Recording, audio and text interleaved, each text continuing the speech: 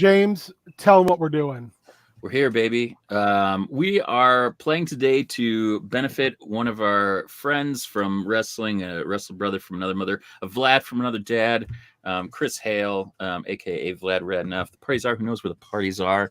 Run into some medical issues, both physical and mental, and just like any time in the good old US of A, if you are not properly insured, man, it really starts to stack up, and it can be real hard to dig out from that. Which, if anybody's ever had medical debt, man, that starts to weigh on your mind, in addition to everything else. So Chris was strong enough to come forward and start a GoFundMe to really get on top of all this. He's really been making some great positive moves, and we're really proud of him. And we thought, hey, what can we do? He'll turn radio, Known World United. Wow, we can play games. We aren't going to run a marathon. We aren't going to have a hunger strike. We're going to sit in our keisters, and we're going to roll some sweet dice-a-roos. Your King Ginger, your Dreamweaver, Ben, has put this amazing adventure together. The three of us are kind of intrepid adventurers, are going to play through. We're going to be having some raffle. Oh, hey, baby. I think we got a little friend coming. Yeah.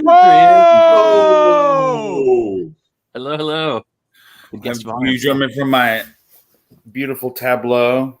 Woohoo! Various pets we've killed here. Yes, I can't find the charger to my computer, so we'll see how long I maintain this connection to this.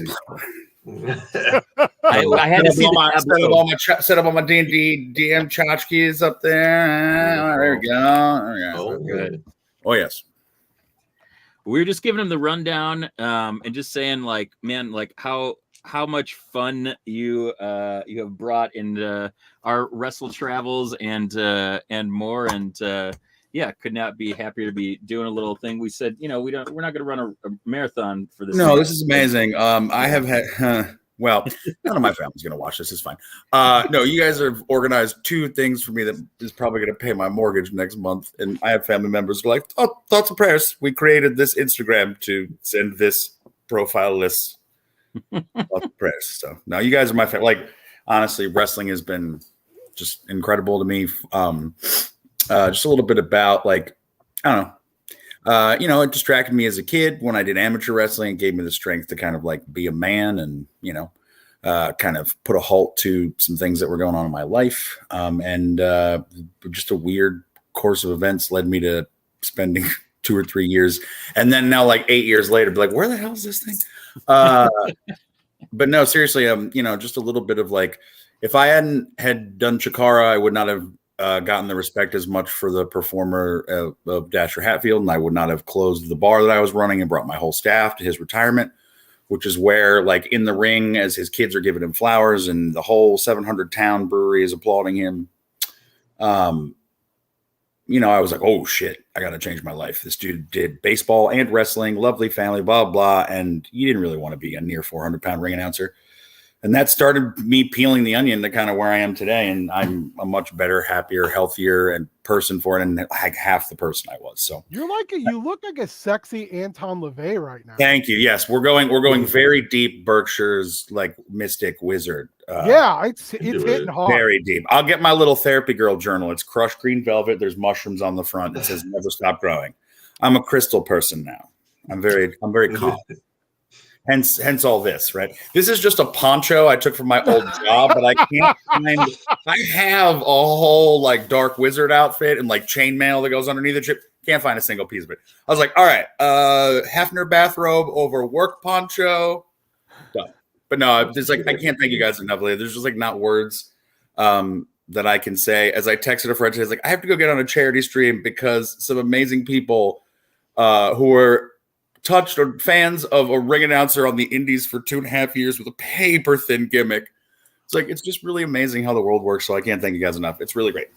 I'll be here and silent and judgy like Watu the Watcher.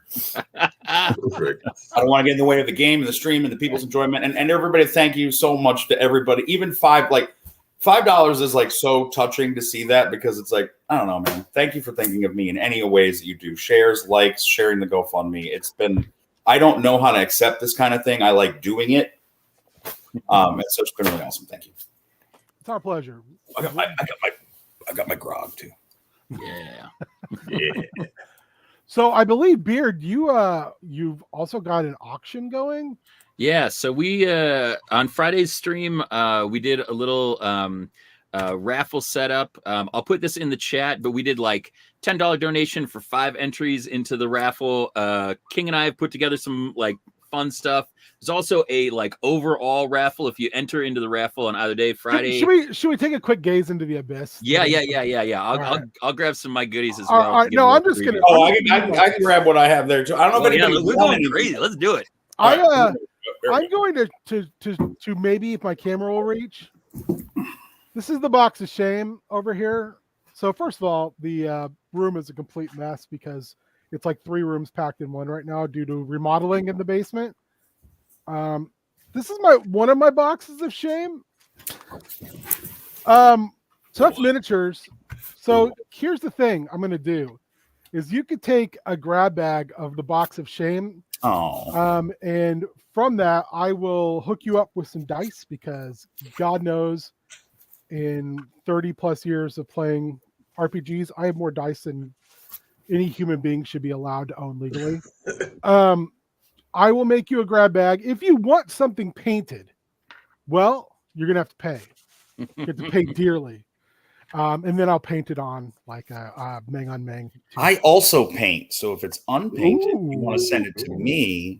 We'll see what happens. I know that's the collab. We do, Chris, anytime you want to come hang out on Meng on Meng, and paint dudes. I paint dudes, and Colin does Lego. No, I just, ever since everything happened, somehow I seem to be able to walk out of stores like, can I get this Lego? Can I get this car? I want to take this. Yeah, he's working on Rivendell right now. It's massive. If you build car Lego, what level of autism is that? That's what I want to know. Like, do you like succeed to like, oh, I'm a car Lego? Oh God, I think you're like on that spectrum. Yeah, you're going right on up the incline. So when I do my stuff, I build Motu figures out of the Origins parts, and then as you can see, there's just Motu everywhere in my office. Oh, neat. And then see, that's why I don't collect figs. That's what my whole existence would look like. Yeah, and then too bad I can't do it. Look at all this shit back here. That's just my job. Yeah, I paint boys. I paint tiny plastic boys and furniture and monsters. I love that. I'm gonna start working on this. I was showing it off before the stream started. I just primed it. Ooh, this display. That's like the greatest displacer beast I've ever seen. It's Shub-Niggurath, the black goat of 1,000, or the black goat of the woods with 1,000 young from H.P. Lovecraft stuff. It was a Reaper Bones kit. So yeah, I've been sitting on that for 5 years. It's been uncomfortable. That looks really pointy. Yeah, well, it's very soft plastic. It's a soft boy. You gotta watch where you put that. Yeah, well, that's true. It actually hits all the little acupuncture points perfectly. Yeah. So yeah, we'd love to have you if you ever want to come on for a Tuesday night and hang. Oh, I love it. Yeah, no.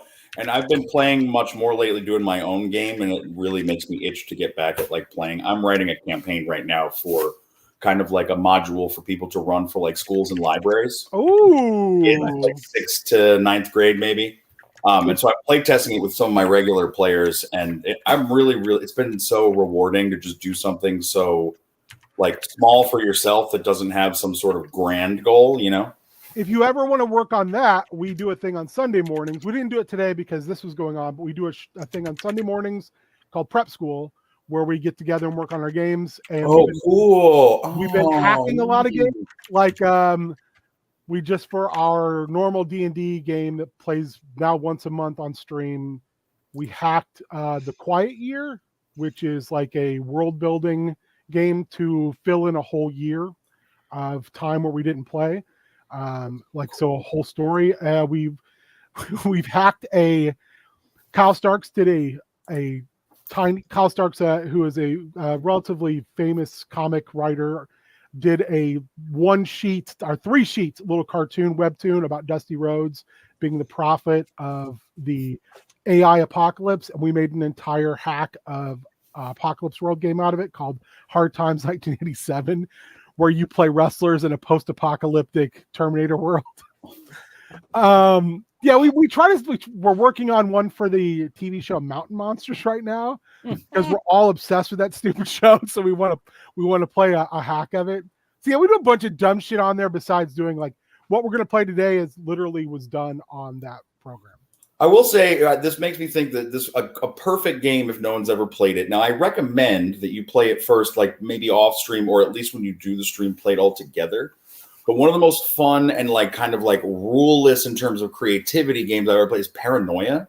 Yes, I love Paranoia. Oh, the last Paranoia game I played in, one of the characters was like a sentient bar cart / invisible tank. Yes. It was wild. It's a wild game, but I do like it in person, so you can kind of like whisper and pass cards and shit. I love Fiasco as well, and I have a game that's kind of based on Fiasco called The Zone. It's a GM-less game. So think Fiasco, but Roadside Picnic or Stalker or Annihilation. So you're all going into this area and you know you're not coming back and you're slowly mutated as you go in there and you're trying to figure out why you're actually deciding to do this. No, creativity is so fun. Isn't this awesome?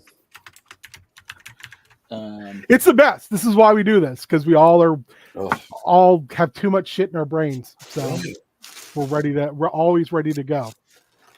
All right. Yeah, Beard, show yourself. I'll reveal. So I went a little more video game themed in some of the things I have. I have some pretty good Zelda swag. So I got a couple snapbacks. I also have a little holder, and I have a bunch of blind bags, which are super fun. They got the cute little Breath of the Wind boys in here. Some sake poos, which are fresh to death. And then I have like gone through my like vintage collection of like goofy stickers and things like this. It's some old like Super Nintendo Punch Out or original Nintendo Punch Out and Zelda and Mario stackers. And then get a couple more things in the other room, but are escaping me as we speak. I also, in addition to King's D&D boys, I had these guys in like a video game pack, and they're like the scariest mother lovers in the world. I don't think you could do that on stream. Yeah, I mean, just I can't show that side. Yeah, can't show the orifice. I don't think, can I say orifice? Anyway, I got a couple of these baddies. We'll just, No, you can't do that. I don't want to get us demonetized, but that's what I'm saying. I got to make sure I'm bad with the language. Yeah. Yeah, don't say taint. Definitely, that's one that's well, that was a no-no on my game. You can't say it as an example of what not. I just hold up my little phone as I make notes. This one's in the auction too. Chaos of Cthulhu. It's a dice / board game. I got it on a Kickstarter. I think I played it twice. No one liked it except for me. So you know, all my friends. I got a ton of RPG books. That I literally have like 4 bookshelves worth of RPG books. So this pile right here of varying adventures, actual entire systems and the like, from Pathfinder to 4E, which is usually convertible to 5E, 5E. Yeah, there's a ton of stuff there that we're putting on auction. So hopefully from our tables to your tables, you'll find some inspiration like we did, potentially even just some straight up adventure paths in there. And you can continue to do your own home games and make some great fun for a great cause. Yeah. So yeah, if you make donations, we'll track them all on the GoFundMe. There's a list right here. $10 gets you 5 entries, 30 gets you 20, 50 gets you 50, 75 gets you 100. If you want to donate more than that, I will just, we'll do like the progressive dinner of minis, and just everybody's hand will touch them, and then your hands will touch them. I don't know. We'll figure it out. It's Cassandra will even paint eyes, so Ben doesn't have to have eyes that are going this way. That's the only thing that slows me down is I don't paint eyes. If like I said, if you want your stuff painted, it sounds like Chris or I would be happy to paint. Beard is also painted in the past. He paints very well. So maybe Beard, we can do a paint party. Little mini stream. Yeah, we get do together and stream. We can do a Meng on Chris, you know. Oh yeah, Meng on Chris. Also, I don't know if we can say that on stream, but hey, you know, we're going to. I said I didn't know. I didn't know what goals get set at, etc. Those kinds of things. So I wasn't going to put any kind of number. It's like, look, we had a crazy number. I said personal concierge. You want me to decorate something in your house? I'll pick for you. If you're like within a 300-mile radius of Great Barrington, I'll drive out. I'll cook you dinner, bartending class over Zoom. I have a lot of skills. I have a lot of hard skills, right? But no, you can hire me, personal concierge for the day. And yeah, with your child been taken? I'll DM a game for you. I have a lot of good skills. Yeah, I mean, we should put that on there. Absolutely. We could DM a game for you. We could run something. Absolutely, I love to do that kind of stuff. Hell yeah, that sounds really great. I'll paint with my beard. I'll get it. So yeah, I have this. Which is, I grabbed this the other day. This is awesome. It is actually one of the giveaways from 03, 04. This is from the Neo Geo SNK booth. They make a lot of these now, but this is the original, like, silk screened E3 04, 03 giveaway. And I got it a little authenticated online by reaching out to finding a gentleman who worked there at the time. And then that's not like a certificate or anything like that, but like it is real. It's like, you know, not the ones you get on Etsy mass produced. I got this really great. I pulled this. It's still in the paper. I don't grade comic books, but this is a great like West Coast Avenger. Oh hell yeah! With like the MF Doom, very MF Doom classic. Man, who would be Doom? And then obviously we got that little very rare like one of 1,500 early promotional Crow soundtracks put out built by the band. That's going to Mr. Dave Wheeler. For the other stream. And then I'm working on something for these boys, but we're not ready to talk about it yet. But also, you know, all the stuff in the store, like I don't think I have anything over $300, and I have some really nice stuff in there. So there's like stuff as low as $5. So check me out on eBay or hit me up in the DMs and I'll just mail it to you. You can Venmo me and save the vig. Don't tell eBay. But I just want to appreciate it, guys, because it's tough. And when you get to a certain level and then you're like, oh no, I can't work for a while. And it piles up pretty quick. So I really appreciate it a lot. I can't, like, that's why I can't be on the stream too long. I might have to I'll be here, but might have to take the camera down because I don't know how to react with my face or not stop. So I appreciate you.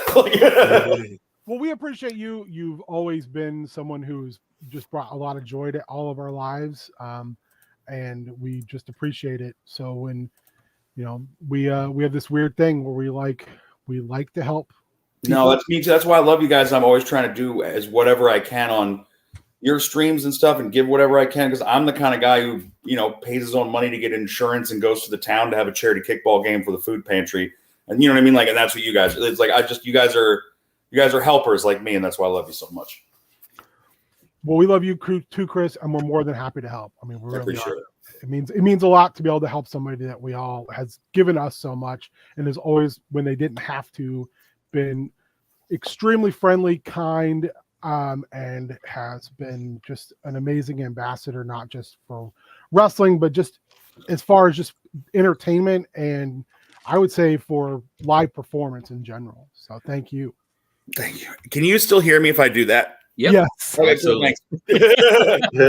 Makes it a little easier. It's real dusty in here. I hauled all that shit or stuff out of the basement. Sorry. To tape this stuff up and put a rune over it. Well, as everybody who watches the channel know, we're a bunch of dusty bitches. So, you know, when we come blowing in, you know, shit's gonna get you know, teary because of the dust. So dusty in here. Also, yeah. One of the wood, baby. Beauty. The dustiest. Also, hey Spike, hey Shaggy, hey everybody who's watching. Thanks so much for dropping by. Thanks to the folks from Dave's channel and to all of the you know, the hot Meng and the sexy Binkses. You know, we love you. Thank you for being here. Someone reminded me the other day where Sexy Binks came from, and I had forgotten. I don't remember.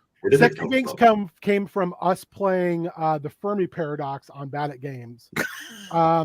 One of the folks in the chat named one of the races, because that game is like you're literally just God across the multiverse, making decisions so races and societies grow and die. And I think it might have been Shaggy. It was Shaggy or Spike, I'm pretty sure. Said one of those alien races looked like a sexy version of Jar Jar Binks, and hence Sexy Binks was born. Wow. Yeah, and that's a whole ass thing. Yeah, it's lived on. It's real hot take saying Jar Jar Binks isn't sexy. I'm just saying he's not conventionally sexy. I think it was Spike. It might have been Mitch. Yeah, I didn't mean to leave you out, Mitch. It might have been Mitch. Mitch knows all, sees all. I don't want to piss Mitch off. That's true. Also, Mitch, thanks for dropping by. If you are on the stream, thank you for dropping by. He did like a one night only mod on Dave's stream on Friday and helped us get the word out about the raffle and everything like that. Also, on Dave's stream, I ate Wings of Death. I still have crazy hot sauce. I actually had chicken, like vegan chicken tendies, but God damn it. So if anybody wants to go crazy, I'll get crazy. They're just upstairs. Just let me know. I'll put something in the chat here about you want to get crazy with me? I'm loco. Yeah, I'm loco SA. Yeah, we're four loco. Four loco. Four loco for Chris. That's what we should have called the stream. That would have been a much different party. I'm restarting the canvas. My first gig in Philadelphia in the restaurant business was I was a bouncer in the neighborhood for this club. It was like this very hot DJ night at this bar called Sal's. And it was next to the 12th Street gym. And so I had to stand outside at first during the night. So everybody coming out of the 12th Street gym, which was just an orgy around gym equipment, right? Mm-hmm. Thought I was like a professional, like waiting outside the gym to be hired, but I was actually a bouncer for the bar. Do you remember Sparks? It was like it was like Four Loko, but it tasted like sweet tarts and had alcohol. Mm-hmm. We got it by the case. They like sponsored the night. So like all I ever associate when I hear Four Lokos, I just think about bouncing, men trying to pay me for sex, and sweet tart tasting energy drink alcohol. I lived on the coast when that came out, and one of my friends decided similarly, like they were just giving it away, everywhere. Back then it was just like here. Yep. And it was one of those. It's like, oh yeah. I think you got rid of it because it probably would have put cocaine out of business. I don't know what was in that. Yeah. I don't know if you're allowed to say that either. I'm going to stop talking. I don't stream. This is why I don't stream. I mean, this is why we do stream. Yeah. If you've ever seen a stream, it is literally just that's pretty much it. Stream of consciousness. Okay, you're doing just fine. All right. Are we ready? Should we jump into some D's and D's? Yeah, baby. Yeah. So this is kind of a return to the very core, almost core group of DnDDT. Yeah. Which is kind of interesting. All right. So everybody introduce yourselves. Introduce your characters. All right. I am Nate. You may know me from such D&D streams as Down and Outlands and Domains of Dread. Tonight, I am playing a throwback to first group, I guess you could say, with these gentlemen. I am a clone of Eobar Lorefinder, who, as we found out in Down and Outlands, just has an army of clones, because, who doesn't? I am one of many, a half-elf fighter. Oh, by the way, none of you remember anything. You're coming at this. None of us are what? You don't remember anything about your past. So. Oh, okay. Okay. So I'm just a guy who doesn't have eyes and I have no idea why. Yep. Yes. You're just an eyeless boy. All right. Good thing I know blind fighting. Everybody out there, get ready for the first 45 minutes of this being us asking Nate why he doesn't have eyes. Okay, but you don't have and you don't remember. Sorry, they were all stolen by Roscoe, the Potato King. Wow. I have many eyes. You know what my fingers are made of? Finger lengths. Sorry, I'll stop. It's fine. It's good. That's a stupid Bim Bam bit that I'm obsessed with currently. Sure. Hi, I'm Warrior. I'm in the wrong spot. You might remember There, me thank you. from D&D streams such as Down in Outlands and Drakewind Falls and Domains of Dread and the Star Wars trilogy that's now like 11 episodes and other things like that. I am playing Ouroboros Fandlin. He's a dwarf bard. If you, not that this matters because he won't remember, but if you were a Drakewind Falls fan, this is the Lady Vandlin's brother. Dun, dun, dun, dun. Actually, no, he's a pretty good guy. I love that. Hey, I'm James Beard. I am playing a Chris approved American cousin of Vlad Radnoff. His name is Chad Radnoff, human cleric. He's all that Vlad is at probably about 23%. Wears a lot of I don't know, pastel plaid checks, you know, a little less no less loud, just more soft jazz, real loud. And you know, in Fantasia, where the big monster with wings is over the town, the big bad guy, right? He looks like Gargoyle. That is what Bogatyr is. I am that, but in fancy wizard form. And I may pop up occasionally, cause trouble, or just, you know, say stupid things. Perfect. All All right. the little ponies with the wings. So we zoom in on 3 standing sarcophagi. They all slowly open.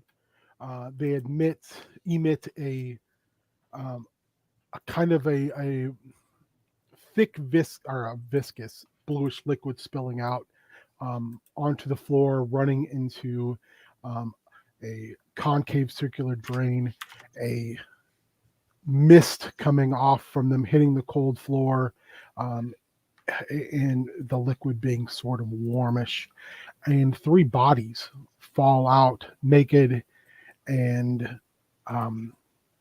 confused upon the floor.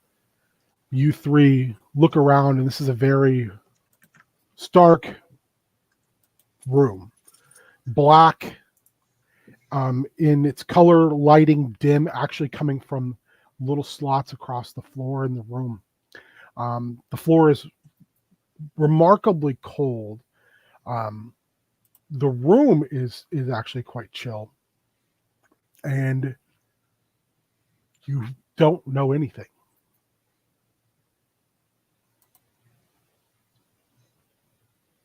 Oh man! You gotta take the wipe, except for Nate. Take the time to wipe the goo out of your eyes. I can't remember. Remind me, one among many. Your eyes were completely removed, right? They were just okay. So you just got blank sockets. That's right. Yep. Are they within 10 feet of me? They are. You're all kind of spilled off in the floor, and because it's all gooey stew, you kind of slide down towards this concave center. Okay, so I can see them because I have blind sight within 10 feet. Yep. You can feel them. Oh man! Not again. What? What do you mean again? I don't know. This always happens to me. My cousin knows where the parties are, and then I go to the parties, and then I wake up like this. Naked and not. Oh God, I'm remembering naked. anything? Yeah, the blind guy can tell you you're naked. It sounds like a locker room I was in once in North Carolina. It smelled like sentient athlete's foot.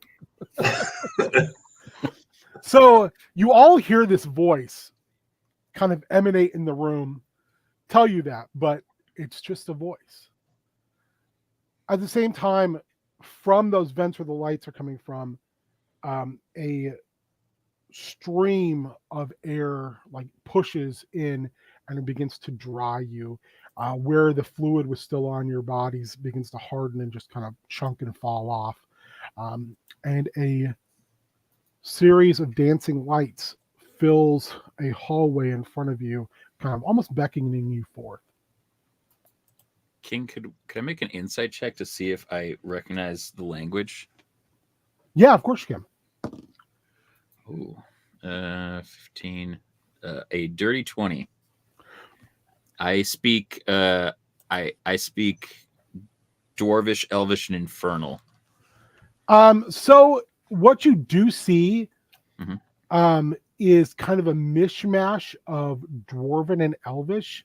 Okay. It's kind of like it feels like it's a catch language. Mhm. The closest you can kind of assimilate it to is a language known as Terran, Okay. which is generally used by elementals.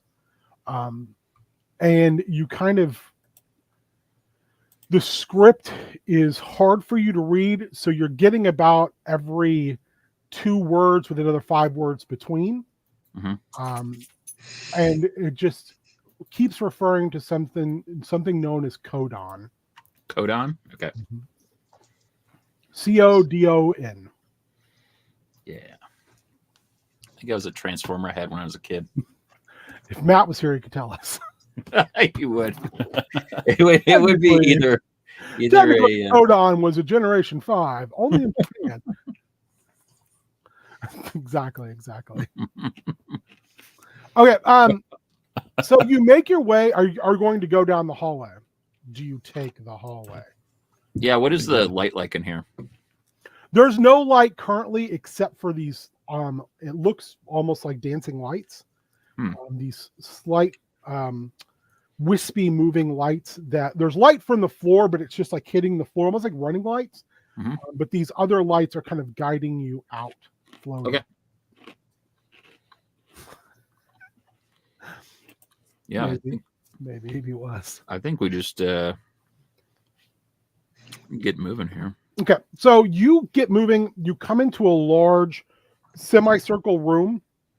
In that room, excuse me, there are 3 tables. They're less tables and more like counters. Okay. One is lit with a blue underlight, and when you look over there, Chad, you see a rod. You see a pair of boots that look like they're like almost like a very, very, very refined leather, but they've also got metal work on the outside.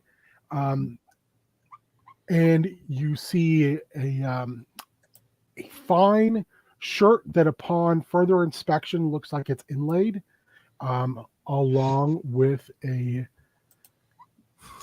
almost like looks like the trunk of a crossbow, but with nothing else. On the one that is glowing in a light brown, you realize this is yours, Ouroboros. There are 2 dagger hilts, a suit of fine clothing, and a cloak that seems to shimmer very oddly when you look at it from different views. With your blind sight, there, one, you can make out forms on the table, but you can't exactly tell what they are because they're sort of stacked in an odd position. Because if I remember right, blind sight gives you almost like Daredevil sense, but not like you can't just go, oh, I see all that. Oh, I just read that piece of paper with my blind sight. Because if it is like that, fuck off, D&D. That is not how we do things. Yeah, it's kind of like an echolocation heightened senses kind of deal. So I'll put my hands out and try to feel things and not hurt myself. Yeah. Whoa, wait until we get some clothes on, man. I hurt myself today. So the one thing you find on the table, one, is on top of everything, there's a helm. There's a helm. You feel that there's a handle, like in the shape of a rapier handle, on top of a wrist gauntlet. There is a like what feels like the middle of a bow handle. There's some fine clothing, and you do find a ring, but it doesn't feel like it's a ring that goes on a finger.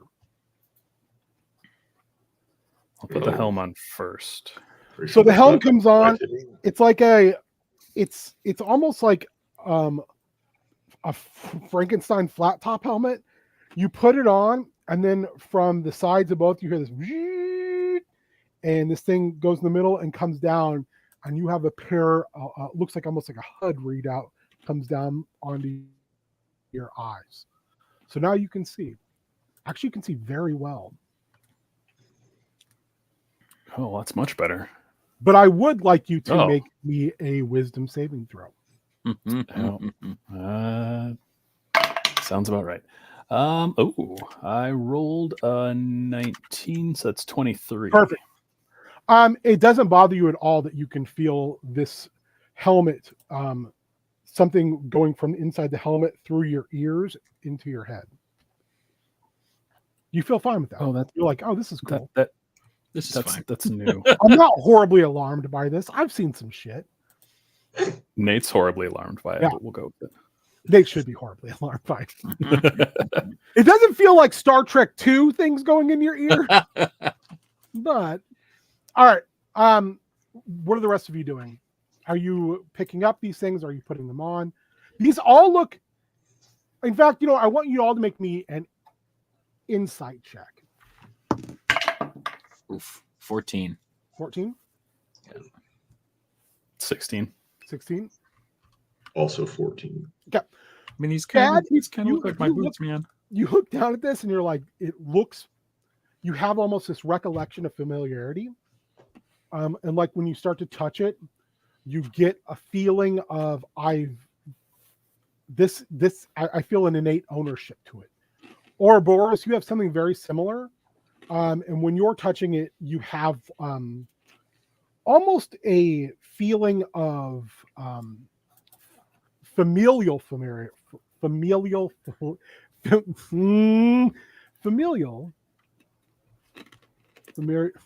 It feels familiar to you in a familial. Familiarity. I just had a coffee with It's espresso. what And I'm actors say. rolling, baby. It's what actors say to get prepped for stage. Yeah, so Familial the Human familiarity. Torch was a Familial guy named familiarity. Bankroll. One, you had a 16. You look at this stuff and you've never seen it before. None of this looks at all familiar to you. All of this feels completely new. One thing you Even do though- realize when you look down at that ring and you're kind of checking your helmet, there's a slot on the side that feels like that ring gets inserted into it.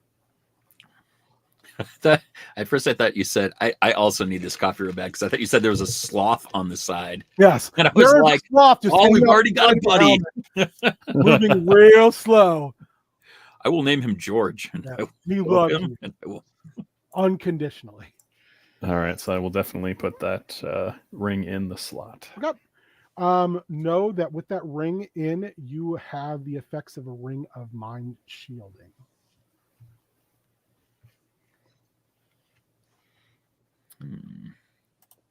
Are you going to dress, folks? Are you going to just kind of look at the stuff and kind of long? Reluctantly.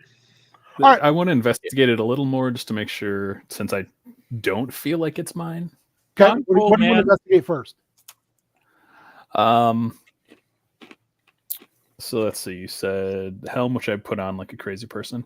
I can always Let's count look on at the clothes first, just to make sure that those are on the up and up. you. When you touch them, they're extremely they're soft, but they have a rugged appearance.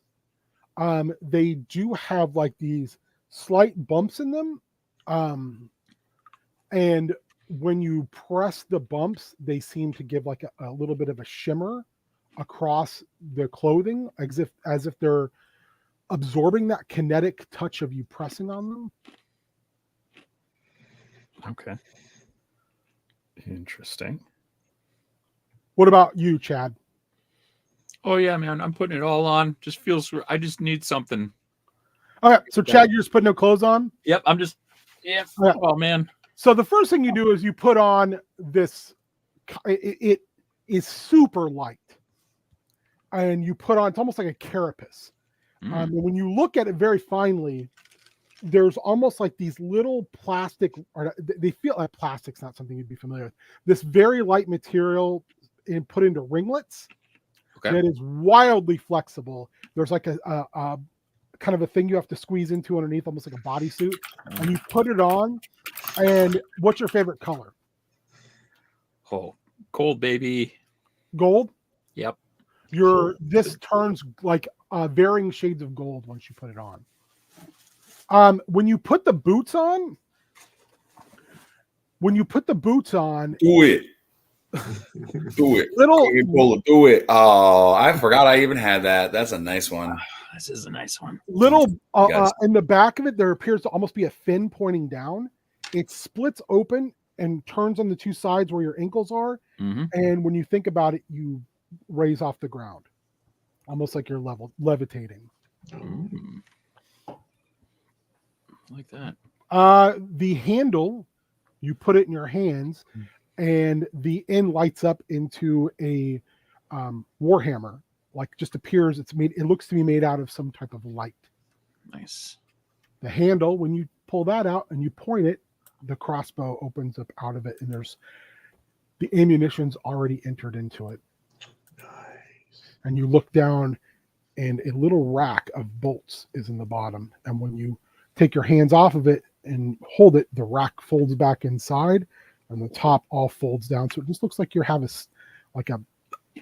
the hilt of a crossbow. Hell yeah.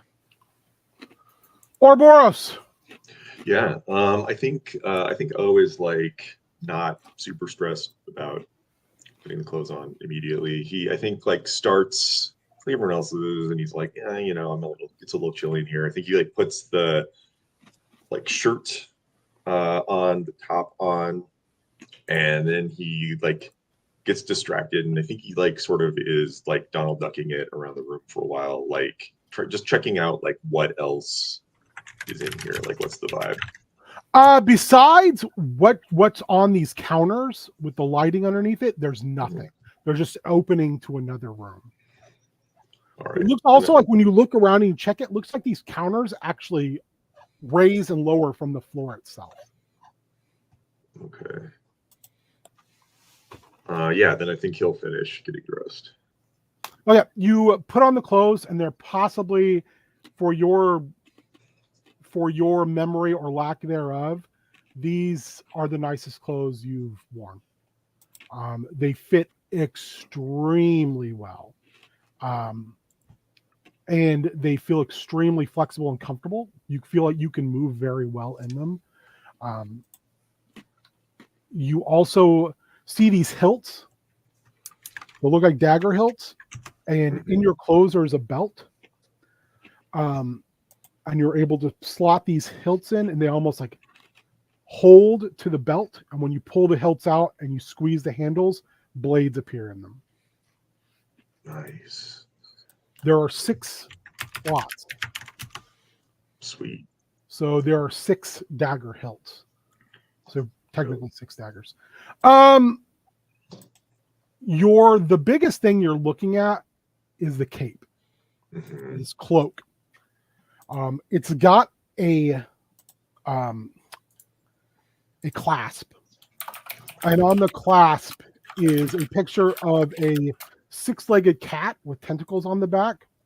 Sure. That is at the top solidified and then slowly dissipates into nothing. When you put this cloak on, you recognize that when you turn certain ways, you sort of just aren't there. And then when you turn other ways, you're there in many different spaces. So it's the cloak of displacement. Oh, Cool. look how many of me there are. This is good. This is great. I like this. Do you not have eyeballs? What? No, but where are you? And then why are you so many places at the same time? Okay, well, I'm right here, and because I'm amazing. And that does not answer my question about your eyeballs. So what's up with the eyeballs? I don't Sockets. Can I call you sockets? know. Fair. I don't know my actual name, so no. Sockets it is.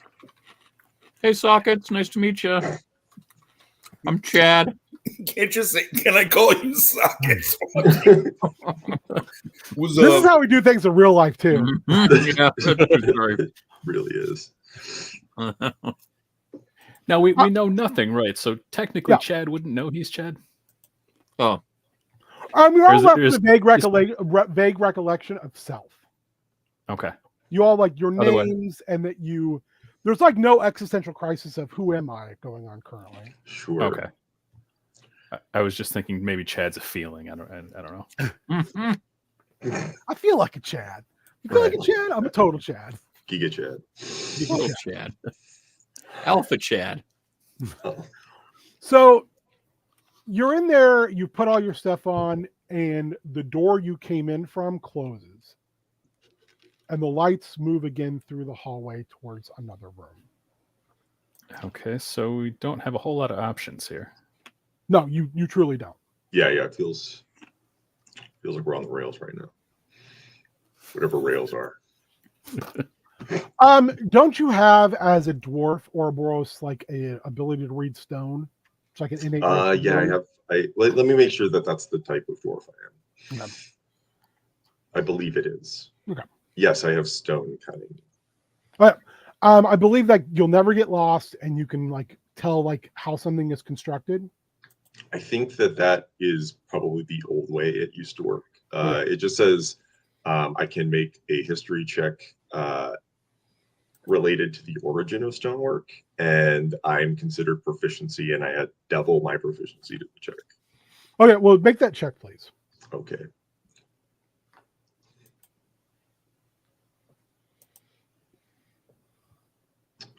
That's a natural 20. You run your hands along this, and you immediately recognize this is not stone. This has been designed to look similar to stone. It's cold to the touch, but you know stone just innately. This is not stone. This feels more like metal. Huh. I know stone, and you, sir, Are no stone. Yes. You're not even in Oliver Stone. Oh, Wow. wow. You're not even Sharon Stone. Stone Dar. Oh, Wow. damn. Yeah, it came in the mail finally. I haven't tried to make him into a stone yet because I'm really worried I'll bust him. Because I keep seeing people break their new stone dars, and I'm like, ugh, I have giant gorilla hands. All right. Sorry. So it like puts you off completely from that aspect. Like you Yeah. look around and it just feels completely foreign. I mean, the longer you're there, the more uncomfortable you begin to feel. You move into this larger room, and it's another semicircle. It's cuts off at a flat wall where you come in at, and you come in, and there's 6 5 by 5 foot like raised areas, raised about 2 feet, and you hear kind of odd wailing, soft muttered, but it sounds like it's coming through like a static emitter. So it's almost like a bad Star Wars transmission of a zombie noise. And that's when the door you come in shuts. Okay. Are there other doors? No, not currently.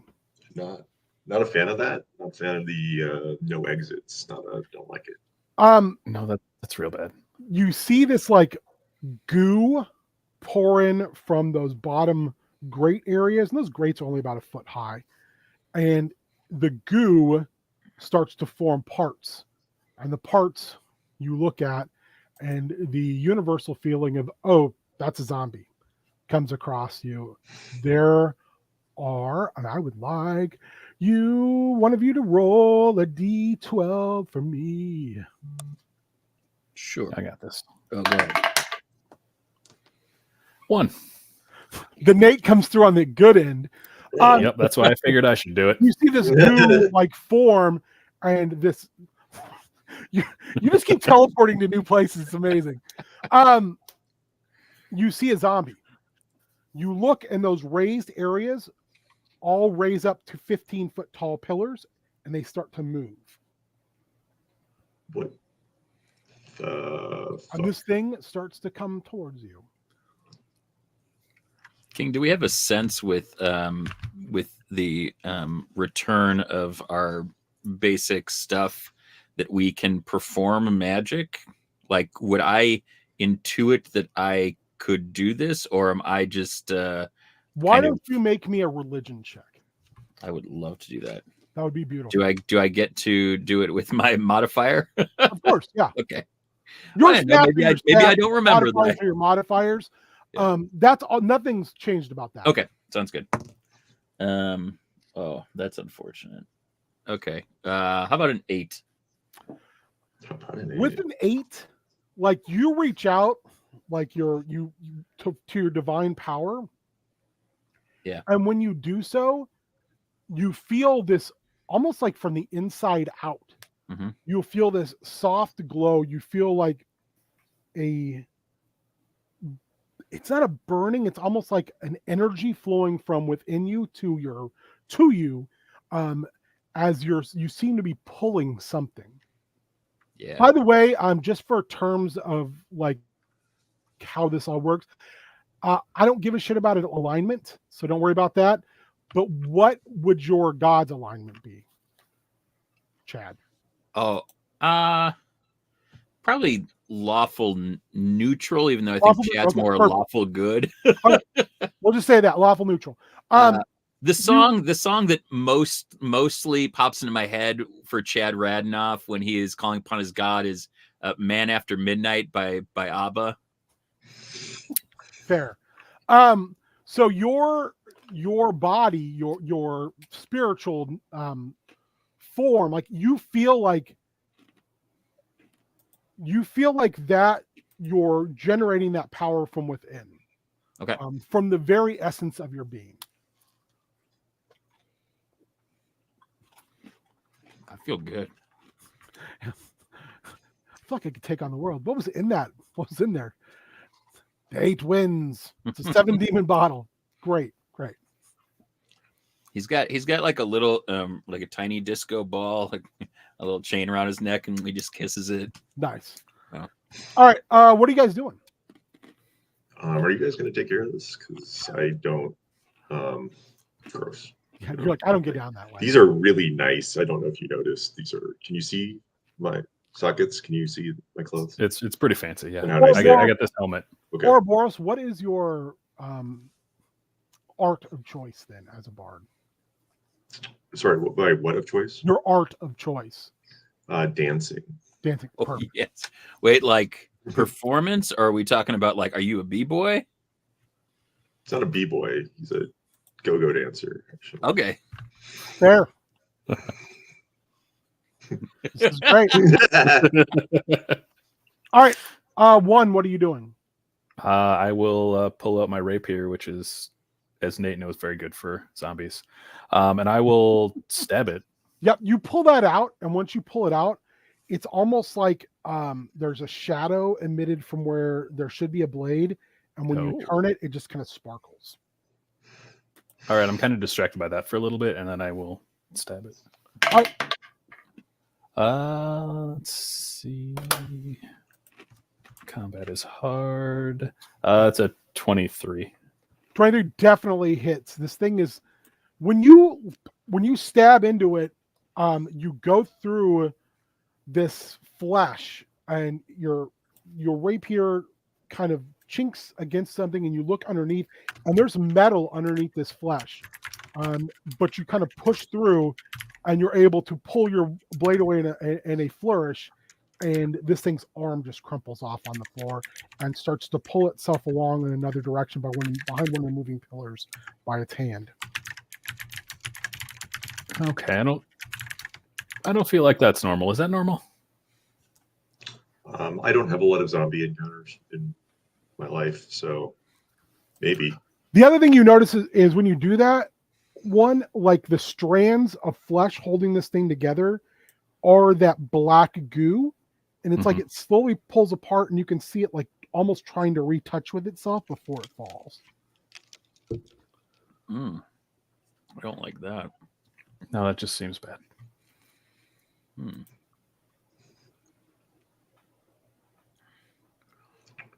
Well, can I take another hack at it? Because I assume it's still. It's actually going to make its hack at you. Fair. Now that you've gotten close enough to do some business. How about an 11? I want lunch. How about an 11?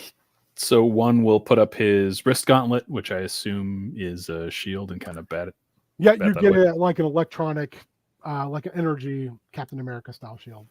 Perfect. Nice. Is that enough to hit your armor class or not enough?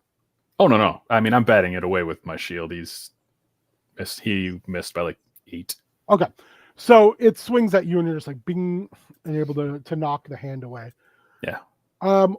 Chad, what is your move? I think that I'm just going to pull out my warhammer and see if I can't splorch this thing. Okay. Combat. Sorry, I'm using like a non DnD thing, and like I also have to... make me a perception check as you're going into splorch. Okay, perception before squash. It's simultaneous, but okay. 22 for perception. As you go, you see that arm, that hand prop itself up, and just viscous fluid flow out of where the shoulder joint would be, and a head start to pull itself out of that pool that's forming, and another hand pops itself out and start to raise itself out of this pool on the ground. Ugh. And the pillars all turn again. So This is really scary. or currently it's Very scary. in a position where you can't see what's going on. But you're also safe. There's nothing in front of you. Oh, I'm really. Your attack, Chad. My attack. Yes, my attack. My attack is going to be a 19 to hit. Crushing hit. And 9 damage. So you come across and you like lean down, almost like you're dragging your warhammer against the ground, and then you totally golf swing, and you crack this thing's head right off its shoulders. Yeah, not because I'm not strong enough to really heft this thing, but because I very much intended to do that. Yes. Yeah. I mean, literally, when you do that, the 100%, man. The light from your hammer as it was hitting, it was just barely grazing the floor, was causing like sparking. Of this So it looks really cool. It's definitely not because I'm secretly weak. So you for this head across the room, it splatters against the wall and comes tumbling to a stop. As it does so, an arm comes out of the splat on the wall and starts pulling its body out of the black goo. And the head, the jaw cracks to the side, and you see hands just start pulling their way out, severed little hands. Do we think that there's water? Like, is this viscousness? Would you consider it like? Does it have the same goo that we have inside of us, or is this bad goo? This is like a black, Ichor. Ichor. Sick. Awesome. Okay. It's molasses. Or Boros, what are you doing? Everyone's goo is special that is inside of I told you this, Chad. Everyone has goo. Some is different than other goo, but all goo is special. The voice again. It's like I can hear him, man. The voice of Bogatir again gives you knowledge from far. I think so. I think O would like look around. Like this feels like. Is there like a button, a lever, anything? I think he's trying to like turn this off. He's like, Jane, get me off this crazy thing. Called love. You look, and there's actually appears to be across the room where the pinnacle of the curve is. There appears to be a panel, like something that's just slightly pressed out from the flatness of the wall. Yeah, I think he's gonna move toward That's that. also very close to where this splat in the wall is now growing a body out of. I mean, maybe it'll stop growing, but maybe it'll stop growing the body. So yeah, he'll Could be. go. You make a run for it across the room. He's gonna make a run for it. Okay, make me an acrobatics check just to avoid the moving columns as well as anything that's growing. Okay.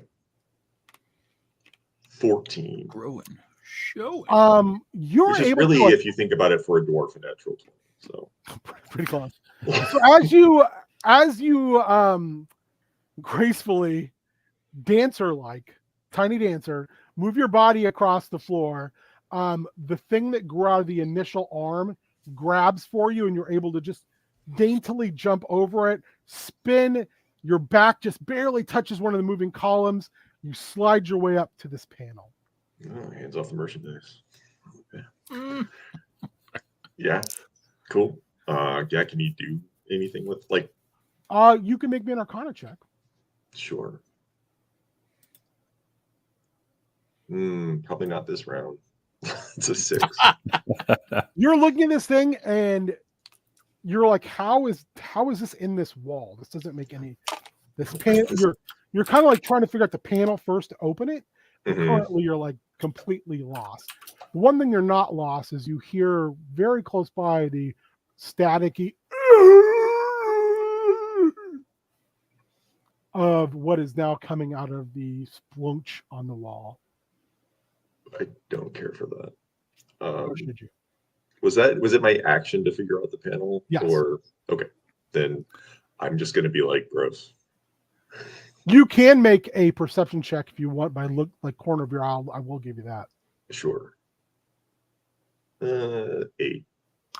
The one thing you do catch is when you kind of glance over is that thing coming out of the wall isn't one thing. It's actually split into two forms that are both crawling out of it.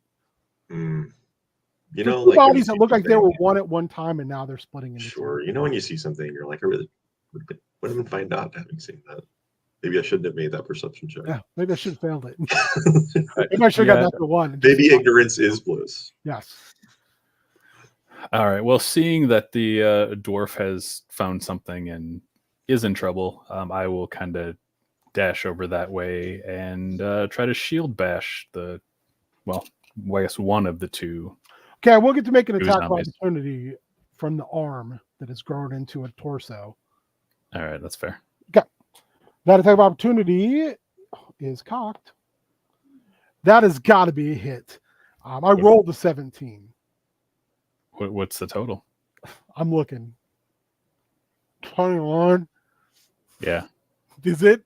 I got worried that I missed you with a 17. I was going to be very, very, very unhappy. I mean, if it was just straight 17, yes, but the 21 does it. For 5 bludgeoning damage, as this thing looks like it's going to grab you and instead just knuckle punches you in the back of the calf real hard. Oh, Charlie It horse. hurts. It hurts a lot. Like, All right. Well, I'm using that pain, and I'm just going to keep running across the room, and I will bash one. you of can those make with my shield. a acrobatics to again avoid columns and get across the room, but you're going to make that at disadvantage. All right. Well, that's one of them. Ugh. All right. 8. Okay, so you get hit and you start to like move, kind of go from a limp into a sprint, and just as you're about to shield bash, one of those column moves directly in front of you. Oh boy. So you go to shield bash and pull back at the last minute, instead kind of stand your ground. I will give you advantage on any saving throw for this round, as you take a more of a defensive stance. That work? Okay. Fair? Yep. Sure. All right, perfect. I believe that leaves us at Chad. There are now 3 in various states of growth around you, Chad,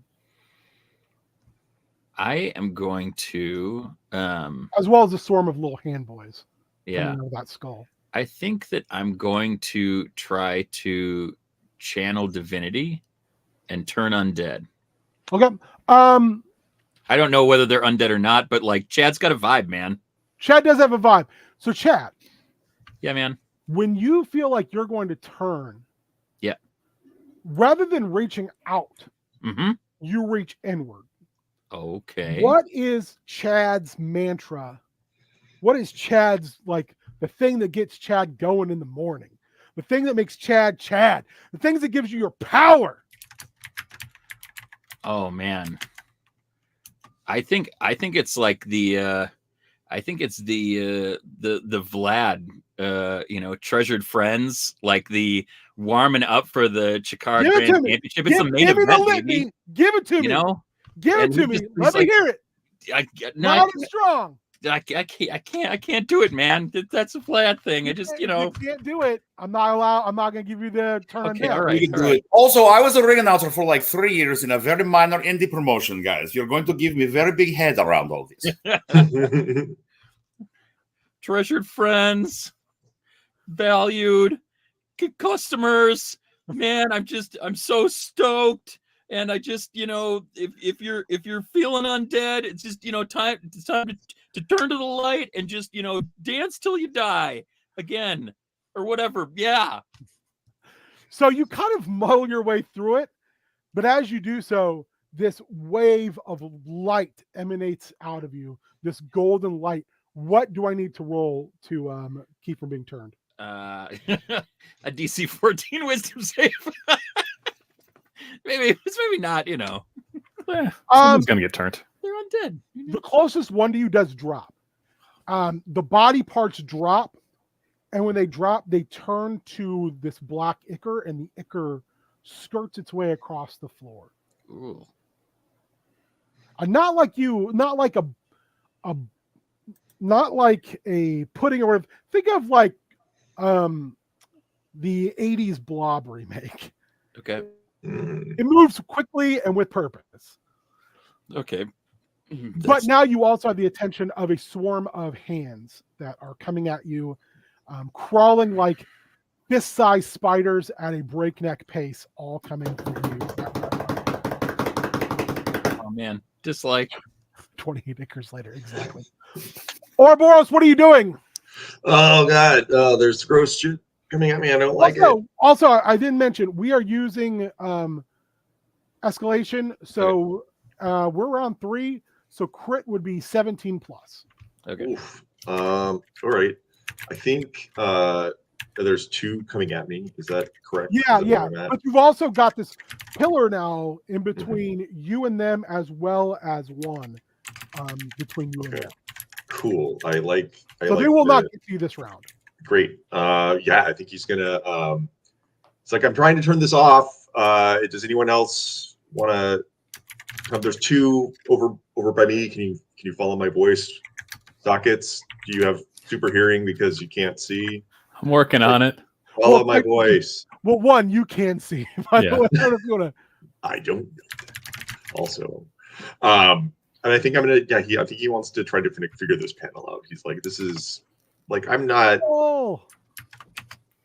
a fighter. I don't want to do that.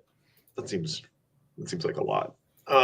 Can I? Yeah, I think he's gonna try to figure out the panel. All right, make me an Arcana check. Okay. I will actually give you advantage this time since you've already eliminated some of the. I just raised the difficulty level. That actually helped. 20. Okay, you are able to find, like, as you run your hands along this rectangle, almost like little press-ins, and you press it in, and this hood falls down. And now you're looking at a little. It looks like a series of symbols. And you immediately recognize with the 20 that you're like, oh, okay, I have to press symbols in a proper order. Sure. So we're going to do a quick 3 before 2. Ooh. So I would like you to choose what you're doing. You cannot use the same skill twice. You only use one skill once, but I want you to tell me to justify its usage. Okay.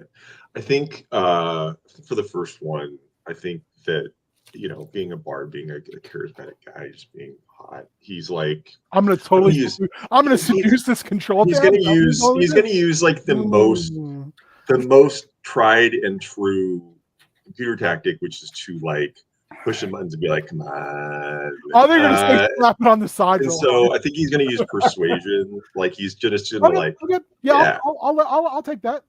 All right. 21.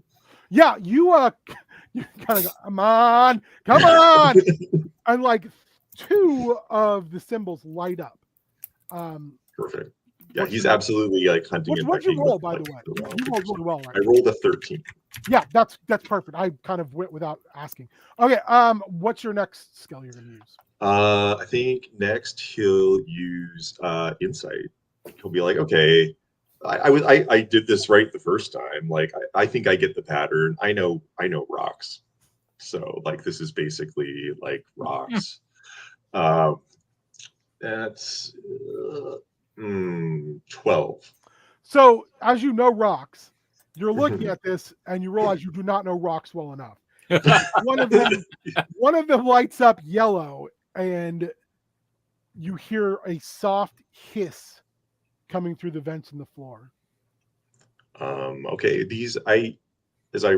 I'm remembering how much I hate these fake rocks. These aren't even rocks. This is metal. This is stupid. Not real. I don't like it. And yeah, I think next he would use he'd go like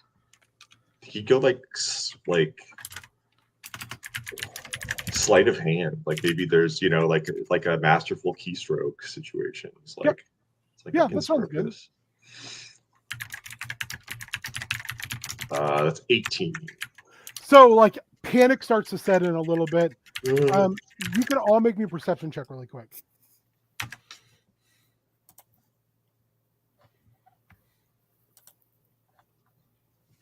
$15. 15, 14. 14. Oh, I should perceive as well. 10. So Juan and Chad, you both get this a whiff of the air. It's becoming like sickly sweet.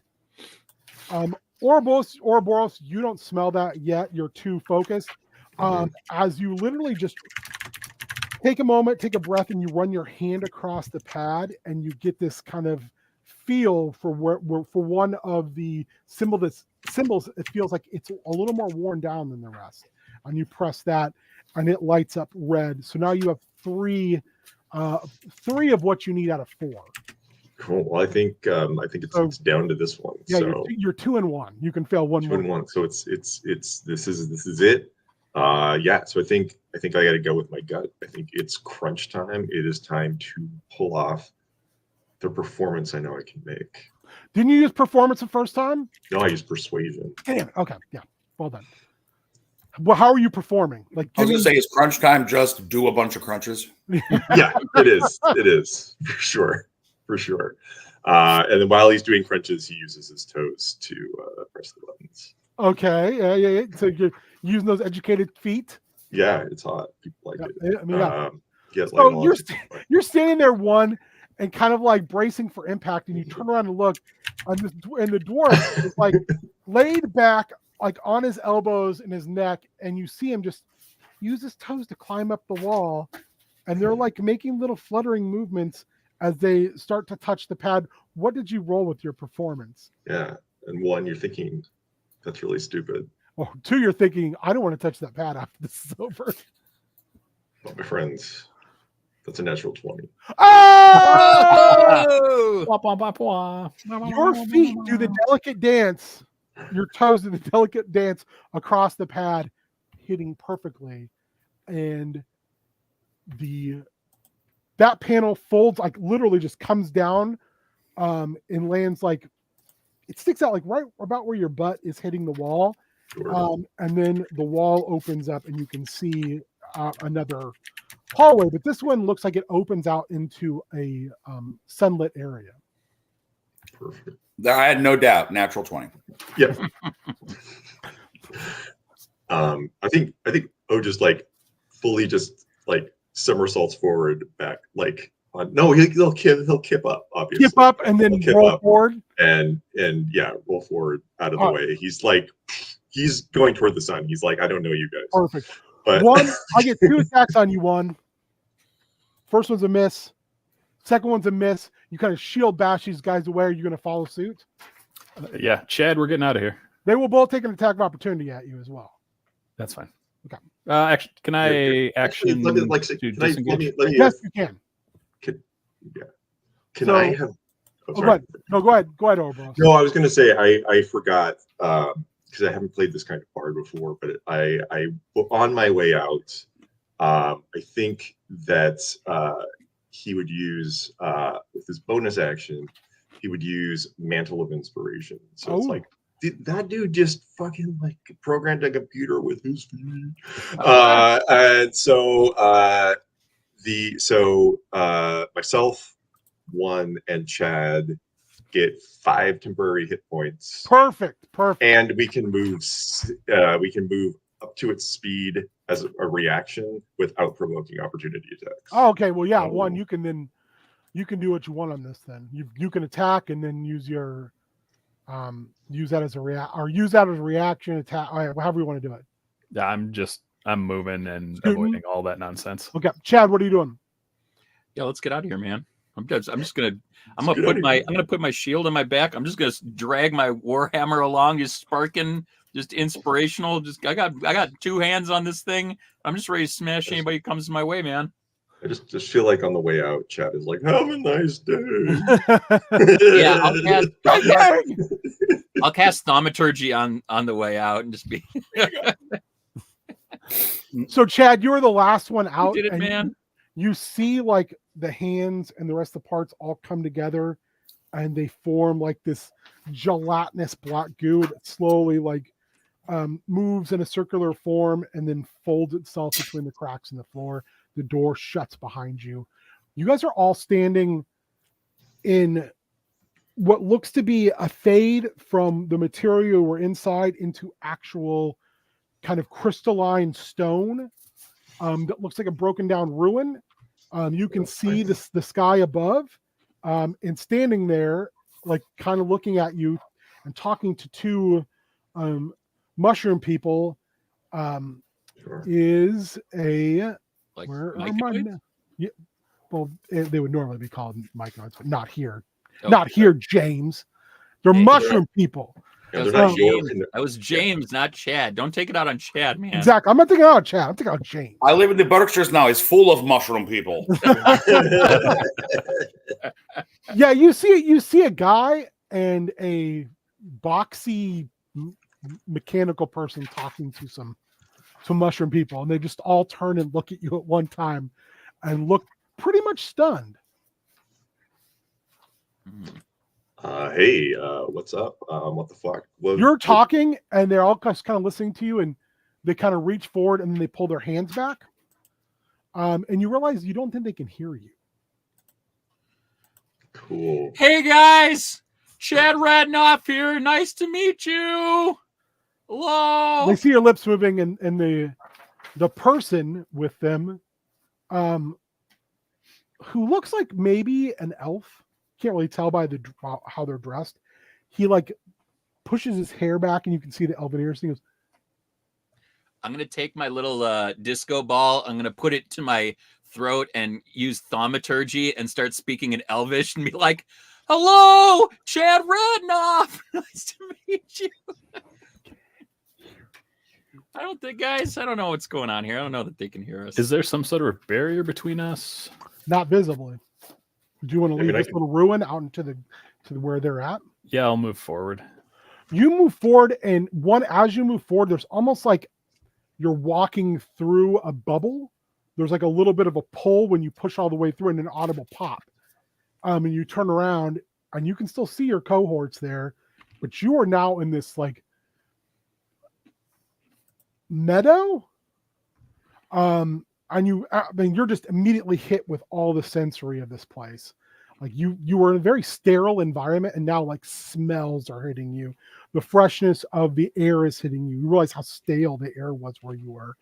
And there is what looks to be an elven person there with a tiny robot with one big eye in the middle in the shape of a box, holding crates. And then there's 3 mushroom men, and they're all just staring at you. Hello? I don't know you, man, but I know them. You know them? I barely know them. Everybody knows them.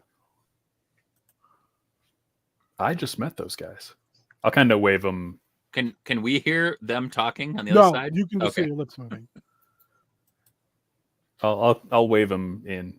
Are they good, bad? What do you know that I don't know? Those are legendary heroes. They're anomalies. As he's talking and I see that they're talking to each other, I just come through. I still have the thing to my throat, and I just walk through the barrier. Chad Radnoff, really nice to meet you. They're just like, you can tell they're talking about you, Chad and Ouroboros, because they keep pointing at you like very vociferously, but they're like, you can't hear a word of what's being said. Oh, this is so embarrassing. Everywhere I go. Everywhere I go. I mean, like 20 minutes ago, we were just 3 naked guys in sarcophaguses full of goo. I don't know about what you do in your spare time, About man. last night. I was just making some farming deals, man. Whoa! We were in separate sarcophaguses. So that you can hear Whoa, like wait. this weird noise coming from the mushroom men, but you can't understand what they're saying. What are those people talking about? Oh, do you want to know, man? Yeah, I man. mean, yeah. Oh, hey, man. And he's just talking to him, and one of them, like, the little gills on the bottom open, and this poof of spores comes out and radiates across you. So I should start inhale that and start coughing a little bit. Yeah, you breathe deep of the spore, and all of a sudden, yeah, you can hear these mushroom people talking, Man, and maybe, they're just kind of amazed that anyone has come out of the reliquary of Moldavia. It's been at least 100 years, and they know because they've been around. This is kind of their area, and they've seen the logs, and they don't know who you are. And by what they're kind of able to vibe off of you, they don't think you're of any line or sequence they're familiar with. So if I take my helmet off, you recognize me now? You know those guys. They're like, oh, dude, where are your eyes, man? I have no idea. No way, man. That's not good. Like, All you're right. definitely not part of a line or sequence with that issue, man. All right, I'll put the helmet back on. Oh, thank you. The little box starts to try to rifle through your pockets. Whoa, little guy, what are you doing? Oh, man. Clank is just like, he's a gather uni, and he's just like trying to gather, dude. Like, I love that you other two are just standing behind this field, just like watching this all unfold, not coming out. You're like, I I'm not waved going him out. forward. we see him coughing. Agreed. Wait, can Ouroboros and I still hear each other? Yes. I see him mouth sarcophagi and then cough, and I'll be like, more like loud cougher guy, right? All right, hey, I'm Chad. We're gonna go No. back to the Chad, man. Gucci man. It's like, no. Is he just getting high in there? Is he just tripping balls without his food? I want you to make me an acrobatics check. Who? One. Me. Oh, okay. Oh, there we go. That is 22. Yeah, you're able to avoid Clank completely taking everything that's not nailed down out of your pockets. That's good because I don't have a lot of stuff. Yeah. That's a lot of stuff. Oh, man. Don't worry about him. What's your name, guy? One of many is generally What my kind of- designation. Even the what you realize when they kind of refer to themselves as polyps, the mushroom, and they look and they say, that's not a name. I mean, That's not- They speak with one voice, and there's like 3 of them there. That is not a name. He is part of no line or sequence.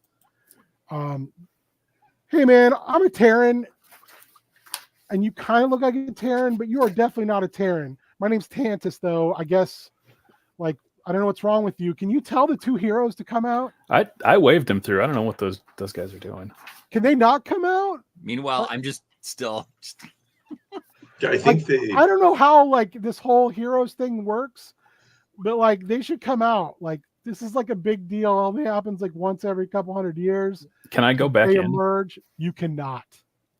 So I'm Like, just when you banging kinda- on nothing. Yeah, you kind of run into it and you're like, oh, this is weird. There's just like an invisible field here. I think O will tire of the thaumaturgy enough that he is going to be like, sure, whatever, man. Let's yeah, he'll kind of pop through. You same thing. You kind of push your way through, and you come out and you're just overwhelmed by the smells and the light. You kind of take it in, and everything is so vibrant here. Like Ooh, the I feel grass hungry. seems to be shimmering, like changing color from like greens to purples. You turn around and you look at the reliquary, and like the rocks, while they have a light grayish tint to them, you can see crystals within them and small light pulses moving into the crystals. It's very disorienting, but at the same time, it's for you, it feels very comforting. And when you come out, you see these three mushroom people, and you see this dude, and you see this tiny box robot, and with one giant central eye, and the guy like literally bows down on one knee to you, head low, and even the mushroommen back away and they head down with their hands out. This is a greeting. I like this. I like this.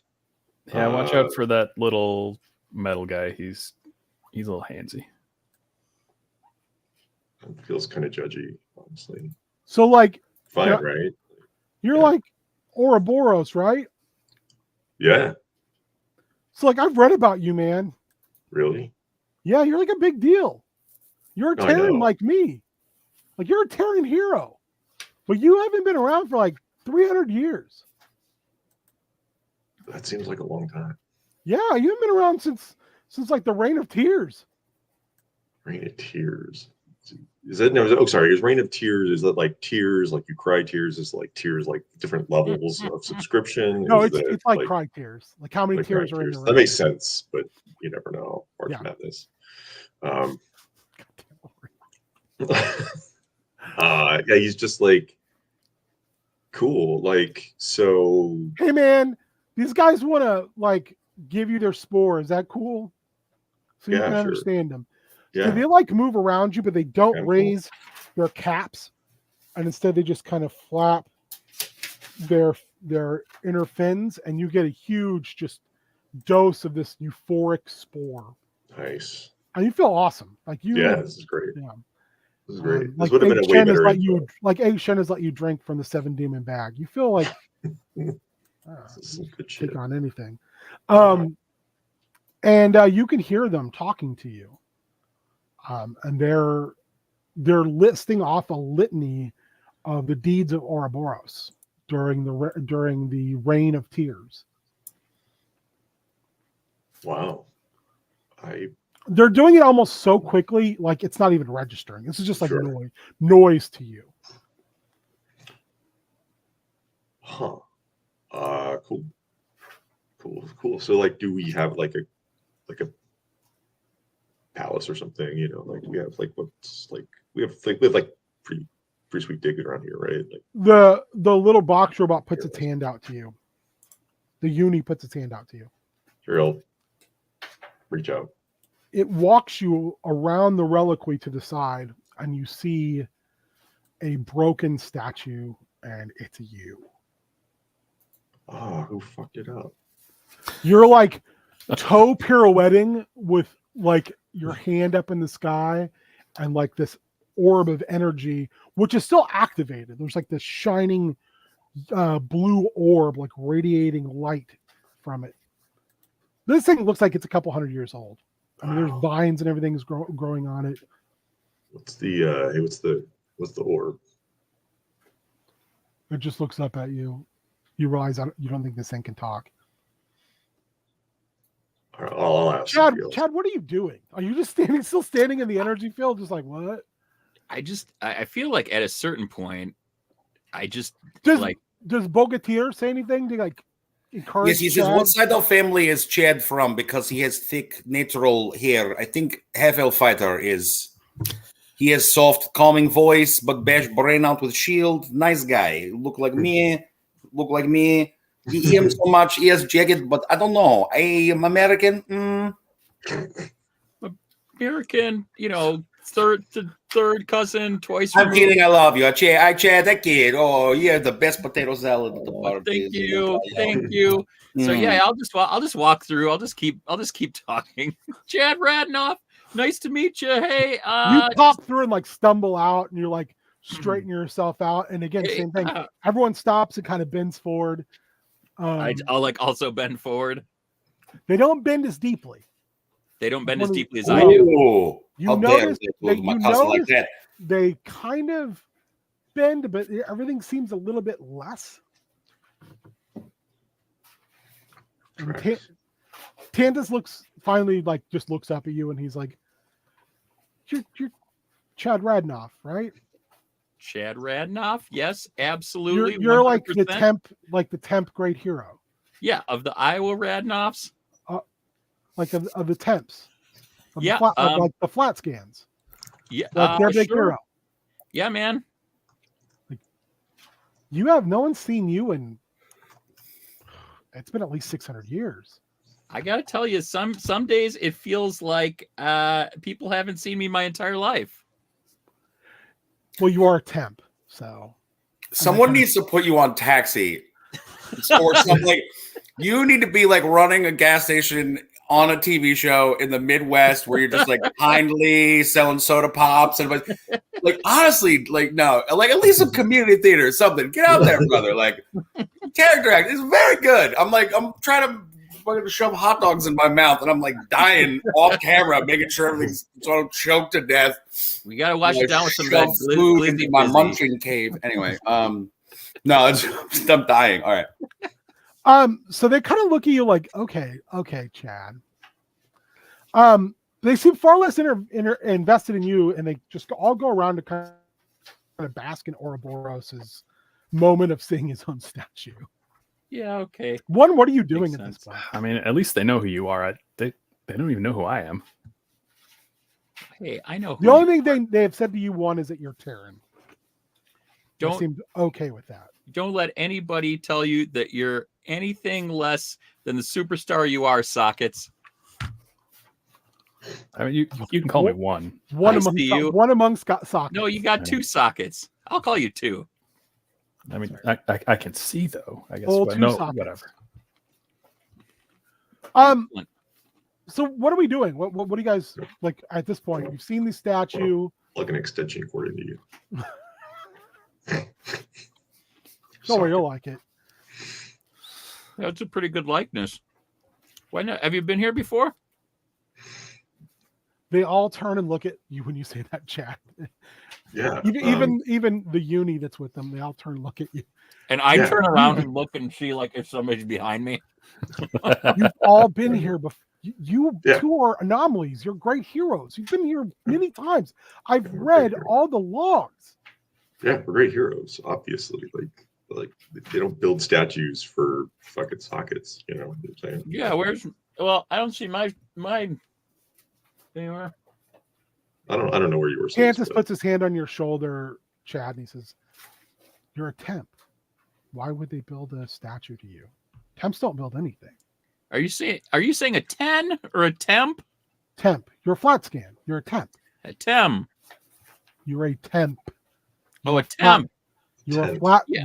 Man, I've temped for a long time, and let me tell you, that is no way to live. Every single day, I wake up and I say, "Am I going to be going to the job today, or am I going to be sipping margaritas on the beach?" And I never know, man.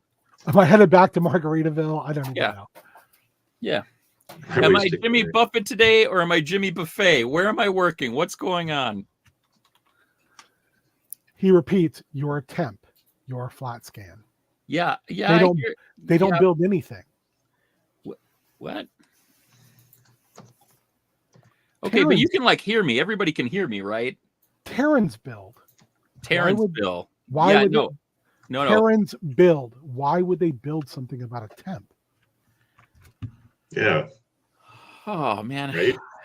I don't know, man. I'm from Well, listen, Janesville. and again turns to Ouroboros. Listen, Yeah. we're only like 10 miles away from Host. They're Perfect. going to lose their collective shit when you come into Host. Yeah. Let's go. What? Probably the Temps will lose their minds when Chad shows up too. Sure. And this guy, I don't know this guy. Do you know I this don't know guy? that guy. No. Sockets. It's our buddy Sockets. I mean, We I've were, known him for like, in our- I've known him for like, I've known him for like 5 minutes. Together. We shook off Even the beard. uni goes like, what? Yeah. So Yeah, they finished their trade with the Polyps, and he's like, I would be honored if you would come with me to Host. Yeah, sure. But what's the orb, by the way? It's cool. I like it. What is it?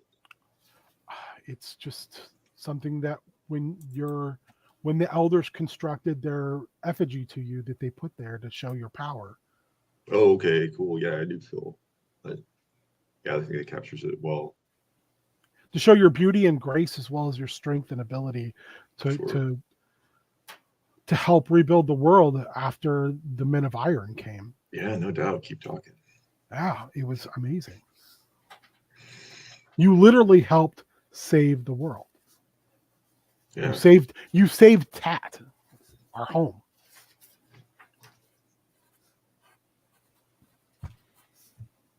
Yeah. No, I think it's just, yeah, no, totally. Like that's definitely ringing a bell for me. It's just like the goo, like it gets the gooey, but we just, with the goo, like I think messed with my brain a little bit. But By the grace of like, Codon, you were reborn. yeah, This is totally. come on, I'll give you a ride. And you guys make it over. Yeah, And let's there's a go. cart Mhm. that has no wheels. It just seems to be floating.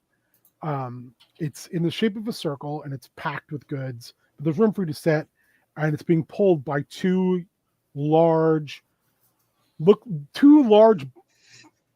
that look like the mix of a terror bird and a chicken. And Tantus and Clank give you a lift all the way back to Host. You can see Host on the horizon as you're coming. The buildings are all almost like geometric shape, but in like soft, thin lines, conical and spheres. It's extremely pretty. There's a lot of integration with plant life hanging off of them. And a lot of the plant life, much like the grass, is of wildly varying colors. The smells coming, you can actually smell this place from, half a mile away, and the wafting air is almost as enticing as the architecture. It's very welcoming. It feels a lot like, especially for Ouroboros, it feels a lot like coming home. And Chad, there's also a feeling here of like, I feel like I've seen this horizon before. Especially as you catch a glimpse of the three suns in the background, kind of lighting their way through the towers of Host. And Tantus brings you directly into the middle of town, starts ringing this massive bell. People start gathering around. You see a plethora of dwarves, half-elves, elves, halflings, what we would gnomes, what we would call those, and what Tantus explains you are Terrans.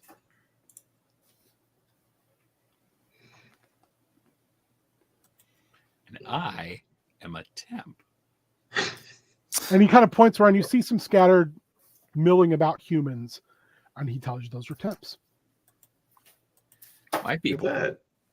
Temps. Love a temp. It's like, this has got to be like a sign from Codon. We're on the eve of the festival of years yester, and great heroes arrive. I mean, Ouroboros Vandalin is in my friggin' cart. Also Chad Radonov's here, and then also this guy. Sockets. 2 sockets. And people are like gathering around. You see more of those unis kind of carrying stuff. And you all hear the soft humming of Bogatir in your ear. Just kind of like ever watchful. Look at the baby. Look at the baby. And out come 3 individuals. You recognize them pretty quickly as a Terran, a temp, and someone in this armor. And it makes them look bigger than anyone else standing there. It makes them about 10 feet tall.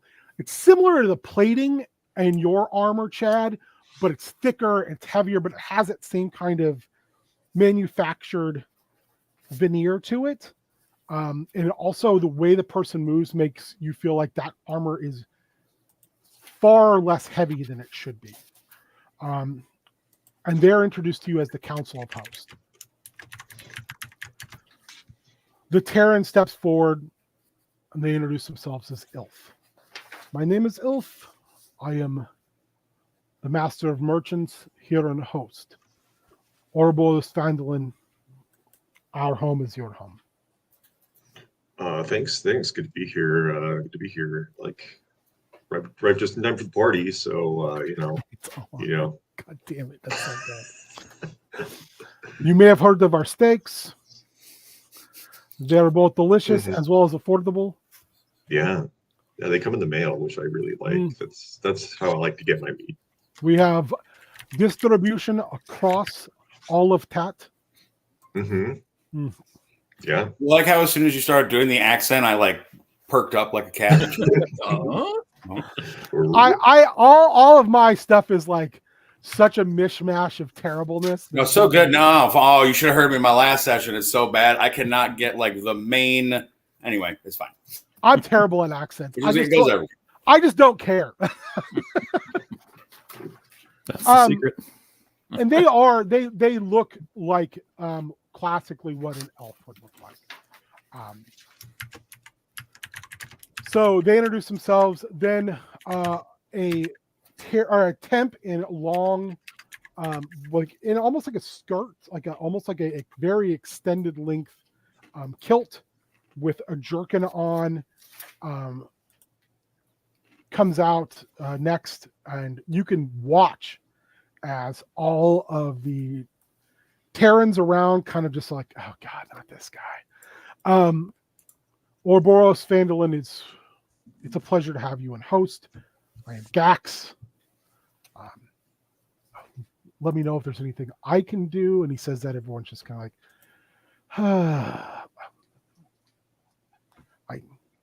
so I'm here to help. Okay. Last but not least, this big body walks towards you, and you hear this as it pulls off its helmet. Orange skin, sharpened, like sharp pointy ears like an elf. Almost like the cuspids are slightly larger and pointed, a flat blue nose, looking like your classic fantasy hobgoblin holding this massive helmet. I am Vay Vinegart. I am the conscript captain of this area. It is an honor, Ouroboros Vandalin. The last time you walked Tat, my ancestors fought at your side. It's good to be here. It's good to be back. Tat, where I'm appreciated. Turns and looks at one, and then just turns and looks at Chad. Chad, my people fought along the side of you as well. You spilt much blood to honor us. It's an honor to meet you. Chad Radnoff, greatest among temps. Greatest temp of all time. Temp of the month, multiple times. You need me to spill blood, man? I'll spill blood. Whatever you need done. Chad Radnoff's your man. See me tomorrow, and I will show you your honored remains. Oh, cool. Like leftovers? I believe temps would refer to them as leftovers. Yes. Cool, man. Yeah, man. That's good because I am hungry. Yes. For blood. He turns and looks and he goes, Does do anomalies eat remains? I thought only ghouls ate remains. And then Gax and Elf go, oh, I don't know. All right. so your small like pre-festival like hoedown goes on. You're put up in a really nice place, and as you prepare, you're given your own rooms. You have a common room between, and one of these kind of silo-esque, like walking up a set of winding steps with like rooms in between, and then one like kind of spherish, flattened sphere at the top with a central room, and then a room for each of you when a man comes to see you. Also a Terran. They bring a small vanguard with them to introduce them. May we present to you the Black Tongue, Full Est. And he comes in and he sits on the table and looks you over and he says, I can't believe what I'm seeing. Chad Radnoff, Ouroboros Vandalin, we are at a great moment in the history of TAT. Yeah. I'm assuming you've already met our incompetent leadership. Yeah. They really rolled out the red carpet for us, so that was nice. You know, so like if you're reading competency, like the welcome wagon, solid. Honestly, like, super solid. I guess. I mean, they're always good at glad handing. I, however, am here for something different. Chad handing. One could say I'm Chad handing. Excellent. Yep. Got it. I believe in something different. We've been stagnant since the War of 1,000 Tears. Or excuse me, 10,000 Tears. We've been stagnant since the Men of Iron went silent. We've been stagnant. And my patron, the Great Devourer, feels like it's time again for the scythe to cut through the wheat. You mean like harvest? Yeah, you should harvest the wheat, otherwise it just dies. A great harvest. And I believe that's why you're here. You're harbingers of this harvest. You're here to help me. And I've got the assistance of atavis and ferals out in the beyond, ready, just ready to see the fall of civilization. We need to destroy to rebuild. This is the crux time for TAT. We can't make any greater progress without tearing down what is right now. Every time he says something about tearing down, his little entourage just tearing down. So about every like 10th word, they're like, yeah, you know, they're like a group of Flavor Flavs, except for less crack. But giant clocks. But all of them are wearing giant clocks. They're all wearing giant hourglasses. Perfect. Those are the days of our lives. I gotta pull out my like big Look, I got my little disco ball and the Dookie chain. You know, like yeah, man. The I hear you. disenfranchised of host is just a microcosm of what's going around TAT. Mm-hmm. Okay. I'm ready to strike at Colony 605. My atavists and feral brothers are ready to strike at the road. The continued just modundity of host and 605 trading, it needs to end.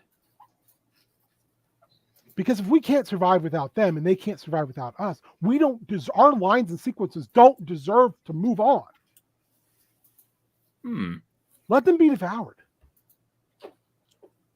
Like we're gonna eat them? Oh, no.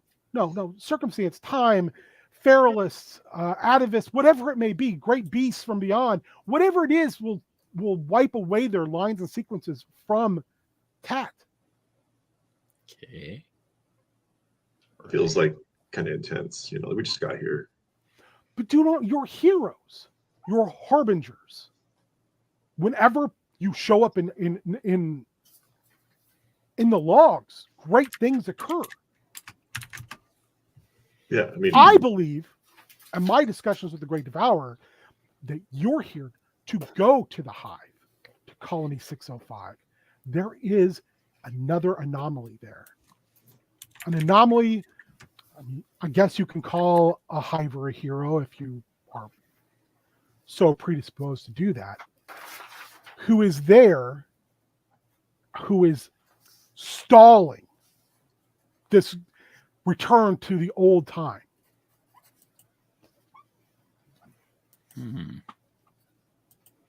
And tell me more about this old time. It's a return to chaos. It's a return to us bettering ourselves, becoming stronger, becoming smarter. It's a return to ingenuity. It's a way to improve ourselves, to improve our lines and sequences, to be better. We're stuck in a rut. Is the return to innocence, would you say? No. Excellent. Innocence is for the feeble. That's for the devourer. Okay. I mean, bettering ourselves seems like a good thing. So maybe It is. It's evolution, baby. Hmm. Come with me and do the evolution. Oh man, now without protection. There. 2 bangers in a row. What say you? Me or this stalled, continual peace and a lack of prosperity? I truly believe you're here to spear real change, real growth, to see Cat become its next form.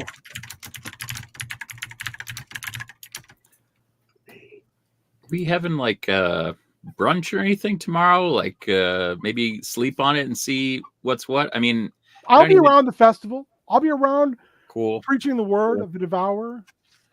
I'll be there. I know you'll be there. Come seek me out. You'll see I'm the person with the most followers here. Well, we'll see. Sockets will tell him all about it. He turns and looks at Sockets and one and says, not you too. Can I have a moment of your time, especially? Sure. Come walk with me, please. He makes his way outside with his followers. He kind of ushers them away. And there's a table, almost like a picnic table, except for, weird. And he sits across from you, one, and he says, "You're not of any liner sequence. Keep telling me. You're not in any log. You're new. You're like the Yadathians. You shouldn't be, but yet you are. That tells me, among all 3 of you, you're the greatest agent of change here. So no matter what those 2 do, you're the real fulcrum of this. Do the right thing. Our entire existence, every line and sequence in Cat can't progress without this. Our lines and sequences made the biggest changes when the Men of Iron wiped out 75% of the population. And we had to all begin again. Ouroboros Phandalin helped save what was left, helped stop the Men of Iron. But that was 800 years ago. Since then, it's just been a race to mediocrity. Help us be something more than this. I can only drag these Terrans and Temps kicking and screaming into the future at the word of the great devourer. And in the end, I simply serve the devourer for as long as it allows me. But you are an anomaly. You only answer to the great Codon. You can really do something here. And you're not married to any history or any story or any race or anything else. You may look like a Terran, but you're not a Terran. I can tell. What if we can raise everyone up and nobody has to die? You can't move the wheels of history without blood to oil those wheels. We'll You find out. have to eliminate the lines and sequences that are not going to help the entirety become more. We can't afford lines and sequences that don't have a point, that have become obsolete. What if Cat you've become isn't big obsolete? enough. What? What if you've become obsolete? Then I will be destroyed by the great devourer, gleefully.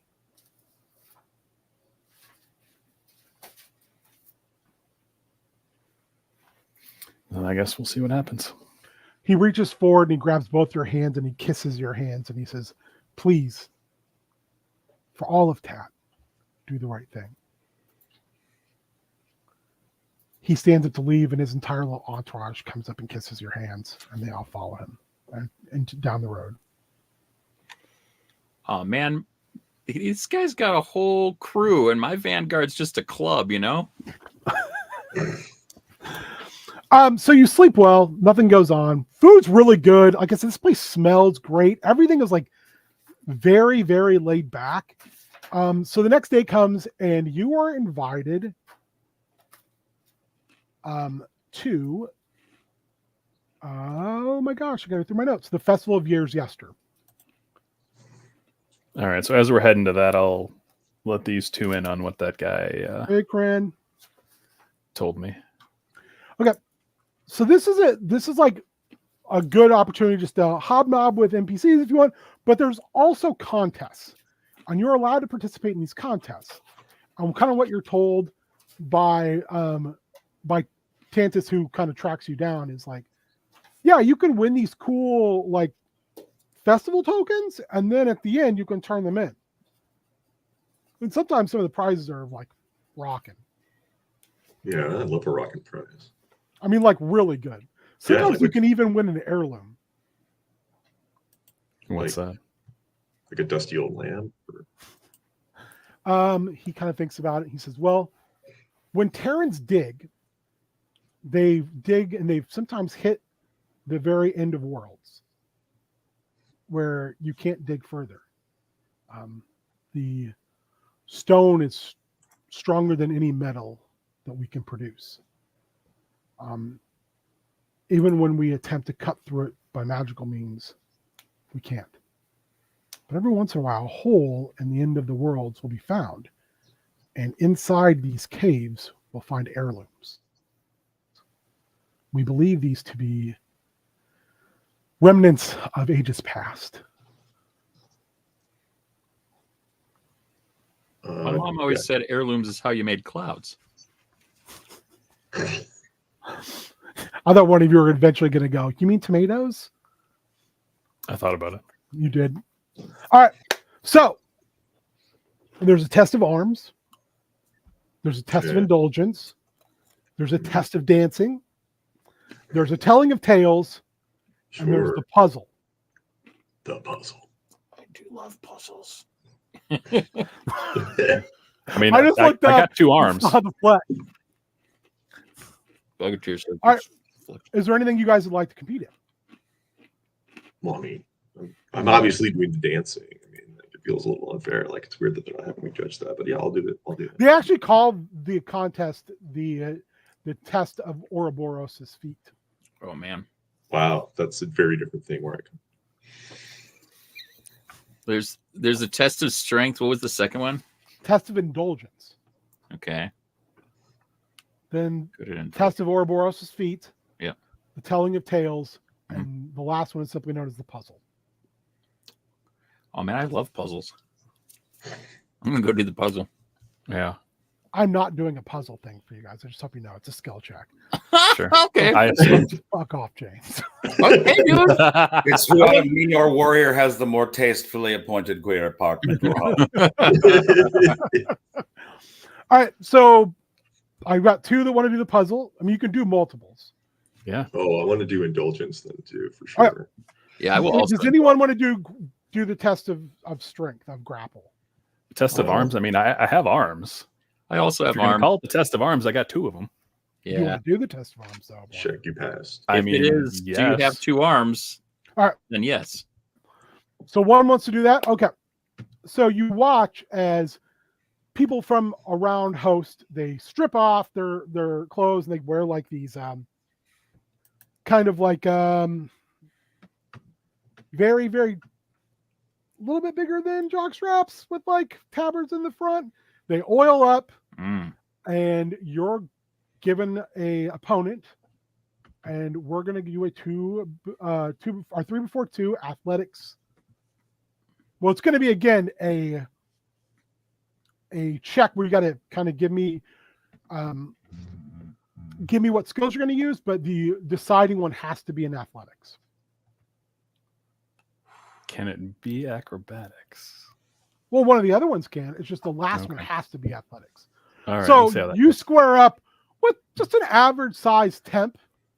But the big thing is the moment you see them move and they start to flex, you realize, oh, this person is wildly muscled and strong. They're just very wiry. Yep. I am not. We'll see how this goes. They come up and they shake your hands, they bow their head, and they go, I can't believe I get to wrestle an anomaly. This is a great gift. I'll return their bow. Buy the coat on, and they step back. So you start to engage. What are you using first?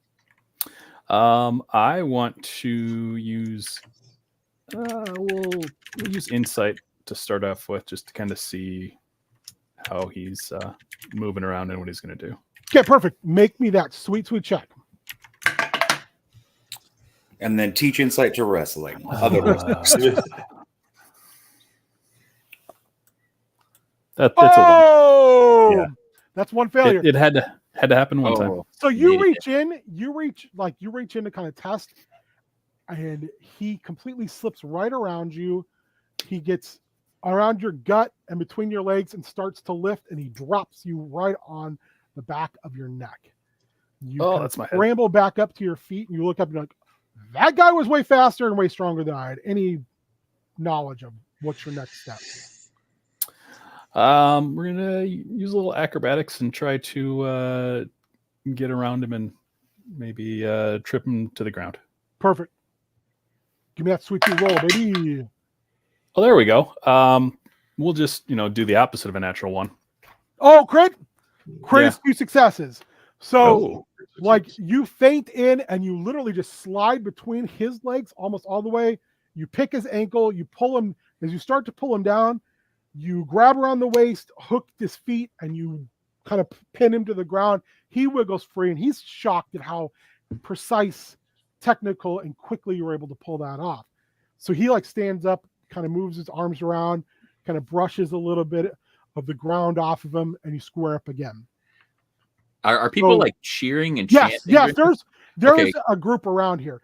I gotta start a sockets chant. Sockets. So at this point, this roll decides. This is athletics. This is the athletics. Oh no! All right. Oh wait, I'm going to. Can I cast something on him, or would that be? I don't care.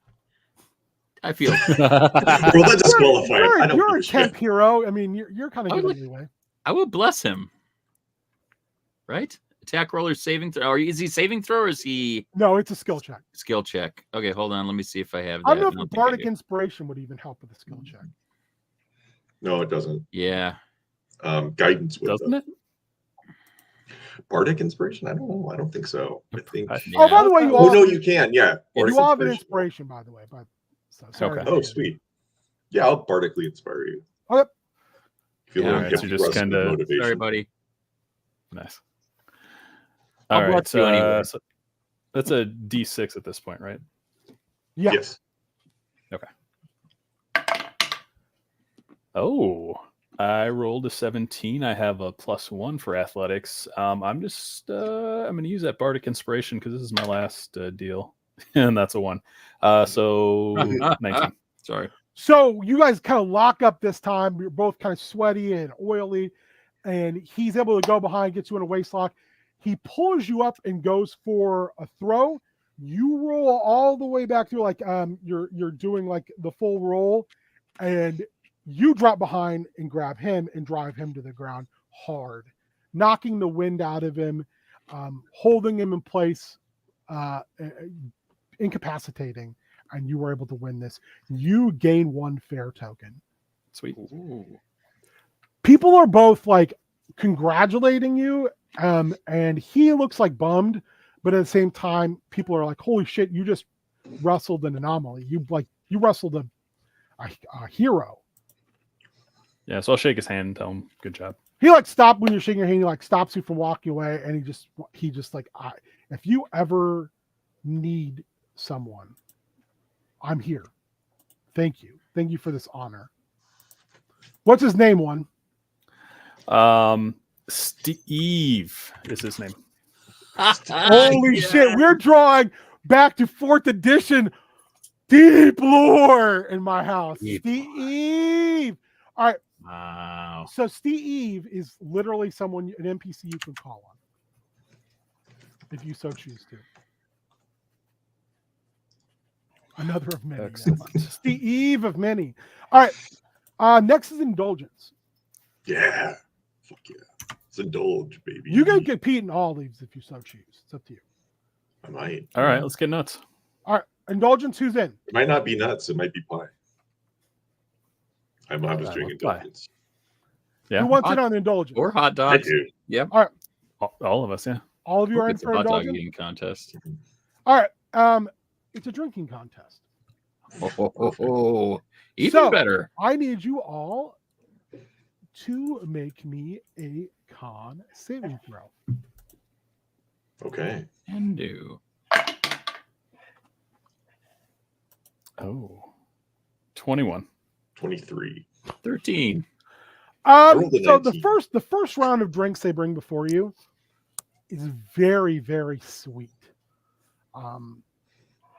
They bring it before you and they kind of talk about how this is brought from the hivers in Colony 605, and it tastes like buttery honey.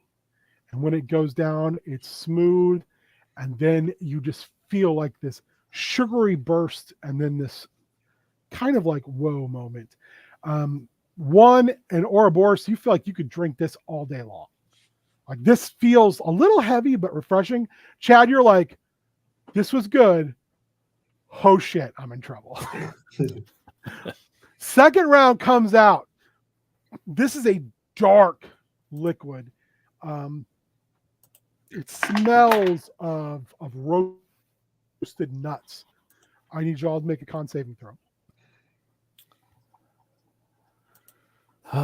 12. Can I 22. bless myself before I do this? You can. I'm going to. I can bless up to 3 creatures of my choice. So you can all add a D4 and add it to your saving throw. One, you need this for bad. I do 15. 24. What 24 for Ouroboros is like this ain't shit. I rolled my D4. I got a 3 on my D4, and it's still a 7. Chad, you pound this and put the glass down. You're like, and you literally fall off your stool. Now, for the rest of the Half day at the agency. rest of the contest, you'll be at disadvantage on your rolls because you're hammered. One, you took that first drink like it was nothing. This, however, punched you in the face, and you're like, "Oh God, I'm still there." But another one like that, and I'm going to be in Chad shape. Ouroboros, you're like, "What? What are we? What are, at the kitty Just table?" water? Yeah. Just brown Who water. brought me the Kool-Aid? Yeah. All right. They bring one more round of drinks.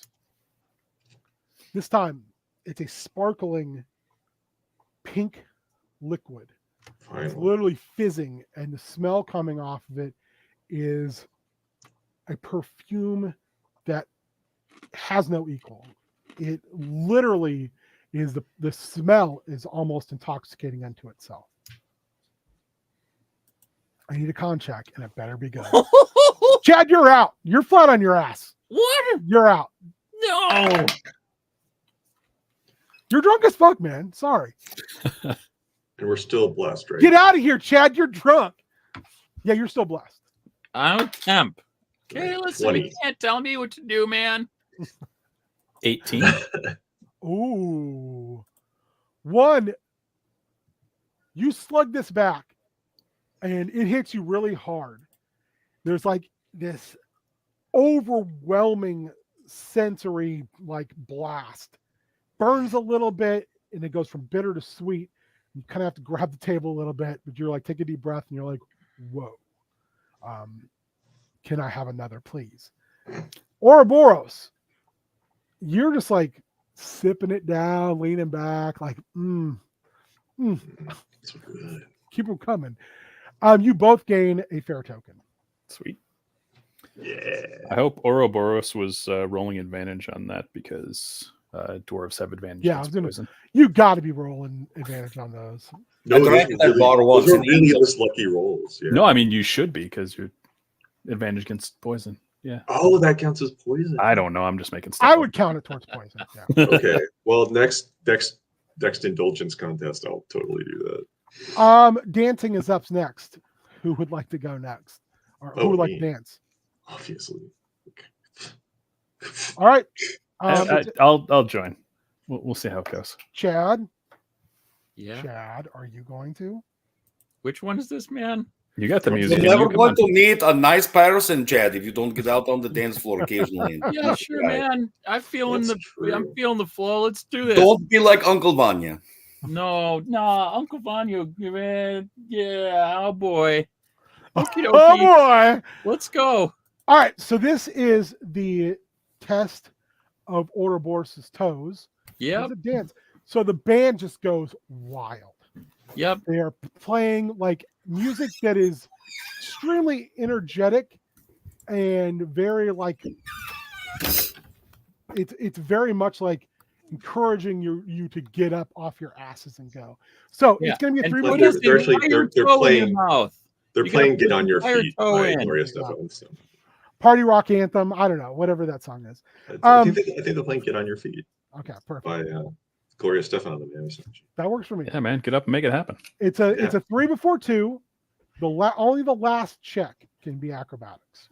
Okay. So I Okay. want to hear what you're using and how you're using it. Sure. Yeah. Oh, I think goes up there like Chad, maybe a con save first. Okay. dude, if you puke on the dance floor, man. That's 4, man. Okay, you're still at disadvantage. You're still kind of drunk. Sweet. If you would have rolled fine, I'd be like, your first thing is at disadvantage. Everything else, you're fine. You've sobered up. All right, what are you doing, Ouroboros? I'll let you go first. Oh, I mean, this is his contest. He's up there. He's drinking it in. He is absolutely in his element. He is just like he's in heaven right now.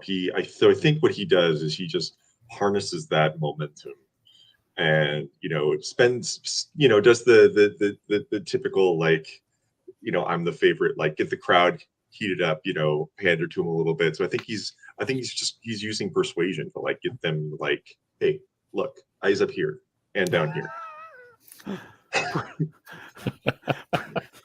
Let's get that. Let's get that. Hit me with it. 17. 17. Yeah, you're bringing everybody in. Everyone's jumping up and down. People are on chairs dancing. I mean, it's a wild scene. The song changes to Winger. All of a sudden, it becomes a slow dance. You're just slow dancing with multiple people. All right, let's go with one. What are you doing? All right. I'm going to use perception and just watch what O is doing and try to keep up. Ooh, perfect. Give me that roll. And I will just not roll. Oh, jeez. I'm going to use my inspiration. It's fair. Well, that's better. 18. 18. You start off like kind of struggling, like you're the Wish version of Ouroboros. Checks And out. then you kind of hit a groove and you start to do things more like a one version of it, and things start to pick up for you.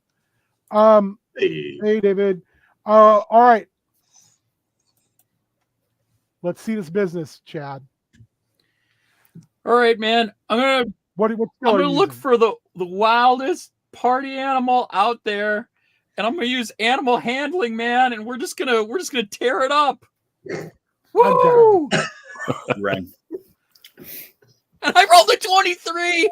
Nice. You rolled a Yeah, 23. that's magic, baby. Did you roll a 20 then? You got a crit? No, I have a +6 in animal Okay. handling. Perfect. Yeah. Did you say you have a +6 in manimal handling? Animal, manimal, you know. I've heard of So it. you- whatever Like, the as moon- everyone's doing their thing, like, and kind of surrounding Ouroboros as he's doing his thing, everyone stops and they look over as Chad comes in riding one of those birds that Tantus used, and they're dancing together. But he's like dancing while he's on the back of it. It's the weirdest shit we've ever seen. He's actually All of a sudden I got somehow some, like, used festival its beads own. around my neck. Yeah, and man. he's used the feathers to create a boa, and he's just like, it's the wildest you've ever seen.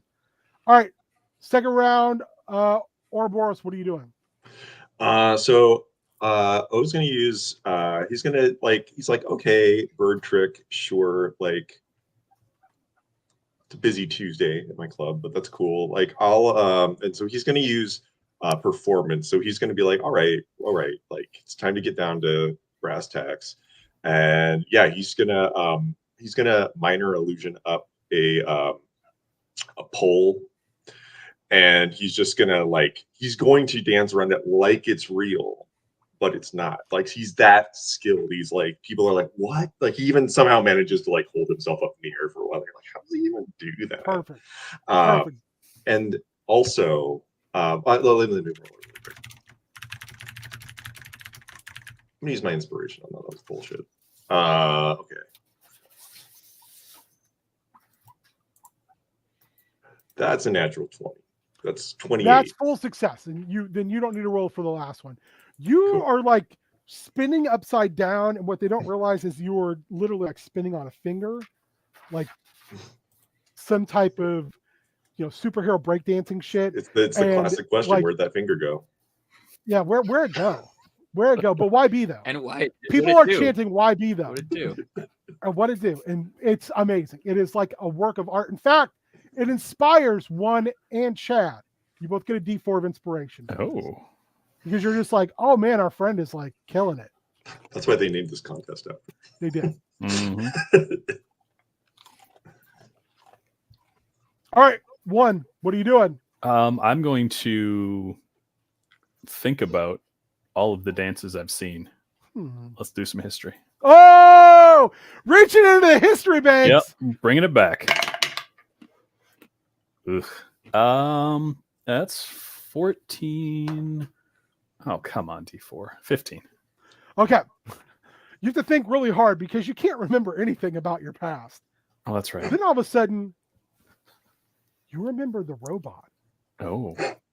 And it's just on from there. You just start body locking everywhere, and people are like really into it. They haven't seen this robot dance before. First, they're kind of scared because they just think of the Men of Iron and that entire whole great disruption for 800 years, and then they're like kind of scared. Then they realize, like, oh man, this guy's owning this. This anomaly is like, this is some type of work of art. Even Ouroboros, you're even impressed. Chad, Yeah, man. let's see it. What you got? I think I'm not paying any attention, and I'm looking around and I'm seeing what everybody's doing. I'm seeing what everybody's vibing with, and I'm going to use insight to like pick out the best moves, and I'm just going to bop them together and see what comes out, man. 22. But not a nat 20, just a 22. What? Are you rolling at disadvantage still? Like you're supposed to? Oh no, man. Yep. Because Don't you're say drunk? that. You always say yes. Always say that. This is a yes and game. Yep. When they ask you if you're rolling at disadvantage, always say yes. Always say yes. Are you All a right. god? Well, that was 11, but it was a 22 in my head, man. I'm dancing. I'm feeling it like it's 22, even if I'm rolling 11. You rolled a 26 last time. I'll say you're not drunk anymore, so I'll give you your first roll. Woo-hoo. So you like watch it all like unfold. I'm like beautiful minding that. I'm Yeah, just, you are seeing like the just things, like, numbers on my and face. calculations, And the next move. you just start chaining these dance moves together. It's beautiful. It's unorthodox. It's something completely different. All right. You both are going to make me acrobatics checks now, and you can describe how you're utilizing your acrobatics skill for the final check. I'm All right, still well, like, go ahead. All right. Well, I rolled a 17. Perfect. I'm just going to be spinning, flipping all over the place. Spin flipping all over the place. People Are are we doing dual clapping. helicopters? 'Cause Yeah, that's he's like, what I was- well, yeah, but not those kind of helicopters. And people are totally into it. And you finish with like the splits. All right, Chad Radnoff, how do you Lucky reckon? 13, baby. Not good. Not good. Not You great. go for the splits and you injure your groin. Oh. Not badly, but you're hurt. I'm So now definitely gonna we're- need some help over here, Yeah, ladies. now you're this is the final roll, like the final countdown. This Oh. is for all the marbles. Okay. Still in acrobatics. What are you Okay. doing to try to make up for it? Are you like doing a James Brown, like you fail on purpose and everyone wraps like a cloak around you and then you like burst out again? Yeah, Maybe. absolutely. You better be. I'm gonna bless up again. I did roll for my D4, and I rolled a 7 on acrobatics. That's an 11. Like people are like, oh, this is like an act. He's like, no, he's not really hurt. This is like No, I'm our still just drama. like And walking. then you get up and you still fall down hobbling and to you're the like, side. oh, my groin.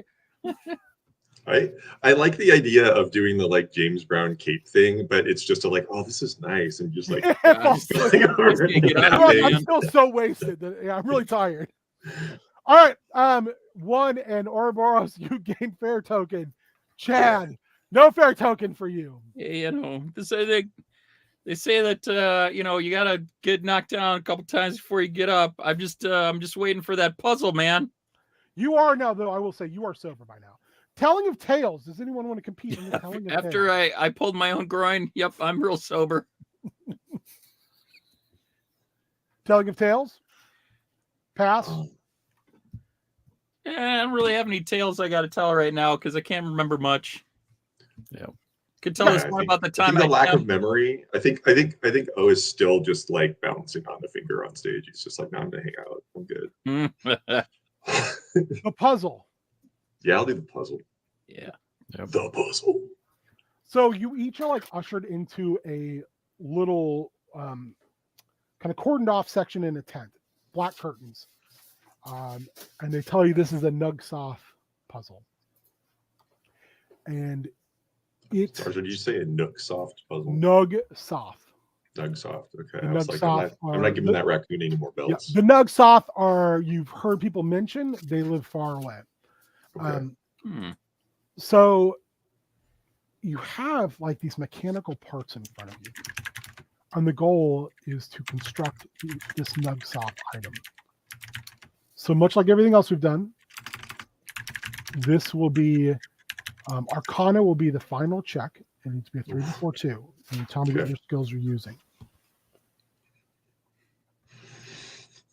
Insight, man. We're just gonna start Okay, with insight, Starting man. with insight, go for it. Yeah, I'm looking at this puzzle and I'm just like, hey man, what's up with this? So I mean that's what I gotta say. Just digging in there. Oh, 17 plus 6. Chad, 23, baby. Chad, There you you go. like Chad's back. Yeah, Woo! you're like you really focus down and you start to fiddle with this and you're able to lock some things. You can actually see gears starting to turn within this. Who's next? All right. I will also use insight. Okay. Oh, it's not with me today. I rolled a 1 there. Oh, You roll a 1 and roll me a d20 again. Don't roll a 1 again. That is a 10. Okay. You almost break a piece. You have a failure. All right. Ouroboros. O is going to like watch the people around him. You can't. Like- you're like you're almost like it's like. Oh, we're in like a- photo booth. Yeah, you're. Oh, we're in like an isolation. Hey man, no cheat Oh. skis. They Wow, already got it. cheating was really my strategy for this. So yeah. Let me see. Yeah, I think I think he'll insight also. He'll just be Okay. like, all right, like whatever. I know rocks. Tell you one thing, mechanic. He doesn't know rocks. You're no rock.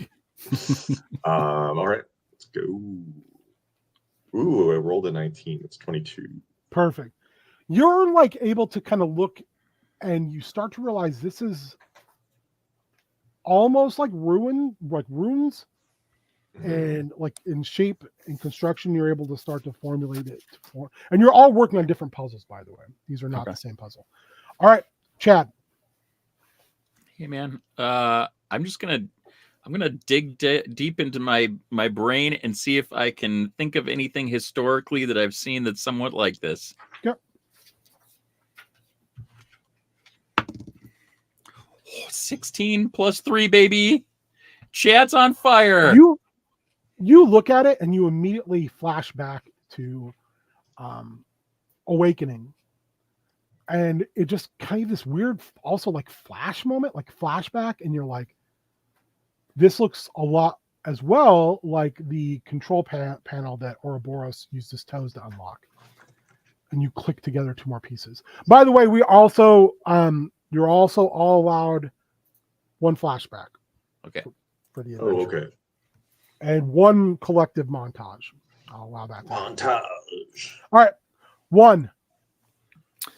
All right, I'm going to investigate all these pieces to try to see where I went wrong the first time. Perfect. There we go. That's a 25.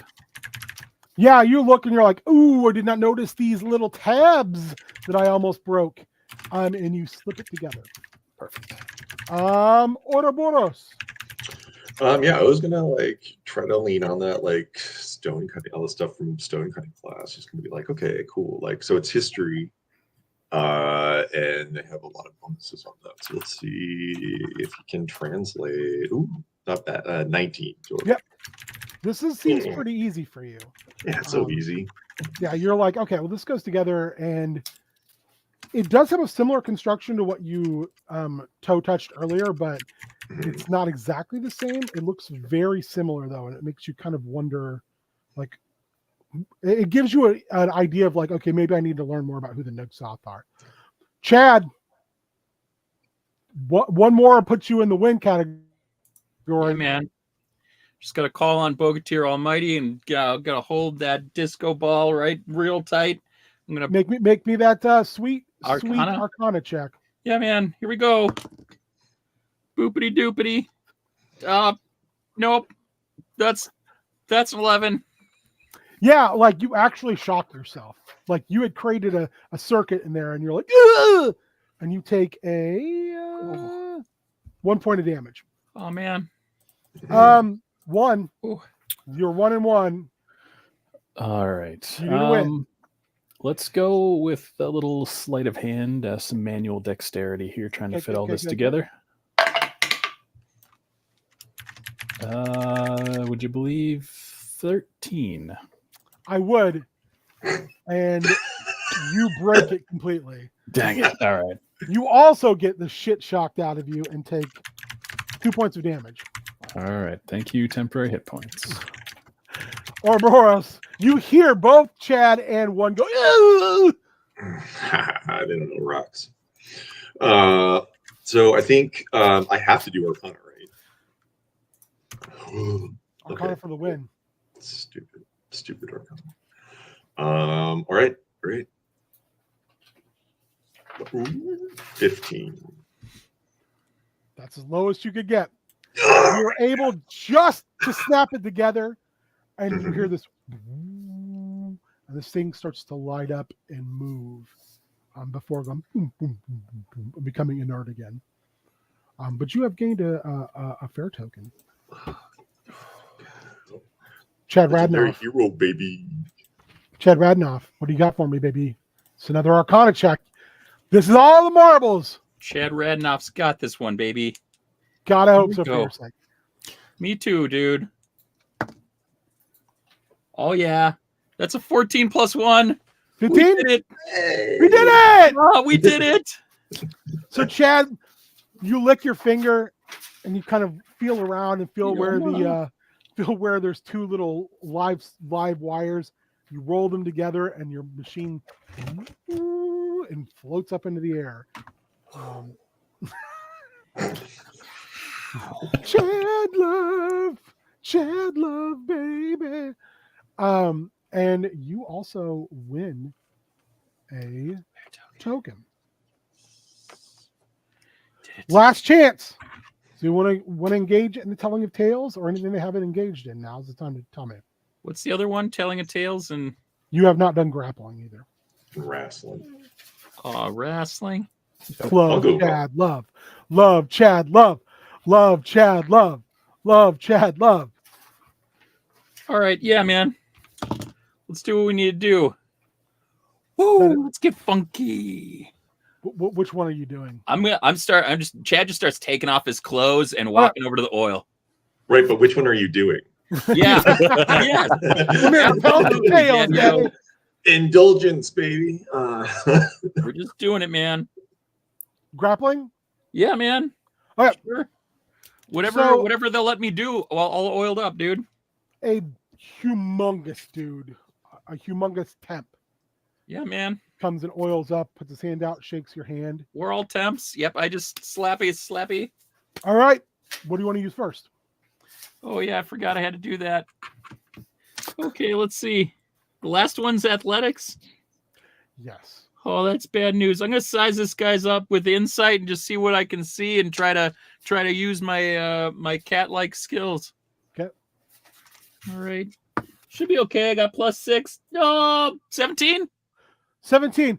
He goes in and tries to hook you, and you're able to slide him right out and get behind him and kind of push him away. Chad, baby. He looks kind of surprised how easily you were able to kind of get out of what he was doing. What are you using next?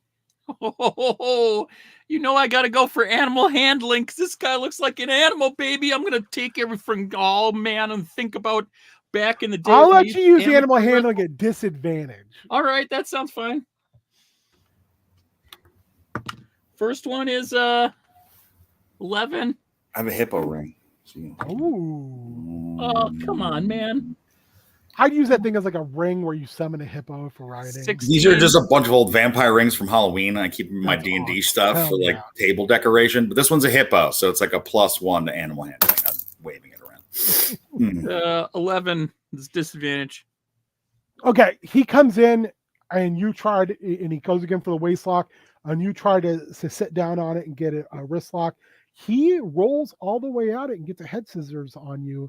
As you fail, you slip away, but you're like, oh God, that guy's thighs are real. Fair play, fair play. Those are special kind of thighs. I don't want to get in them thighs again. Special kind of thighs for a special kind of guys. I respect that. So you're 1-1. Yep, here we go. Athletics? Nope, that's only for the final. Oh, okay. So if you fail again, you're F'd in the A. Oh, gotcha. You got to go. You got another success before you get to the athletics check. Oh boy. How about survival? I like it. How are you using it? Like whatever, if you can survive if I let you, etc. Here comes Chad Radnoff, baby. About 16. 16. You actually take a look at the ground, and it's kind of slimy from being all the oil and sweat. Mm-hmm. And when he comes in, you use that to trip him up, and you get his back, and he barely escapes your incredible grip strength, Chad Radnoff. Now, athletics this is for all the marbles. I don't mean to brag, but I lifted that Warhammer off the ground twice, and I'm about to lift this Warhammer off the ground.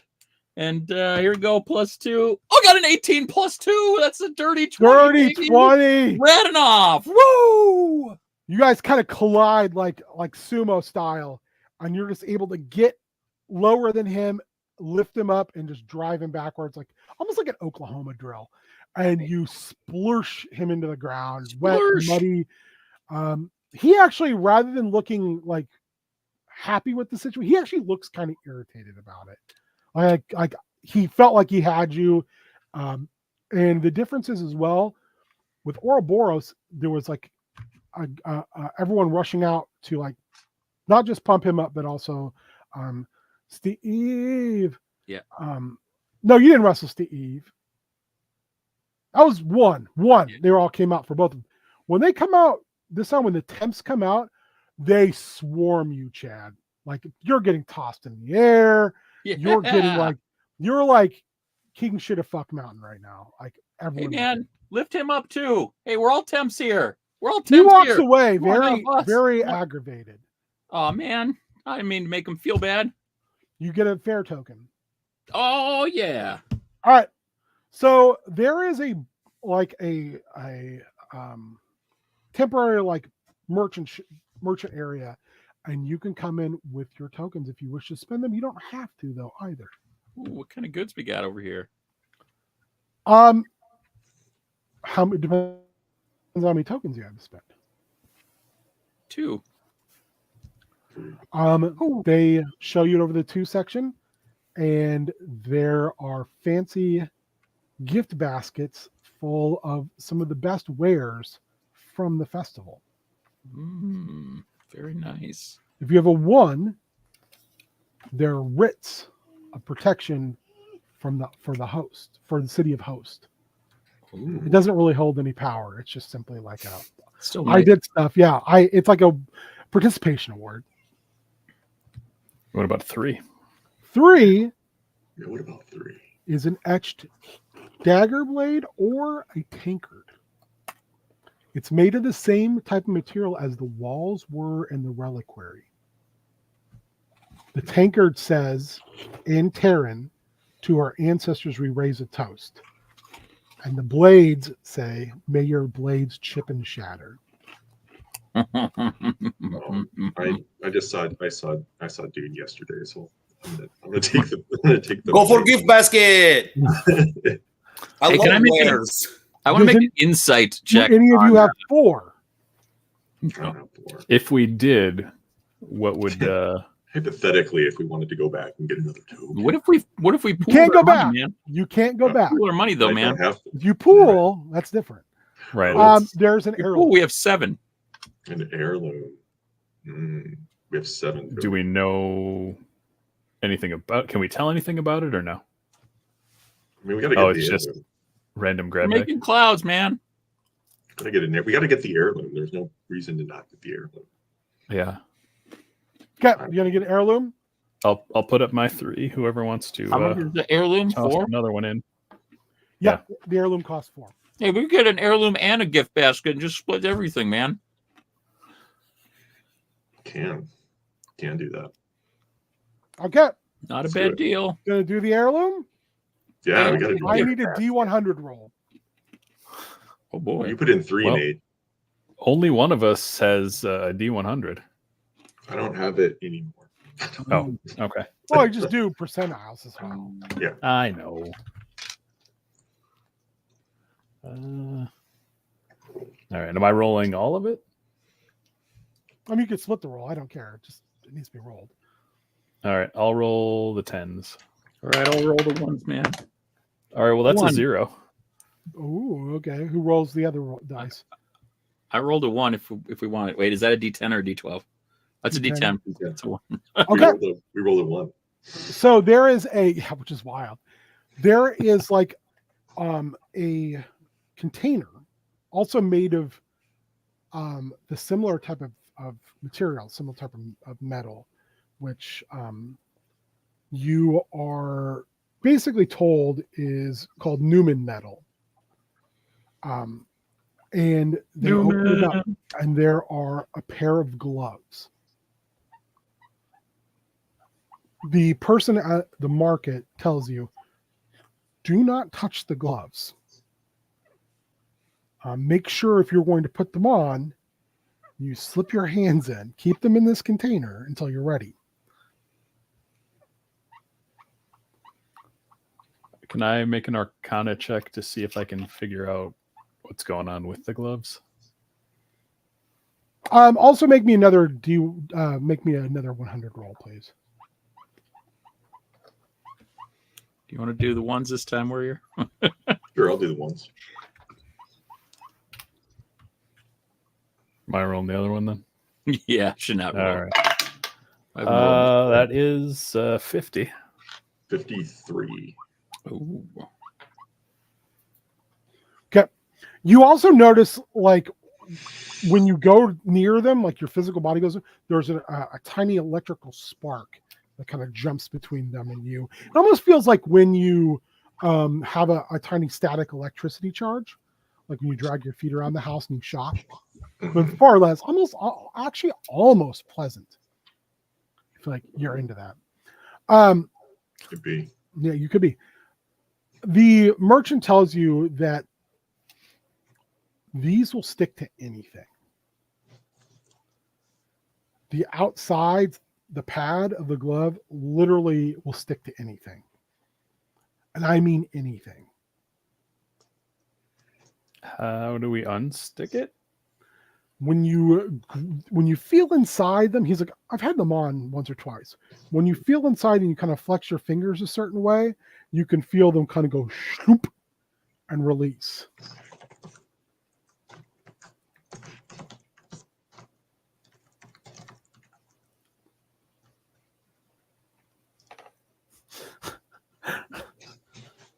Gently used.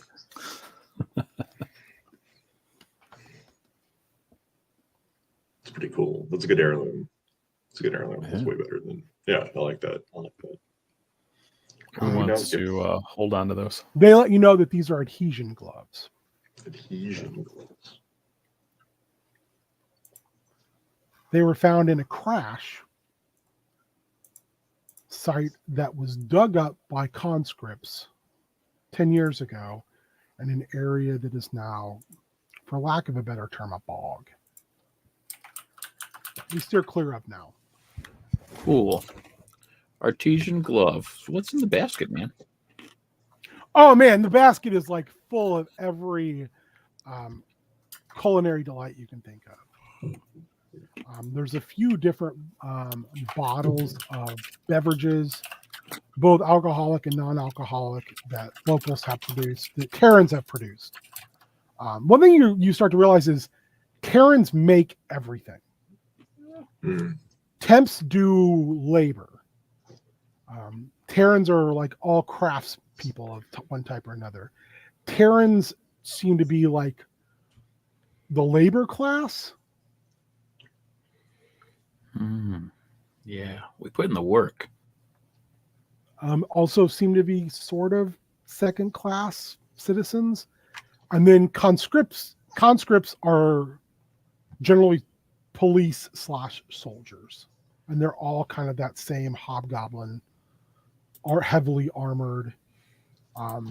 Very just by watching them, they are very single-minded. And they seem to all have kind of a ethical code. Chad, you had your like kind of saying of power. Mm-hmm. They seem to have something very similar, but it's usually like the common good above all, or the greatest good, or something like that. They seem to kind of draw on. They also seem to be very strong in the community.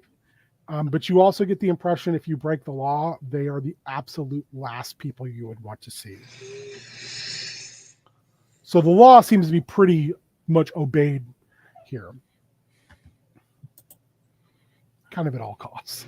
We like that. I mean, not at all costs, but Is there anything else you want to do? Do you want to do any research? I mean, I threw some other terms at you. Do you want to ask around? What do you want to do?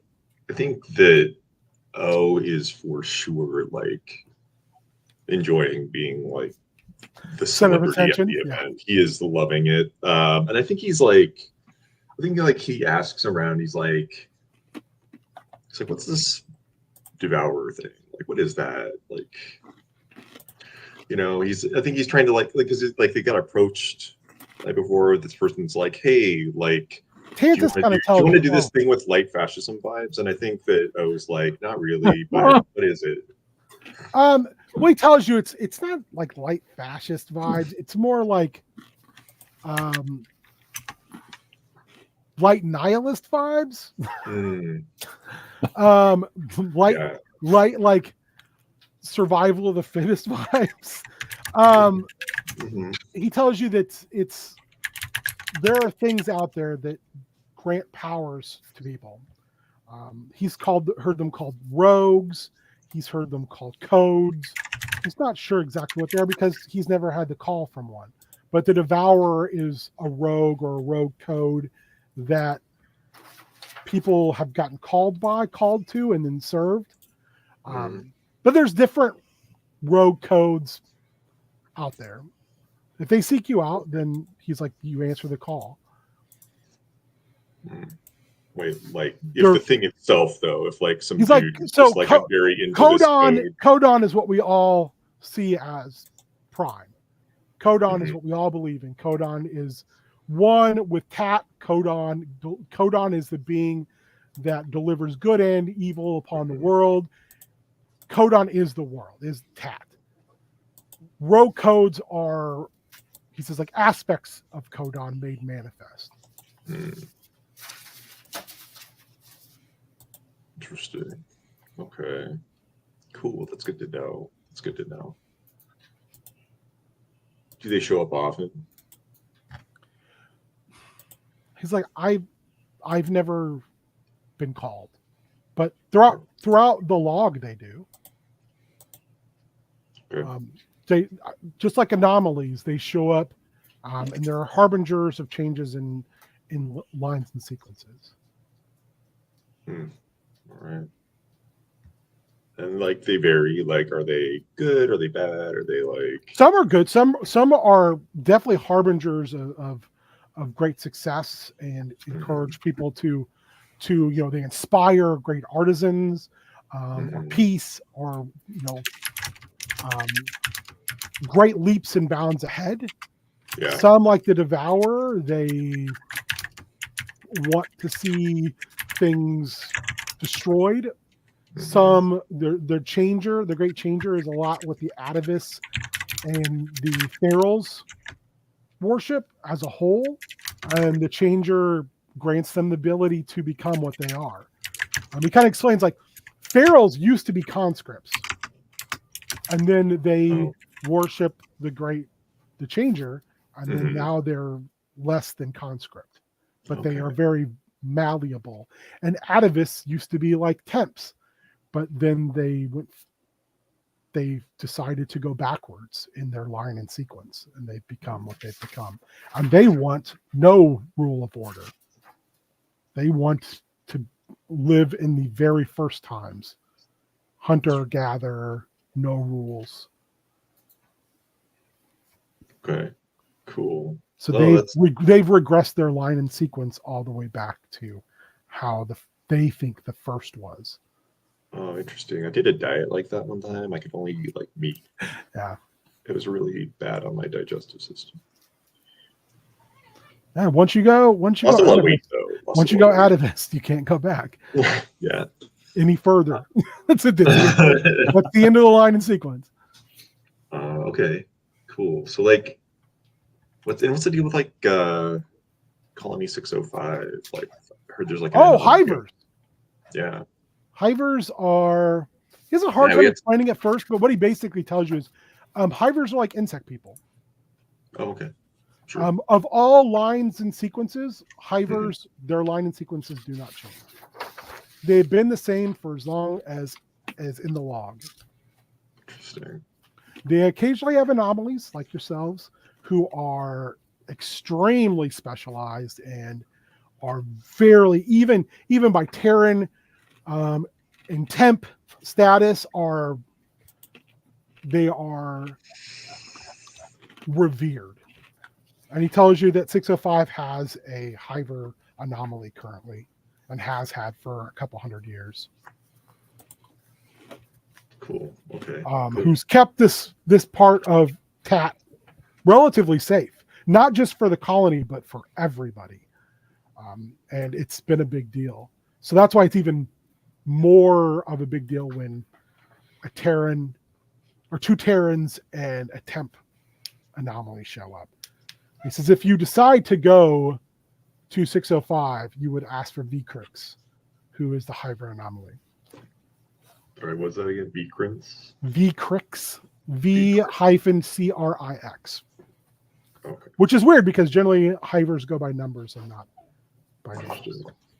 Okay.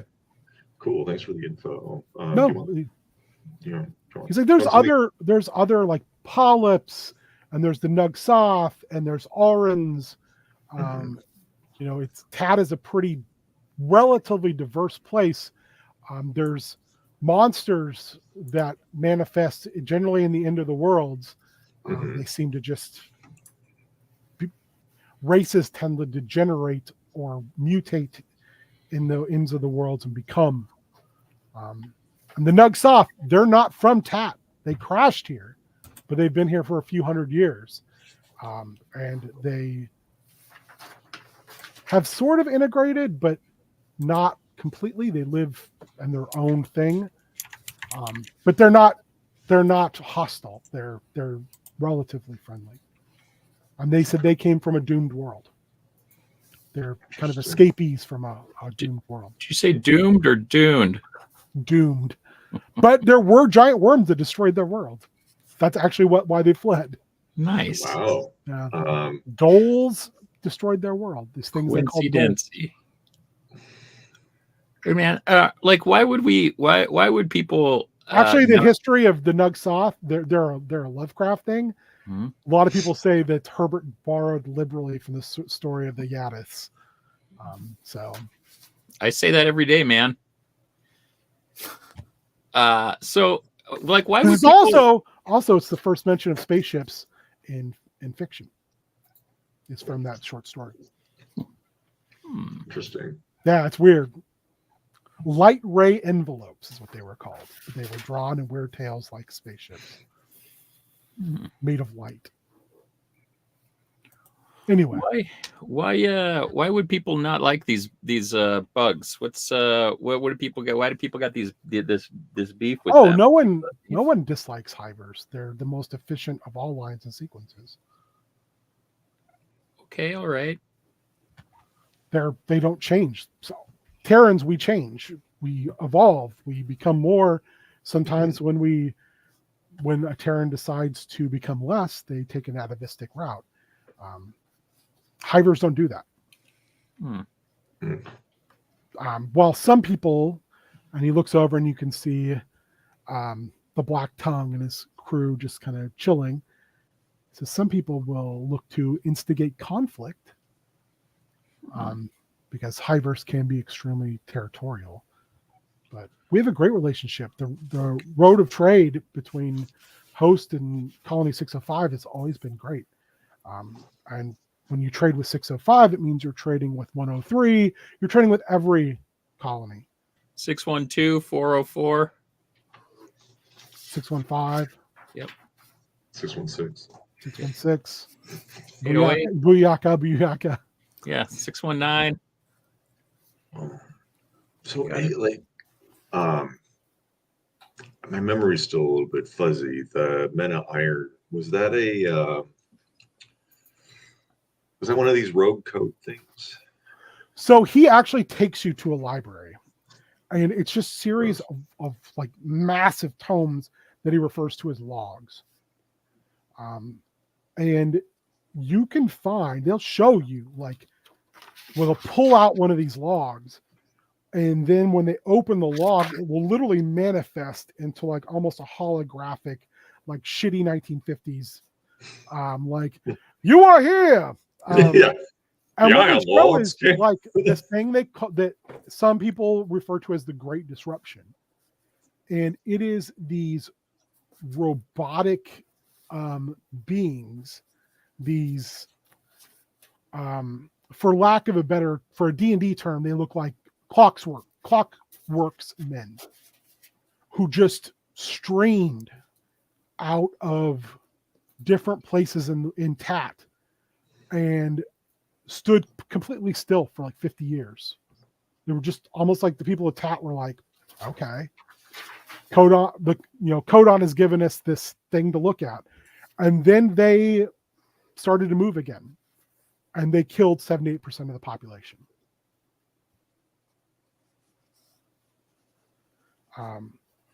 they broke many lines and sequences. And then it kind of goes, and this is where we have the mockery. And they show these beings who started to appear like during the Great Unrest, or the Great Disruption, excuse me, who are look like mishmash people, like Island of Dr. Moreau-esque. And it explains like mockeries did not exist prior to the Great Disruption. And Tantris, who's there with you, tells you like there's a mockery camp south of Host. And he kind of says, looks at Chad first with no offense, but mockeries are kind of the bottom of the social scale, even lower than temps. Interesting. And then the Men of Iron just stopped. It's like there's one south where the mockeries have a camp. Some ghouls took them and brought them to the Centoff of Kodon. Some were buried in the ends of the worlds. Some still stand frozen. Some were dismantled and destroyed. Many of us were afraid to do anything because we were worried they'd wake again. Sure. Does anyone know who controlled them? No. It lasted for 23 years. And then they just stopped one day. There's thousands that are inert that weren't destroyed. The only one I know about who still remains somewhat active is in the Centoff of Kodon. The ghouls have one trapped in a block of stone.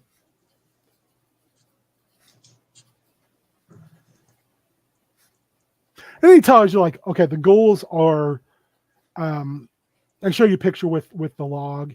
They look like, almost like plague doctors, except for their mask isn't crow-like. It's like their mask is all canid-like, so it's like dog-like, but it's very similar.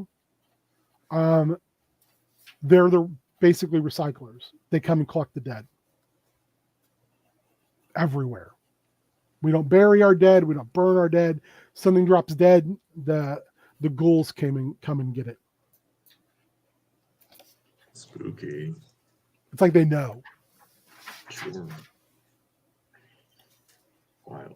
And you're not like born a ghoul. You get the call, much like you would from a rogue code. But to be a ghoul is looked upon with great reverence.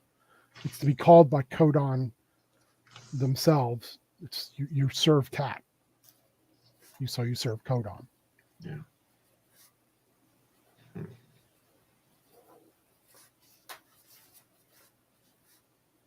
And then there's a thing about the Yadithians or the Nugsoth.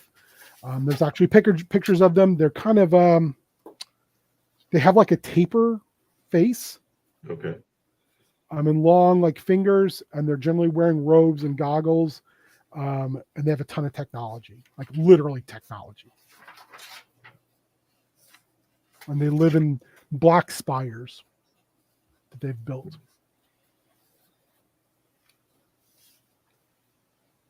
That You've met polyps. yeah. You've met unis.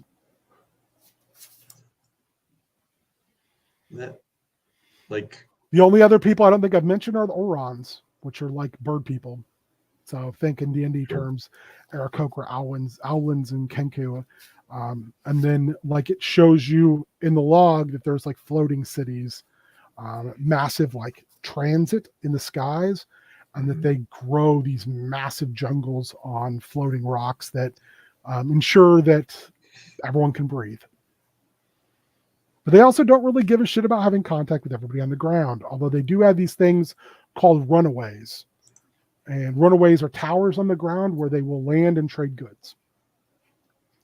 interesting. Okay. And there's a runaway close between the colony and Host, where there's been a lot of problems lately with atavists and ferals. Like they're attacking it, or like Just disrupting trade. Disrupting trade. causing problems. Sure. Anyone know why? Because it's what they do. Tantris tells you like they're anarchists. You know, they want to see everything regress because they chose to regress. Oh, okay. They think everything should be like that. That's why followers of the Devourer, the Great Devourer, can easily coax them into doing things because they believe in similar things. Yeah. What I think, just out of curiosity, just because it seems unique, what made that thing we came out of? Codon. Yeah.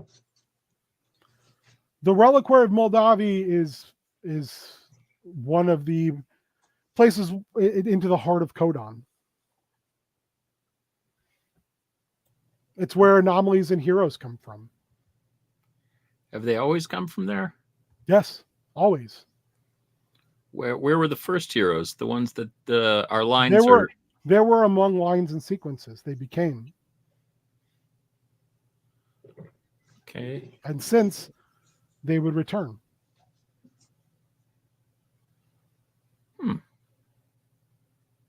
But not you, and points at one.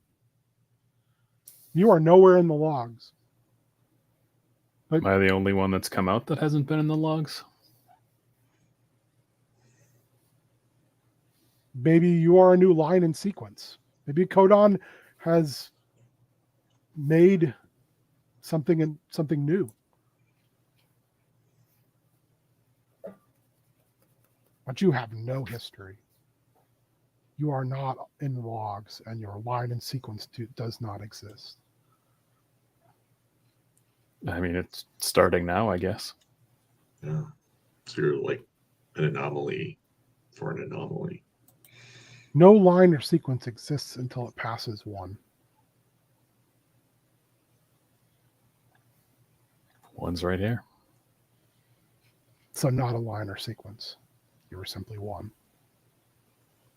I do not mean to offend, but no Terran has ever been birthed with no eyes.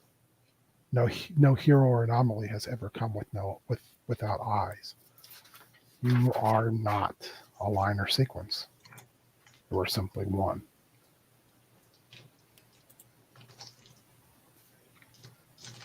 If he had eyes, I imagine that they would be beautiful. He had to do a lot to give them up, huh? Make me a wisdom saving throw at that point one. All right. Oh, that is dirty 20. Okay. You have a flash of falling out of a cloning chamber, of dressing like many, of seeing Eobard the first, of becoming one, of being given tasks, of stepping through doorways, of doing tasks for Eobard, for your colony, more or less.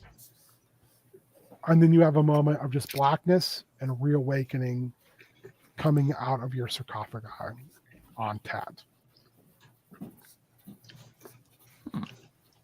And you have that moment where you're like, I am not from Tat. I don't know how I got here. I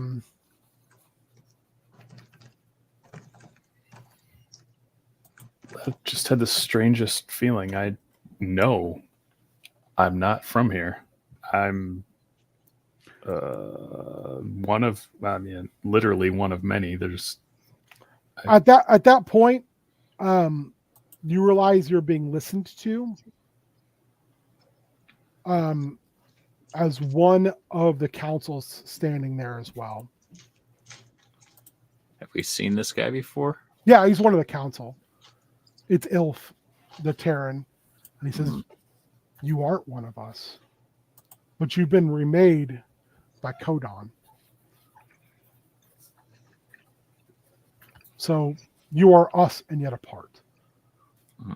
It's the beginning of your line and sequence.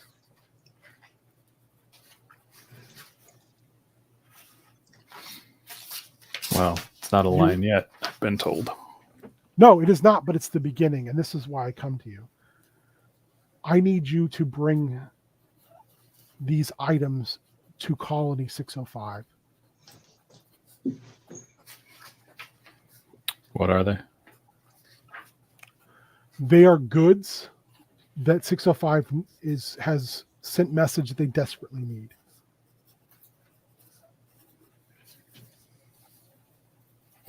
I will not lie. There has been open conflict on the trade road.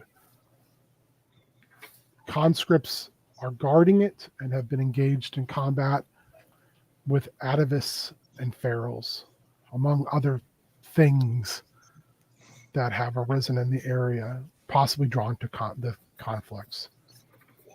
But this needs to get to 605. They've told me it is beyond urgent. And that's when you also notice that the Black Tongue full est is there as well, leaning back in a corner just watching.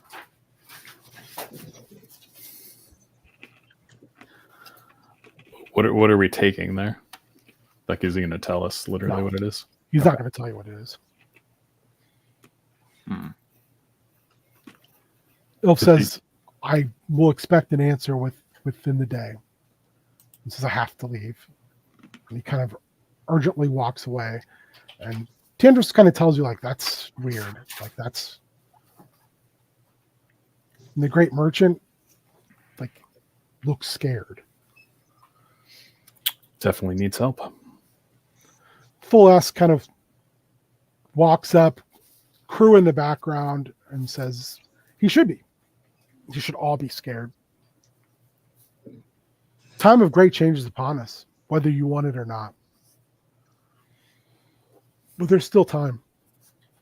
There's still a chance. Do the right thing. Don't go. Don't deliver that. If they want to deliver it themselves. Show their line and sequence has merit. They can't defend a road. Then what use is their line and sequence? What I see instead is a manifestation of the great devourer is amongst us. I've seen it. The devourer has shown me. There was a crack in the sky, and from beyond came a plague on 4 legs. A plague that turns the least amongst us into avatars of the devourer, avatars of unending hunger, a plague that will take the weakest and strengthen only the strongest sequences and lines. I've seen it. You are here to ensure it happens and to ensure once the populace has been winnowed that it ends.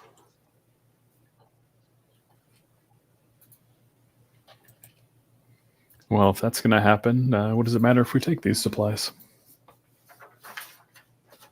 All I can tell you is what the devourer gifts me with.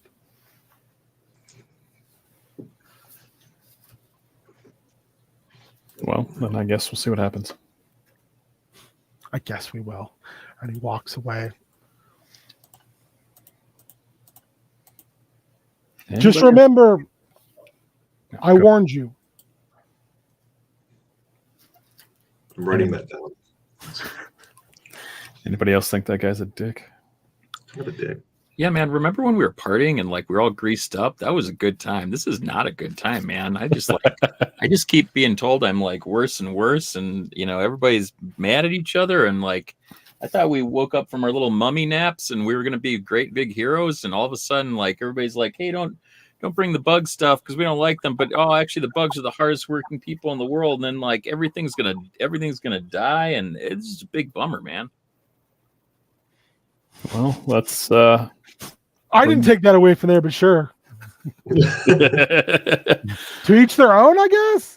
Let's bring the stuff and see what we can do. Hey, listen, man. Chad is wise, but he's not intelligent. He's not very charismatic. You know, he hears what he hears, and maybe he's still got some goop in his ears, but you know, seems like everybody's got difference of opinion, man. Fair. And, you know, that's rough. You take Elf's request and you leave with a group of conscripts. As you move outside of Host, you see this encampment of mockeries. And they just kind of watch you guys. They don't seem kind of interested. They're subsisting, kind of like, you seem to be farming like lightly on the ground around them and maybe like gathering. They also seem to have like their homes made of just like weird materials. You do see them like they wave when you go by, and the conscripts just kind of look at them. I mean, the ones that aren't wearing helmets. You also see they herd a lot of interesting livestock and animals. One of the conscripts tells you like people don't interact with the mockeries. Their mere existence is a reminder of the Great Disruption.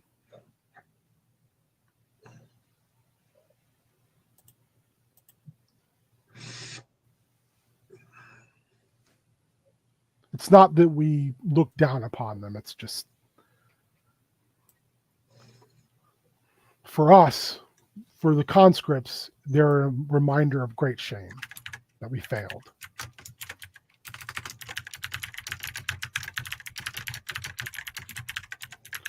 You make your way down the road, and as you're coming, the conscripts you're with like stop. And you can see off in the distance conflict down the road.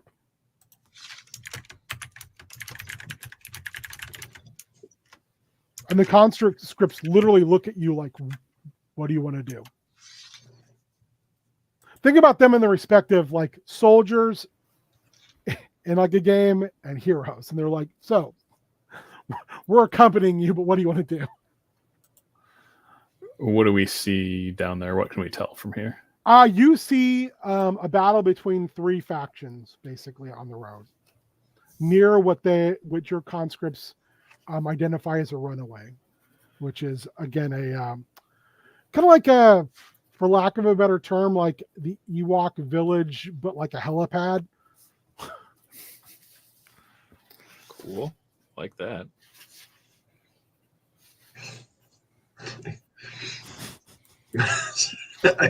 I'm just imagining like a Jetsons like zoo, like Yeah. like a good one, like a good zoo, like the one here where you know it's like habitats, not like the kid shit, not like Como Park. But he kind of points out like what groups are atavists and what are ferals. And you see like the conscripts holding the road and kind of fighting them off. This kind of like hit and run tactics. And he basically tells you this is what they do. They harass the road. Sometimes they fight each other. Sometimes they fight us. It's just chaos. That's what they do.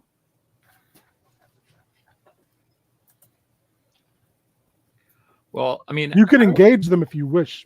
I don't like have a statue of myself or anything, man. So I feel like maybe, you know, big hero guy, we'll just follow your lead. I mean, historically, it seems like you're doing some pretty good stuff. And I mean, I don't really know you, but it seems like I'm just a temp here. And this seems like the job I got for today. So, I mean, like, I'm just going to go and I'm going to do the best I can. I got some great gift bags. They bow. They like bow like lightly, like, you know, like instead of like saluting, put their helmets back on. They walk you down. They've resecured the road. Like the conscripts are very cool seeing you. They're all just like, fuck heroes, anomalies. Like, wow.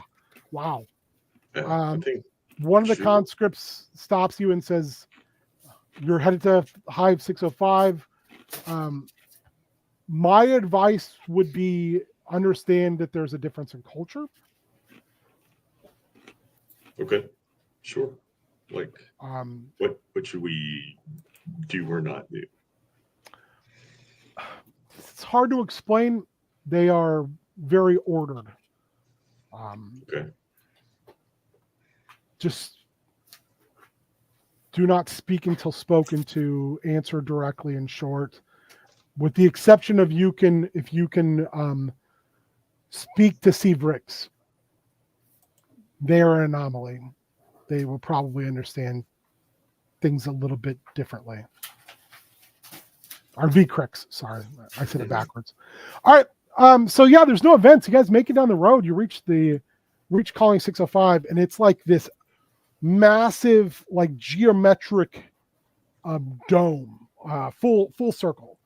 It looks like a hive, and you see tons and tons and tons, thousands of insect people doing things, just like, and you're brought up to a checkpoint where they stop you.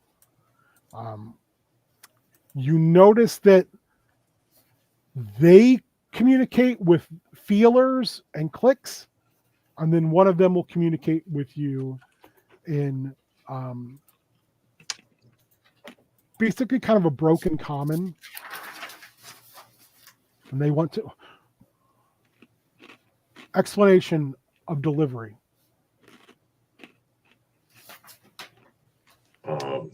Yeah, we bring supplies from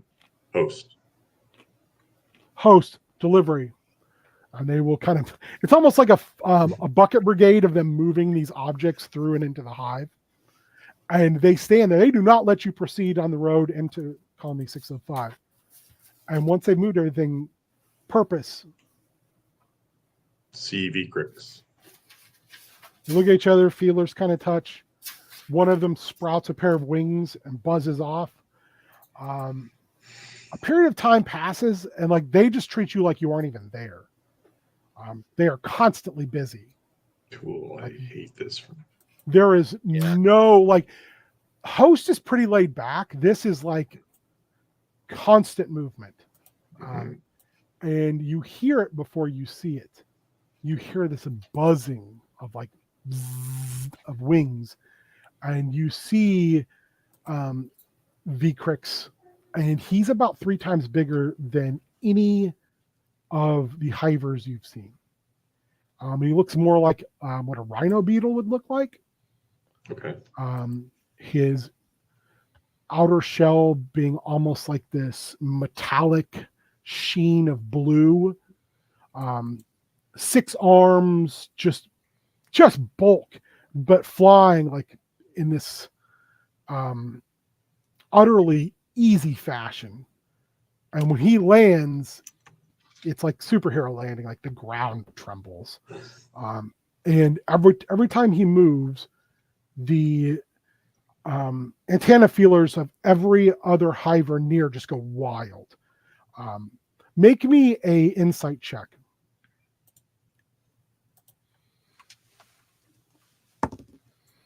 Woo, 25. 10. Excellent. Also 10. Oh, we tied. 10 doesn't really tell you anything, just like something seems slightly off.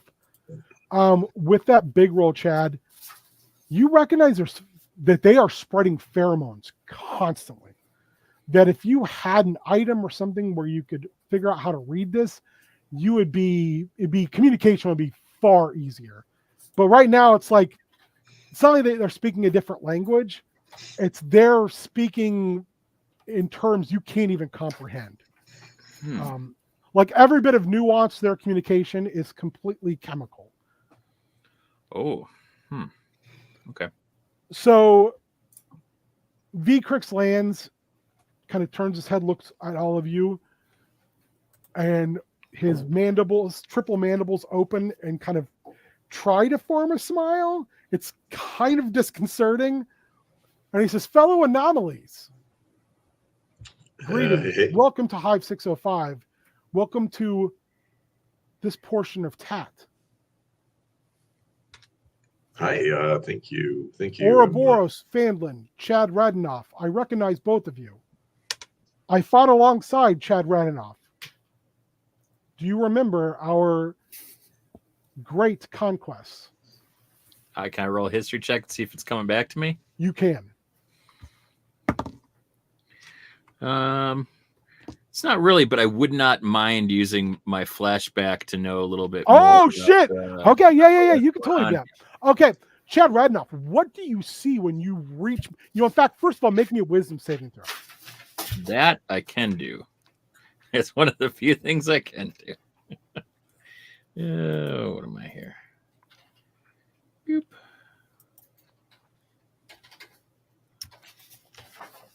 23. Perfect. Like you have a moment, your nose starts to bleed, and like you have just this intense flash of memory. What do you see? What do you initially see? Oh man.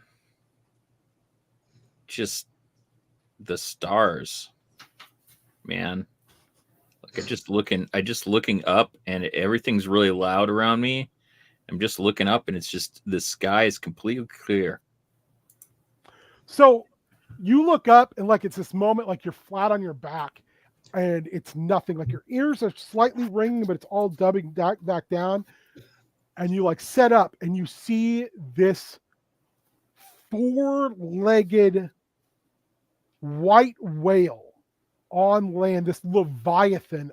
It's as big as Host, this massive monster just trudging through and destroying everything. And you can see dents in it from your warhammer. You can see like soldiers everywhere, conscripts everywhere trying to stop this thing.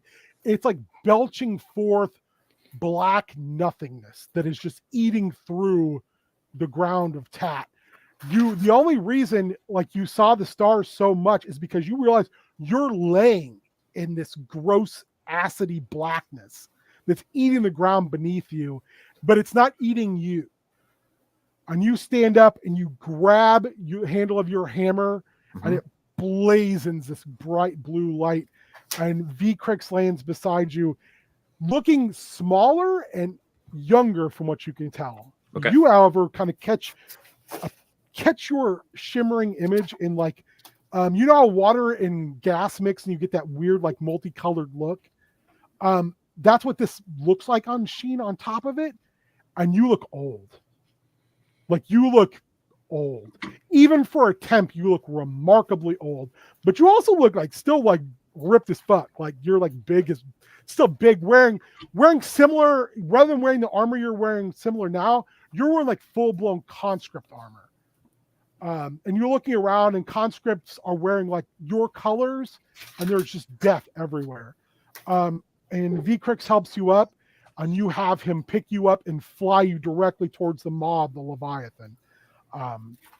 And your memory starts to blip away, but the last thing you see is him dropping you right into its maw with your giant light hammer coming down inside of its like mouth throat area. And then that's it. That's the last thing you remember. It's a pretty good memory. V-Crix says, again, says, the Great Leviathan. Great Leviathan. He turns to Ouroboros and says, we have never met, but I know much of you.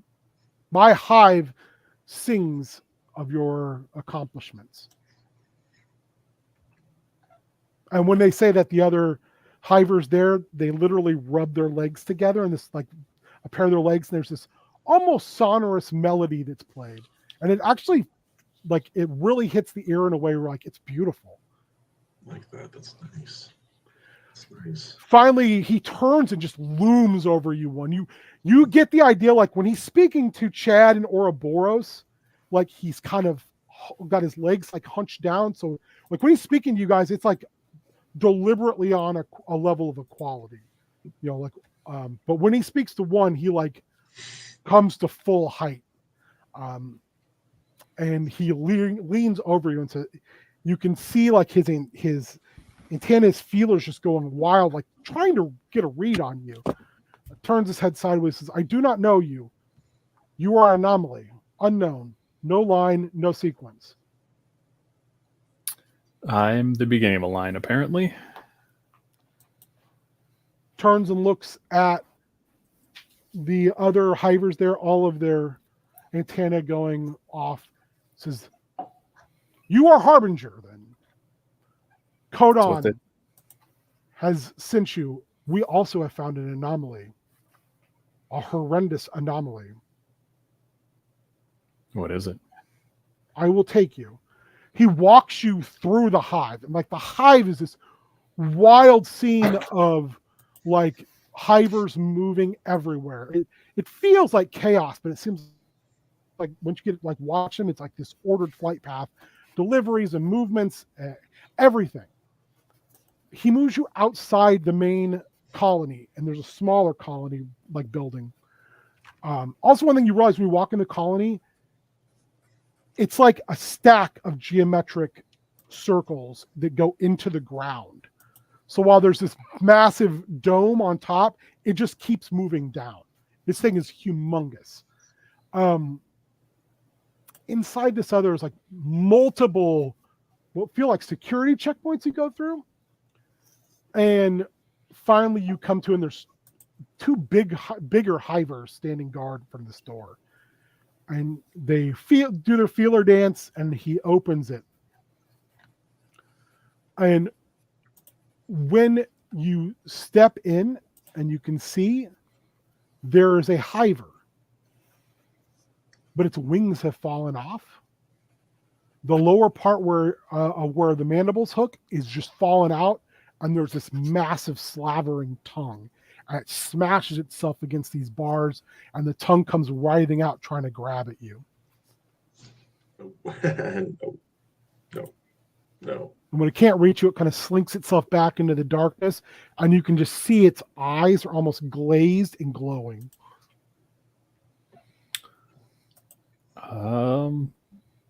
This looks like it could be the start of a plague.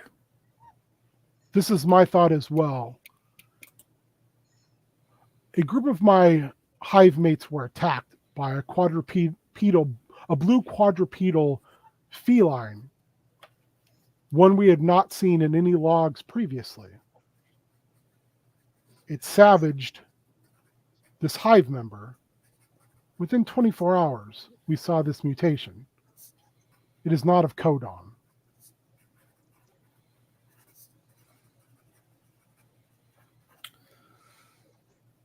We heard the prophecy of the Devourer saying these creatures would come.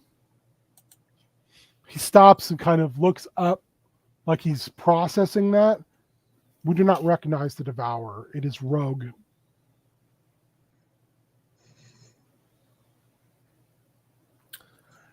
Well, the Devourer certainly recognizes you, and I guess you could say doesn't want to anymore.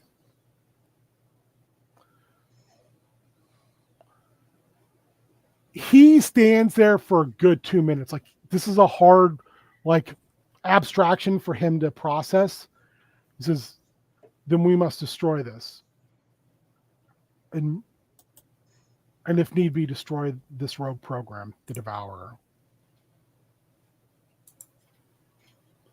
I will protect this area if you will find the source of this infection, or if you will at least submit our inquiries to the Nugsoth, who may know, as they are from beyond this place.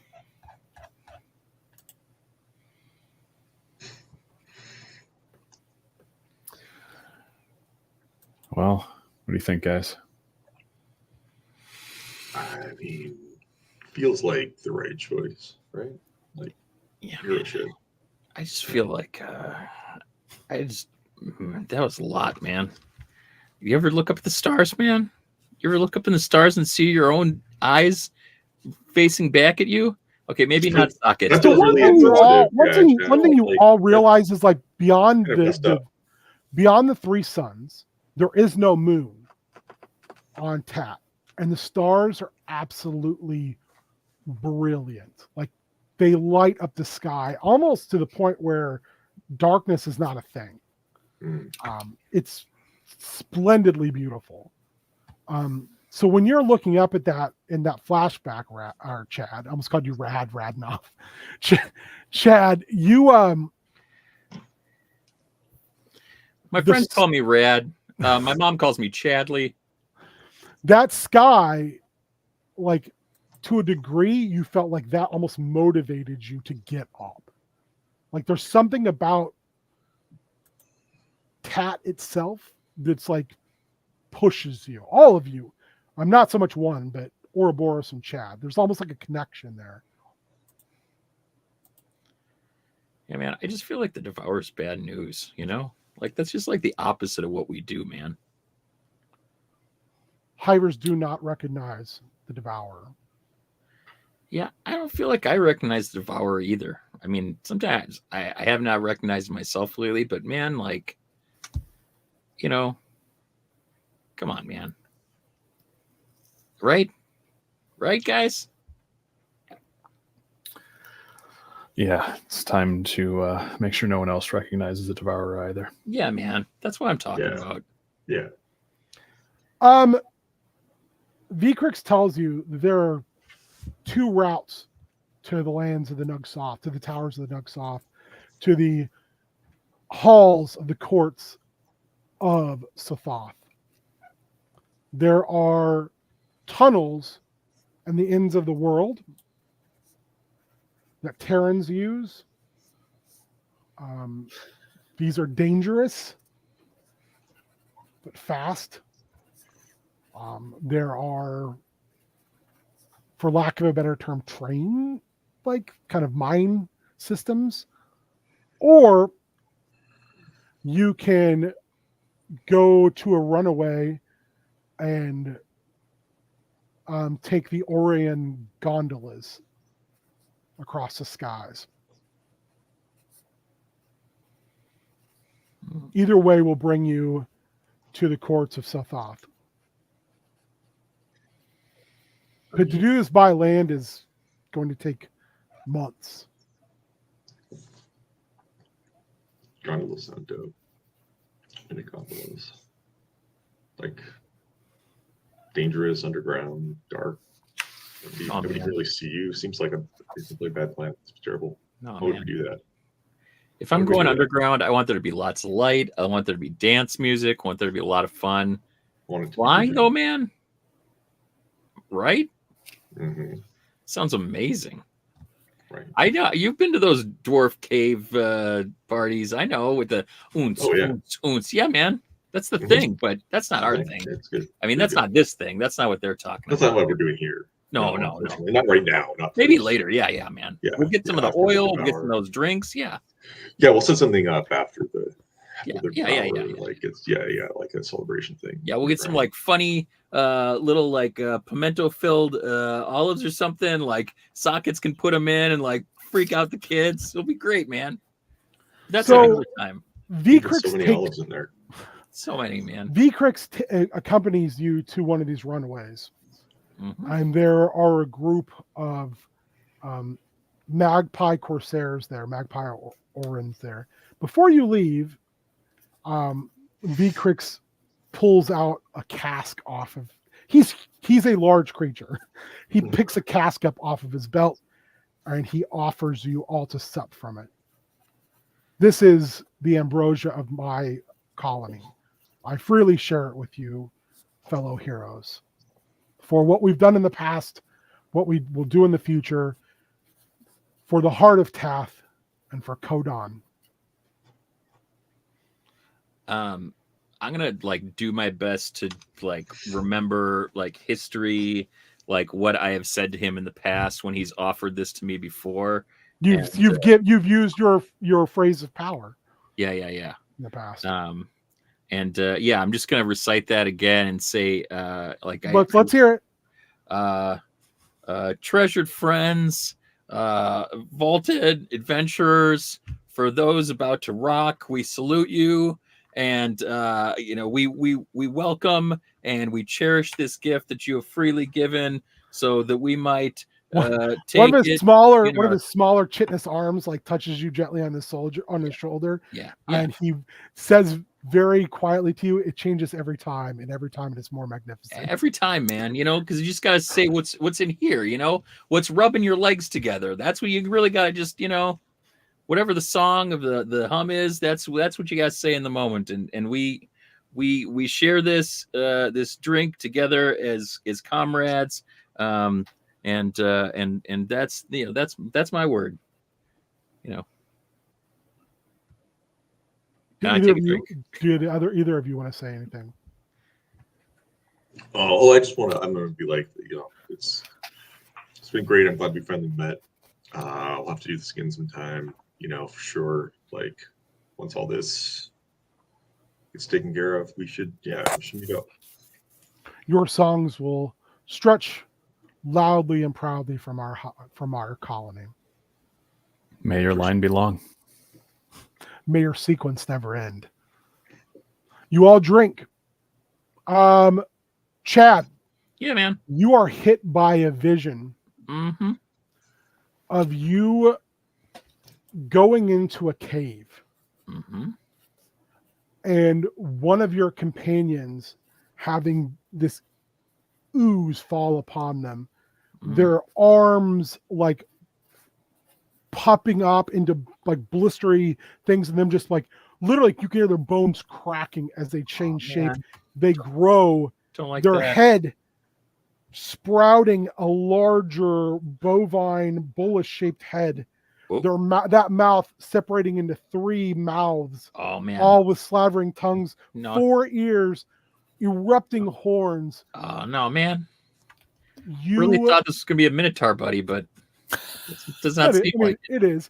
You and your group slaying this thing in the very bowels of the ends of the worlds. Yeah, bowels. And in its last cry of death, it also slaying you, and you being pulled into the bosom of the Codon and going to sleep. Ouroboros, you drink the ambrosia, and you see this man of iron in a block in the Syntaph of Codon. You're surrounded by robed ghouls, and this man of iron tells you your line and sequence will live forever, Ouroboros Fandlin, and it will be the last line in sequence. Codon will see all other lines and sequences end until you are left alone. That is their word. And then it goes blank and shuts down. You're old at this point, and you start to walk away, and the words, those horrific cold words hit you, and you begin to stumble, and you can feel your heart give out as the ghouls rush around you and try to revive you, and the sweet embrace of the forever sleep comes upon you. 1, you see the great race. You see you taking your own eyes out as you see the multiverse end and end and end. You see another version of yourself being dissected by the great race while you stand and watch. You see yourself with the great race dissecting versions of yourself. You see the slip between worlds, and you see Tat, and you feel as you attempt to breathe nothingness. As your lungs explode, your skin freezes, the soft organs of your body freeze and crackle, and you die.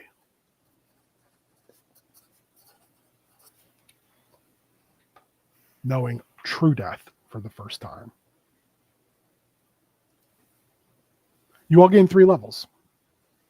Oh. As you all come out of your moment, and you take a look, and you see as Vicrix has also drank the ambrosia, his many faceted, many eyes were glazed as well for that moment, and they all come back, and he looks bigger than he even was before. And the cask is empty. So I must go. You are in good hands with these Oron. I know them. And he kind of lumbers forward almost like a bumblebee this time and takes off and kind of bumble flies away. Yeah.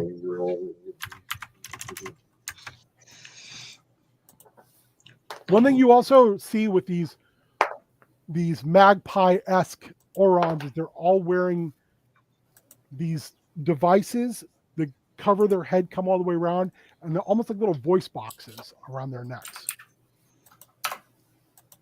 And they're loading things onto this gondola.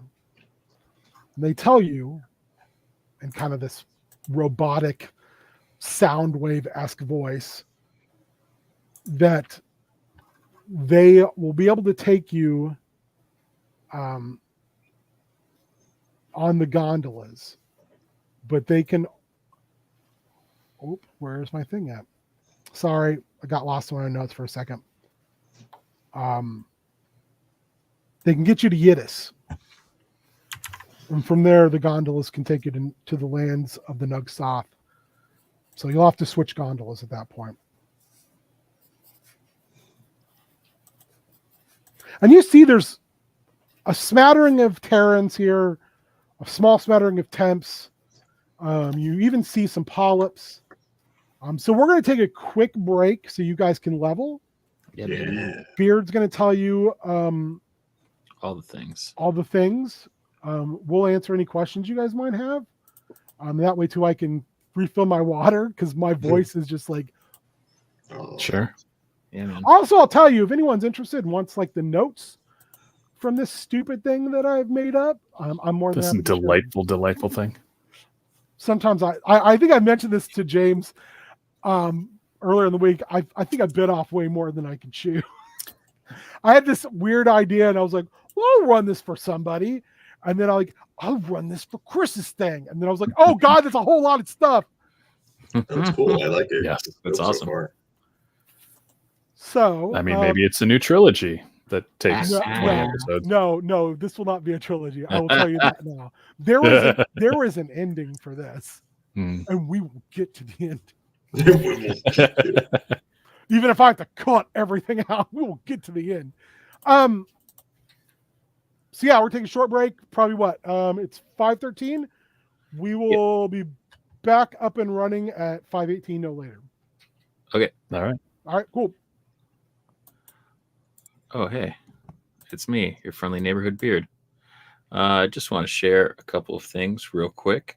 Once again, we're playing for Chris, our good friend, who's encountering some emergency, medical expenditures, and recently took on some pretty heavy pieces of his life from his past, and really has made a new start. If you want to learn more, you can read about it on his GoFundMe below here. But we're playing games. We played some on Friday. We're playing again today to raise some funds.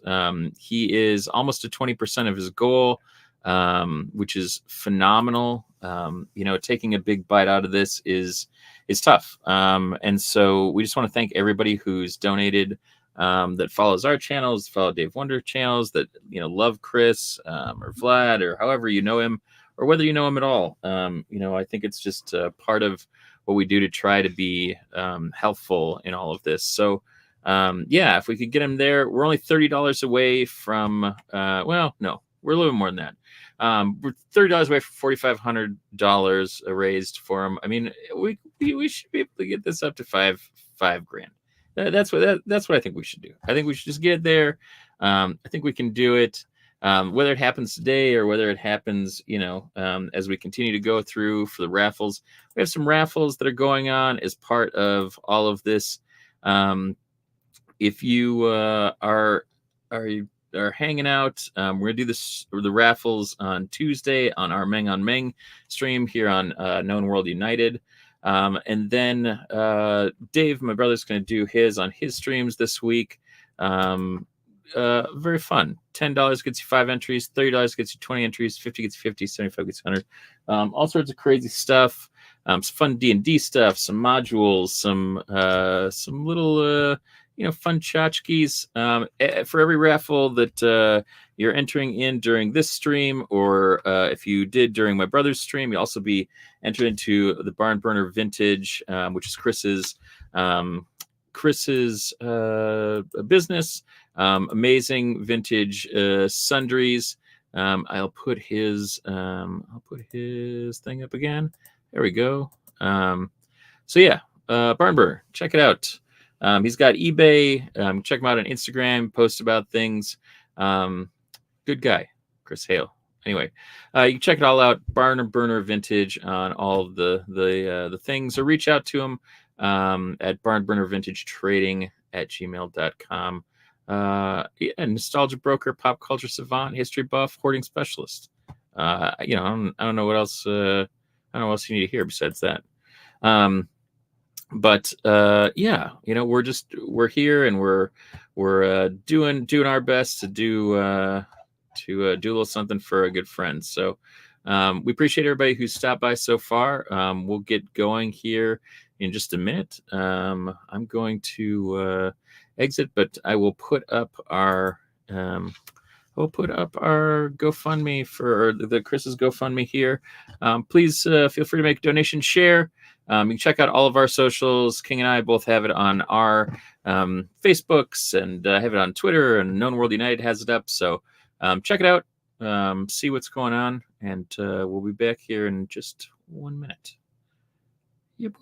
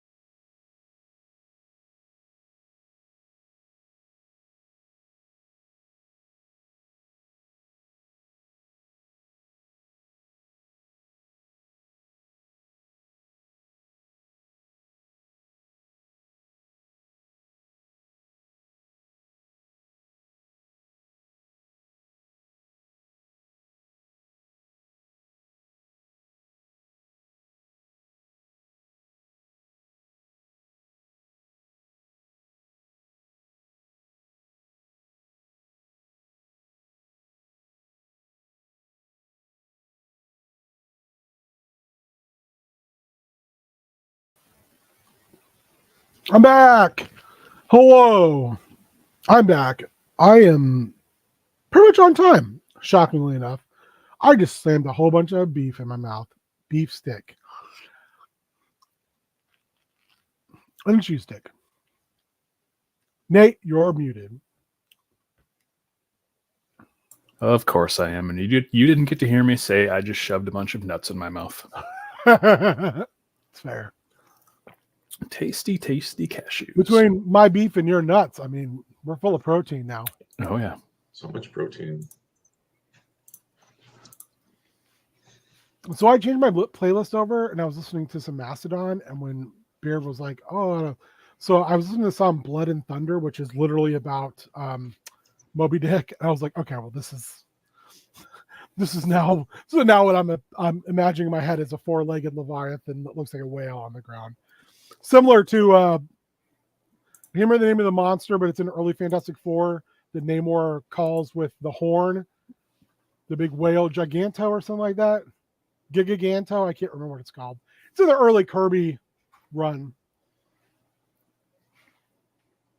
That Ben Grimm runs in its mouth with a bomb strapped to his body, like a classic like nuke strapped to his body. Where you're like, that makes sense. Sure, why not? Why not? Oh yeah, Jack. Hell yeah. Yeah. So I would ask you and anybody else who's in the chat, thoughts thus far? Any theories? Any ideas? I have a few theories that I'll keep to myself. Ooh. But it's interesting. I'm mostly curious. I enjoyed the fair games. I feel like that's such a D&D thing that I've never gotten to do. So like it was very fun to like just do that. I got that from a different adventure. Like I was like, I want something in there, and then I think it was on preps, maybe an emergency prep school that I did. Did you not do that in Tasty Boys? Was that when you were gone? No, I wasn't at that part of the fair. Yeah, like because it was the carnival thing, right? I think. Yeah, I wasn't. I don't think I did a carnival game. Oh, I remember the carnival now. Now you say that. Yeah. I was like, this will be fun. Oh wait, no, I did do one. I did, but no, I didn't play because it was Digger and Digger played the game. Oh, okay. And we got bamped off to wherever because he didn't win. Amazingly, it was I believe it was a feat of strength. He didn't win that one. Yeah. Well, I'm glad I got to give you a DNA experience you have not had. It was very cool. It was very fun. I'm still curious about the Dune knife. It's just ceremonial. Cool. I forgot to even say that in Dune. The way I remember it is it's used in the sword song. I hope your nice. your axes crack and fail. In the it's when they do the knife fight at the end. They say that literally. They say literally. I hope you're not. Yeah, like may your blades crack and yeah. And they say Paul and the Harkonnen Baron, Baron say to each other when they have the knife fight. I think not the Baron. It's the nephew, right? Well, yeah. the Knob Baron. I think that's what they call him. Yeah. I can't remember that character's name. Sting. Yeah, it was Sting in the. It was Sting in the original, but in Lynch. It's the guy who played. Yeah. Fade Harkonnen. Yeah, there's a sword. There's a sword song. I think it's called Winter Wolves, and it's basically like a D&D shit talking song. It's like every line is about like I hope your people are fucked, and there's a line in that song called I hope your blades chip and shatter, and I hope your last word is my name. Nice. Oh, I would find your head on a bloody spear outside my castle gates is also a line in that song. It's an awesome song, and it's a sword, so it's very like. Yeah, it sounds cool. Very fast. It's like off one of their first albums, so it's like very fast 70s rock, like pseudo metal style. Kind of like if you've listened to, I know I've sent it to like everybody, Castle Rat. Castle Rat is very much in that same, like very like Dungeons and Dragons 70s metal. Sure. Did you, if you ever listened to the Mountain Goats did a D&D album? Yes, it's great. Really good, yeah. It's really good. It reminded me of Loot the Body. Yeah, I can see that. Yeah, I saw them. Does like actual like module albums. Yeah, I was very happy. I saw them when they were here a number of years ago, but it was like right before that came out. It was like a couple months later, they were like, "Oh, by the way, we're doing like a D&D album." And I was like, "Motherfucker! Like you were just here." Mother. They also did an album about Chavo Guerrero, right? Yes, the Ballad of Chavo Guerrero. Yeah. Here is what? That's a really good song. That's a really, really good song. I had forgotten about it. here is the face of the Minotaur that I was describing. I'm going to present the picture.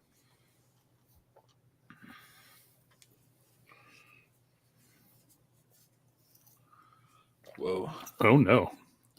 Don't like that. Don't like that I at kind of all. like that. It's a cover of a Mastodon album, and the video for Black Tongue is you're watching a carpenter make this. Oh wow, It's Wow. fucking amazing. that sounds amazing. I like the song too. The song is very D&D-ish. If you like double drums and if you like Mastodon, double drums. you I know, like double dragon. as my wife calls them, helicopter drums. Mastodon, the band, it has literally 3 lead singers because 3 of the 4 guys can really sing, but the real heavy songs, the lead singer Troy does. So you always know, like, oh, I'm gonna get a real super metal song if Troy's singing. All right, back to it. So It just makes me think of Spinal Tap, where he's just like everybody. He's like on double bass. He's like on bass, on bass synthesizer, and me on lead bass. does it tie up to 11? Beauty. All right. So you get on the gondolas, and to Yidis is like an 8-hour trip, and it is gorgeous.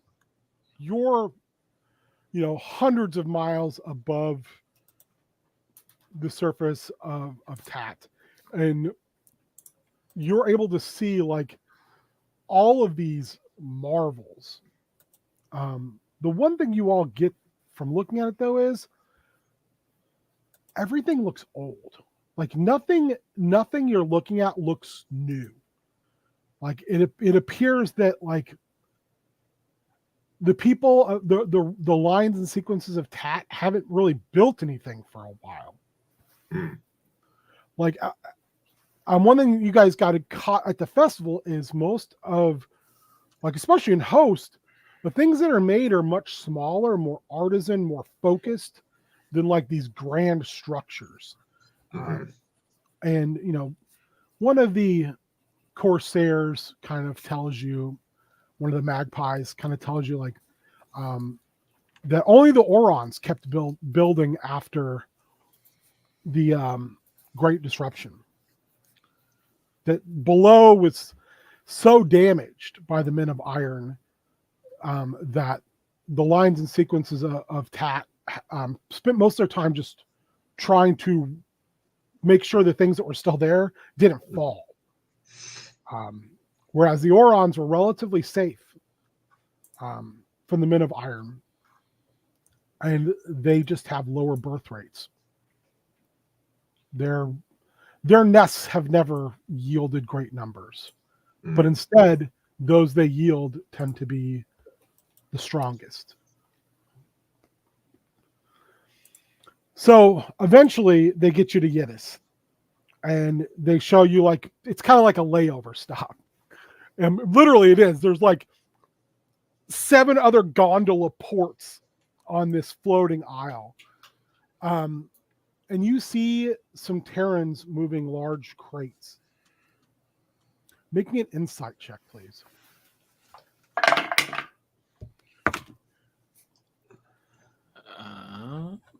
12. 18, I think. 15. Okay. With a 15, Ouroboros, you smell something. Just something smells wrong. It smells like almost like the sea. But again, you're hundreds, thousands of feet up in the air. Chad, you see one of these crates that are these covered crates actually move, and you get a glimpse as one of the flaps moves just as the bars break, and you get to see this break free and rush out and attack. Do I know what it oh, Oh, good, great. Oh, fucking Vaporeon. Pokemon. This thing looks like it's like roaring, no sound. And it just runs through these Terran porters like they're nothing. Okay. And that's when you see 2 more crates knock over and 2 more of these break free. So I'm assuming we all see it now. Yes. Okay. All right. These sound a lot like what you were warned about. Yeah. Quadrupedal, blue, feline beings. What are you doing? Lay it on me. What's your step? I'm going to rush over to the closest one and attack it. Yep.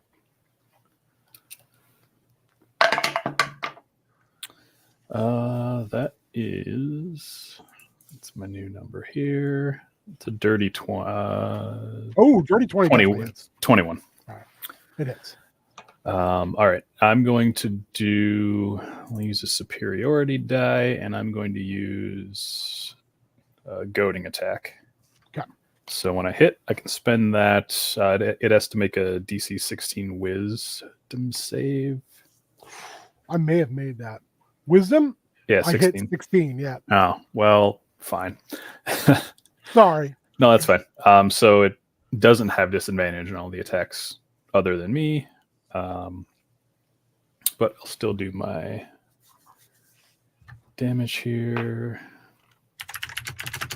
There it is. 9 damage. Okay. Ouroboros and Chad, make me wisdom saving throws.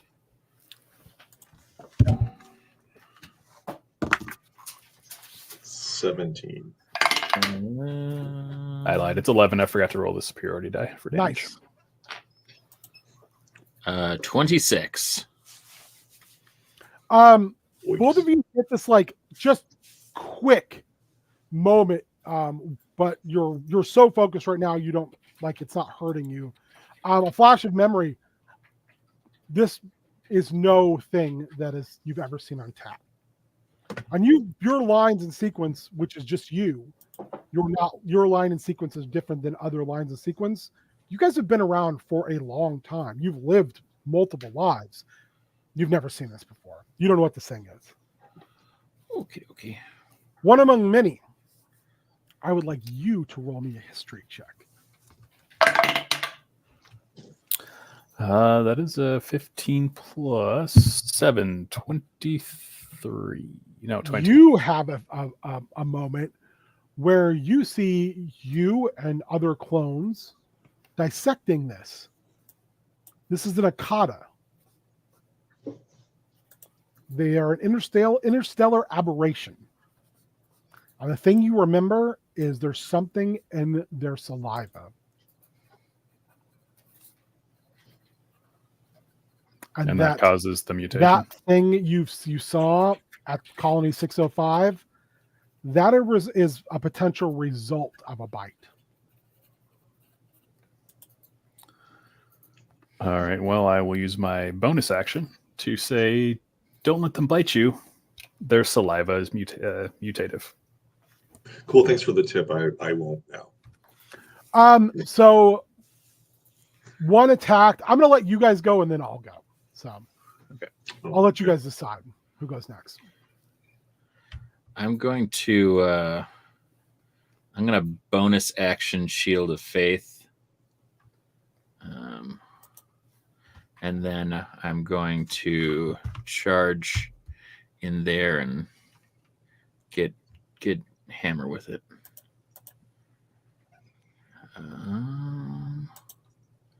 18 to hit. Hits.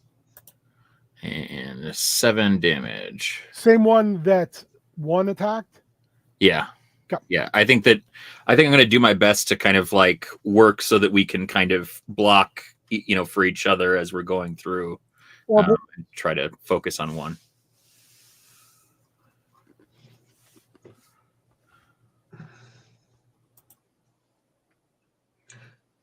Sorry, how many of these are there? 4. Okay. O is going to cast a spell. It's just a matter of which one. Yeah, that's what he's going to do. Russ is going to cast slow on all 4 of them. Perfect. Great, so great spell. That'll be a wisdom save. 16? 16 will pass. It's 15. I rolled a 15, I have a +1. Same thing I rolled against 1. All right. There's only one really harrying you 3. The other 3 are just chomping down on everyone.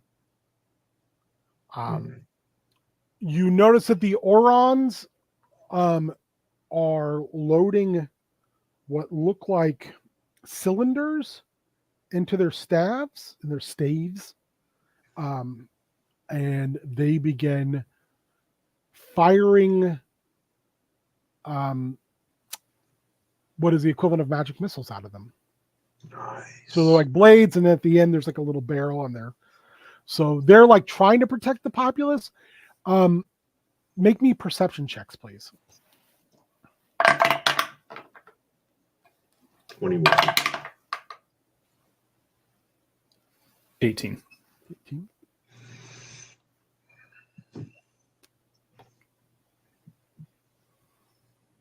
Beard, you're muted.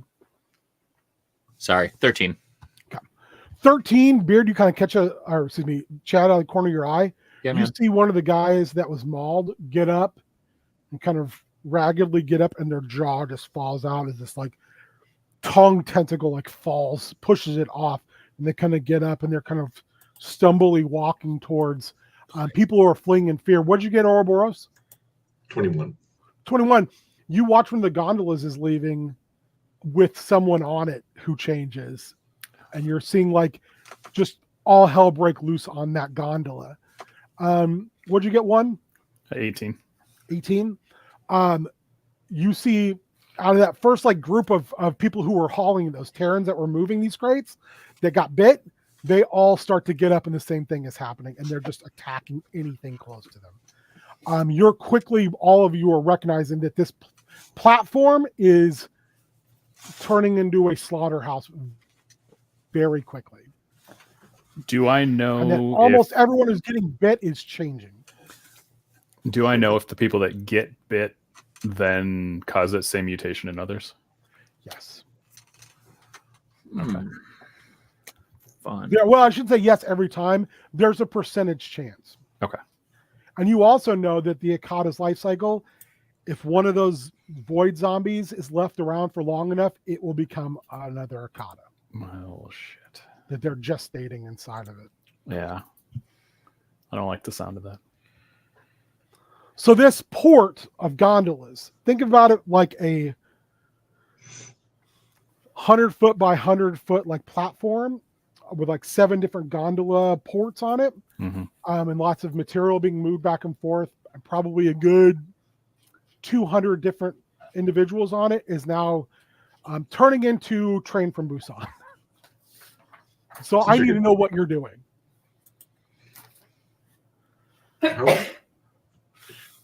Hi, Sarah. Hey, Sarah.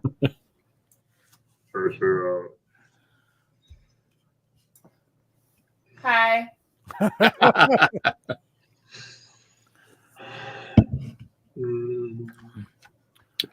The Orons are trying to hold a gondola so they can leave if they have to, and get as many people on it as possible. I think we got to protect that gondola. There's only one it's going a different direction than you would need to take to Nugsoth. Where is the one that we need still there, or did it leave? It's still there.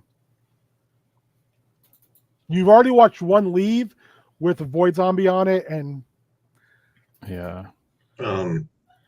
it's going to need to be destroyed at some point. Sorry, are we doing? We're just kind of going whenever.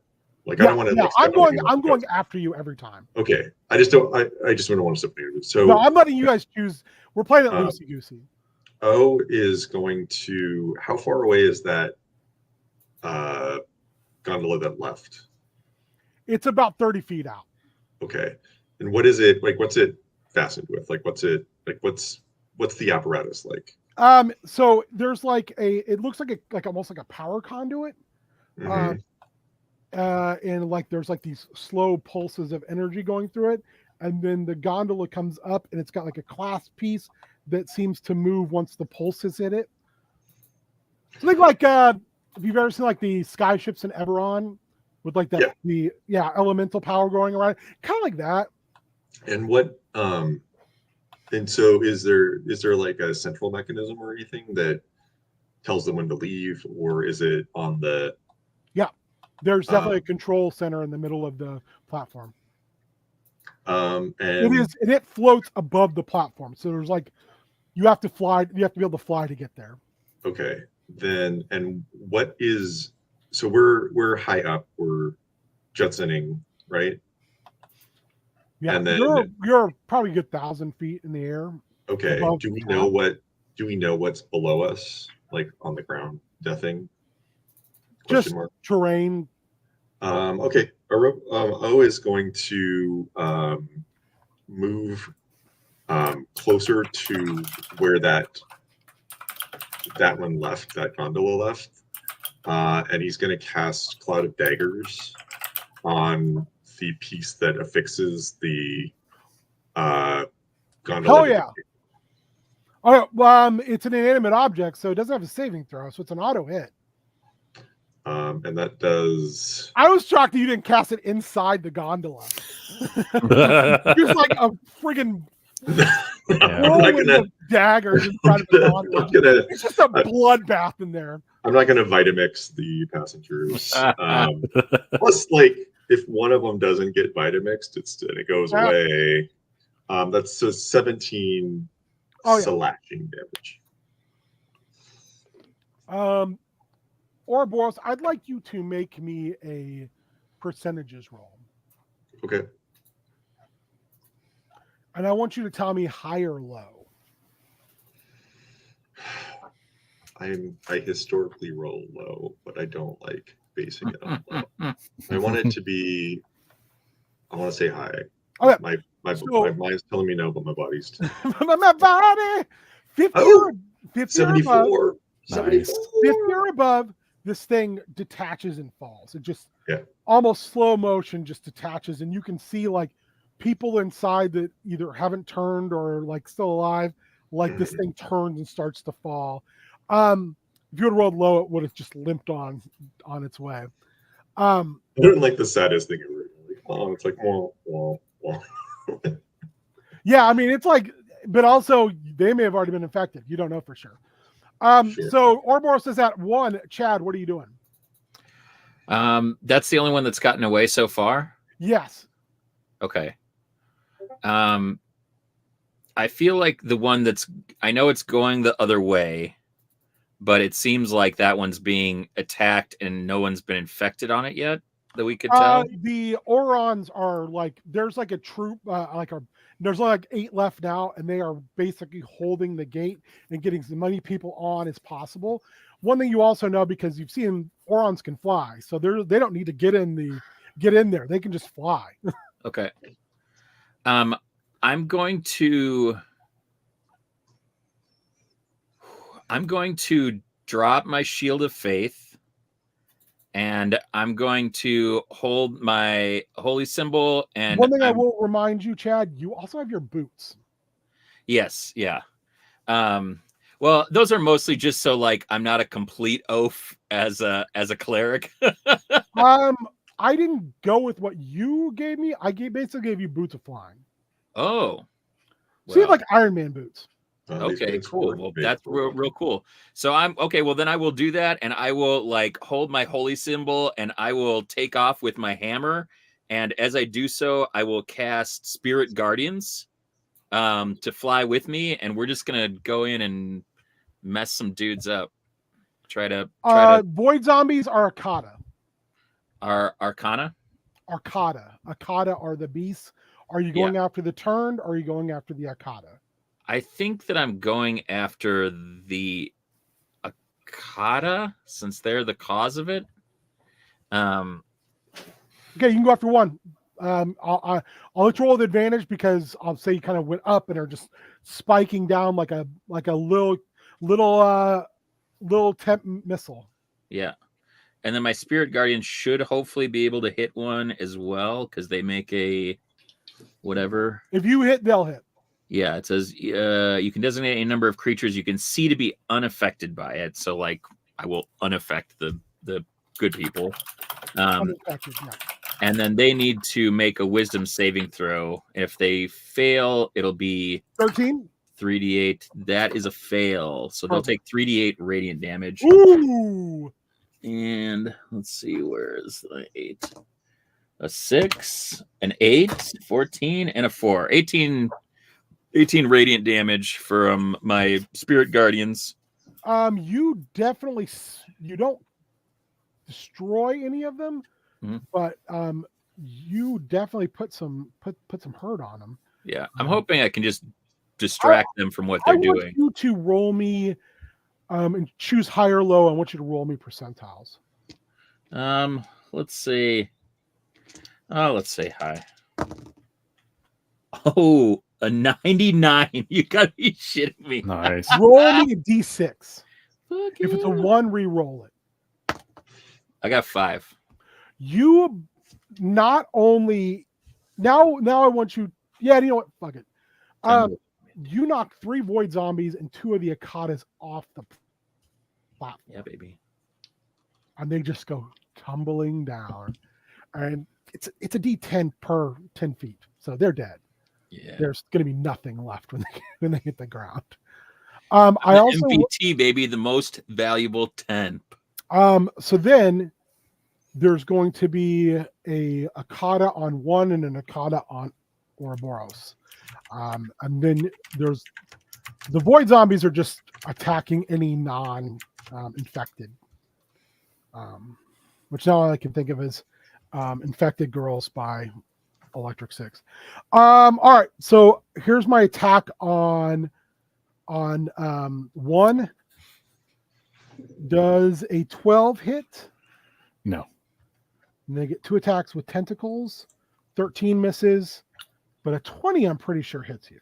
A 20 does hit. I didn't take that thing, so yeah. Okay. You get grabbed with one of its tentacle main, and it slams you onto the ground, making a dex saving throw not to get held prone.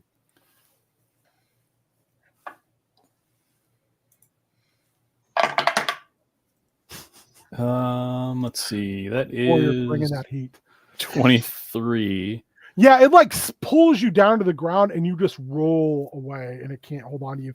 You take 8 damage though from a tentacle. On Ouroboros, Yeah.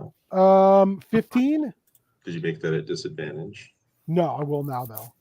So that would be a 10 is a miss. Mhm. 15. 15 will do it. Okay. Yeah, you're looking for a 13. So. Ooh.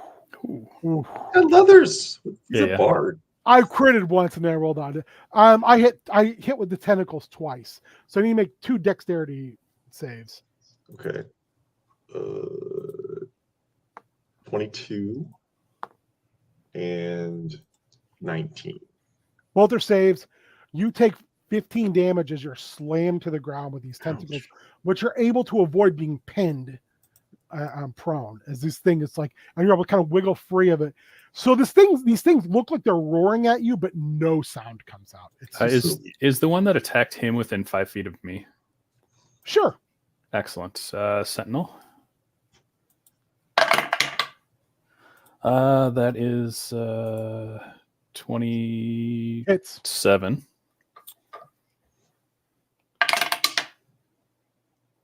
12 damage. that one was the one you'd attacked earlier. It like you hit it with Sentinel, it drops and it almost like it deflates. Like it just kind of all of its insides liquefied, it just kind of pours out, and you can just see like the skin just deflates like a balloon. Okay. How many of those are left? There's one Akata left. There are right now about 25 zombies and growing in number. How close is the Akata to me? It's the one that is on you.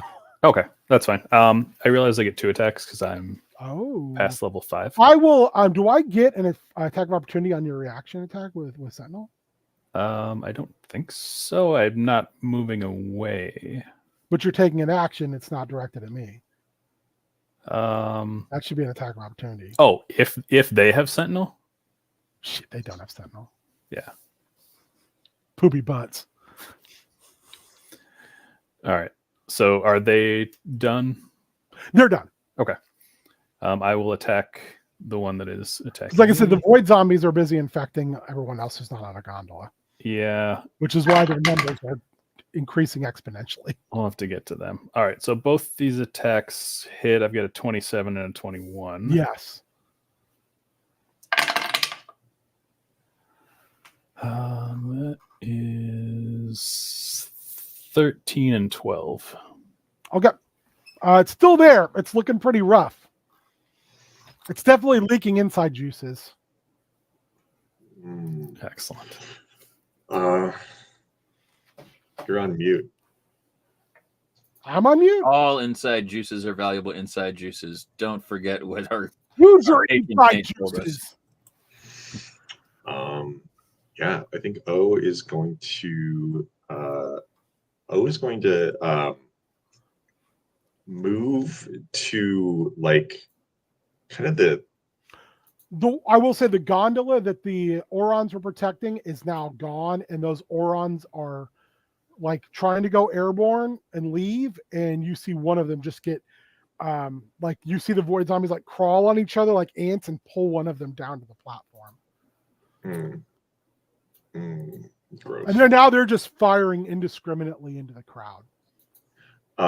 Which means you're also in danger of being shot. I know your gondola is. You also see that the other gondolas, that the Orons in the floating tower are releasing the gondolas and they're dropping. Okay. O is going to cast. Well, I got a crowd control. He's going to cast Enthrall. So Enthrall will affect everyone except my pals within 60 feet of me. I mean, they have to make a saving throw, but like what kind of then? Okay, all right. It's a spell. So I mean, I'll read it. So you weave a distracting string of words, causing creatures of your choice that you can see within range that can hear you to make a wisdom save. Okay, yeah. Any creature that can't be charmed succeeds. What if they can't hear? I mean, then if they can't hear, it doesn't work. It says they have to I will tell you Mm-hmm. now. Akatas are deaf, and so are the zombies they create. The zombies are deaf too. Like their ears fall off. Like they get gross. I don't know if I have a picture of if I avoid zombie or not. Let me look. Like to become. This is a kind of an okay picture. Mm-hmm. It's not everything because the ears should be off. Come on, picture, open up.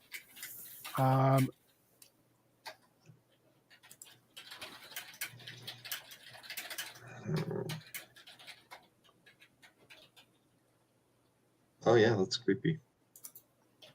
But with no ears, sure. Their ears should fall off because like their nose starts to fall off and everything else. Mm-hmm.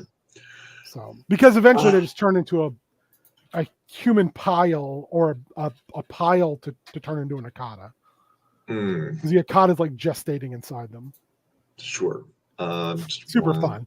Super fun, happy times. That's fun.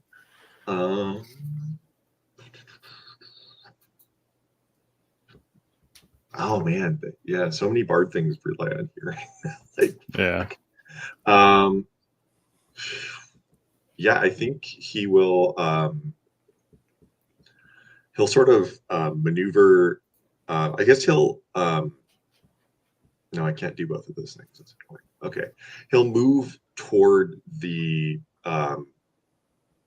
crowd, probably around where that like they're messing with the Auron, right? Where they're like they've piled on top of each other. Well, that Oron's got. Yeah, He's not going to make it. He's just got to pick somewhere, and that guy's got a gun. So he's like, he'll move over to there, and then he'll once again. Oh, he doesn't have to move over there. Sorry, into the like middle of the crowd, like trying to like create a division or something if he can, or at least hit the most possible. It would be really cool if you could move Cloud of Daggers, but you can't. So he'll cast another one Perfect. amidst. So yeah, the Vitamix thing is happening, and yeah, that's Give him the old Vegematic. The old Vegematic. It's 20 slashing damage this turn. And then he'll. So you just like you throw it in this group that are like mobbing this Oron, who you're watching just be devoured, and they like kind of look up and see you. They start to move, and you're like, bam, and you just see them getting torn apart, and they're still coming. Do they seem stupid? Like, they seem completely driven to infect others. So I think he'll. So think like rage zombies in any more modern movie. Yeah, I mean he'll sort of like move in a way that like those who follow him or trying to affect him will run through the food processor. Vegematic, yeah. And then they'll go right through it. It doesn't kill them. It hurts them real bad, but it doesn't kill them. So they don't. I mean, he's just doing his best with what he's got, and then he'll also use a bardic inspiration to do the mantle of inspiration again. So 8 temporary hit points to everybody, and you can move immediately, like right now, if you want to move up to your movement speed, you can do so without an opportunity attack. I will move in between Ouroboros and that giant mass of zombies he just angered. You'll be leaving the Akata that's there. Oh crap! One. That's right. You also will be moving further away from your gondola. All right, then I'll stay. I want you to roll me an insight check, Nate, or insight. We'll keep it an insight. 9. Okay. You're just caught up in all this stuff that's going on. Sure. Chad, what are you doing? I think I'm just continuing to that one took off, and the flying folks, some of them got nabbed. So I guess I'm going to go in and I guess I would go in and help. Is Sockets closer or is O closer? O would be closer because you're further away from your gondola. All right, well then I'll go to where O is and bring my spirit guardians. Make me a perception check, please. Okie dokie.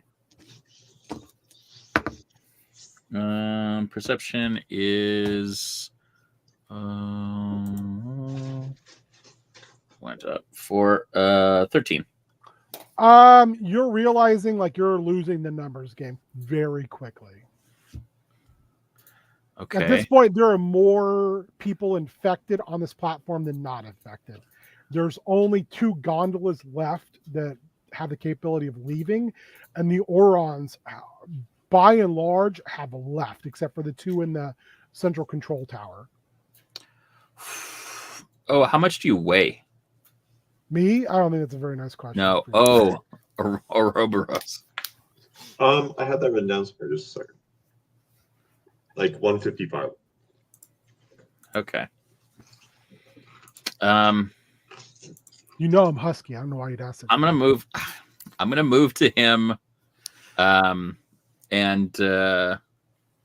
I'm going to tell him I think it's time we go for a little ride. For my booties. What? You want me to ride your booty? Okay. Make me a strength check, Chad. You can use athletics if you want. 17. You Athletics doesn't help at all. you scoop Ouroboros up. Yeah, baby. 1, I've got an attack on you. Yeah. Actually, 3 attacks. It's a cock die. That is a 21, Yep. a 22, Mm-hmm. and an 11. Those are all on 1, not on Chad. Oh, sorry. Oh, those are on me. Yep. Well, this is first- the last Akata. Yeah, the first 2 were above 20, so those hit. So you got bit. All right. Wait, sorry. It's how far? How big is the platform? How far away is 1? It's 100 by 100. It's like a football field. How far away is 1 from me? You moved. I would say he's at least 50 feet away. Okay, then with my reaction, I'm going to cast Silvery Barbs for that first attack that would hit. Or if they're different Would the attacks. attack get off, or would it not? So what happens is Warrior got like magically. stopped, and his face was like this. It doesn't have to hit. Am I stopped? No, you were. You're good now. Okay, it does that to me a lot. So it has to. It just has to. It has to re-roll. It basically makes it a disadvantage. So it has to re-roll the attack and use the lower roll. The first attack. So O knows that if people get bit, it's a problem. So if there's one that's a bite and one that's not a bite, it would be the bite. Okay. How about a 19? 19 ties. So you get bit. Yeah. You got bit and you got tentacled. The bite. The good news, Nate, is that you do have advantage on your next attack roll ability, or perhaps most importantly, saving throw. Make a Constitution saving throw, please. At advantage. Excellent. You take 10 points of damage on the bite. Okay. And then you take another 7 on the tentacle lip. All right, 17 total. So the dice say 17 and 19. Con would make the 19 a 25. Like you get bit and you can almost feel these things surge into your system, and you can feel the power of your sequence and line just eliminate them from your bloodstream. Perfect. You know you're not infected. All right. Their turns are done, I assume. All right. Because Then they're flying, the zombies can't do anything. But now the void zombies have turned their attention towards you and your gondola, and they're coming. They'll be there next round. Oh, I meant the enemy turns are done. Yeah. Yeah. So I'm going to attack. That Akata is in real bad shape, by the way. Okay. And our gondola is still, like, the one we need is still here? There's 2 left. That's one of them. And the you've been noticing, like, the Orons in the tower have been disconnecting them. So they disconnect. And I would like you to roll me percentiles, high or low, to see if it's yours that goes next or the other one. Low. Okay. That is an 18. So the other gondola detaches and falls, leaving your gondola to nug soft the last gondola that's still attached. I had to double check and make sure that was not a 7. 81. And it was a 1. Whew. All right, so I'm going to attack this guy and then run to my gondola. Yep. So let's see. We'll do 1 attack. And that is 17. That hits. And that is 12 damage. His juices come out as he deflates.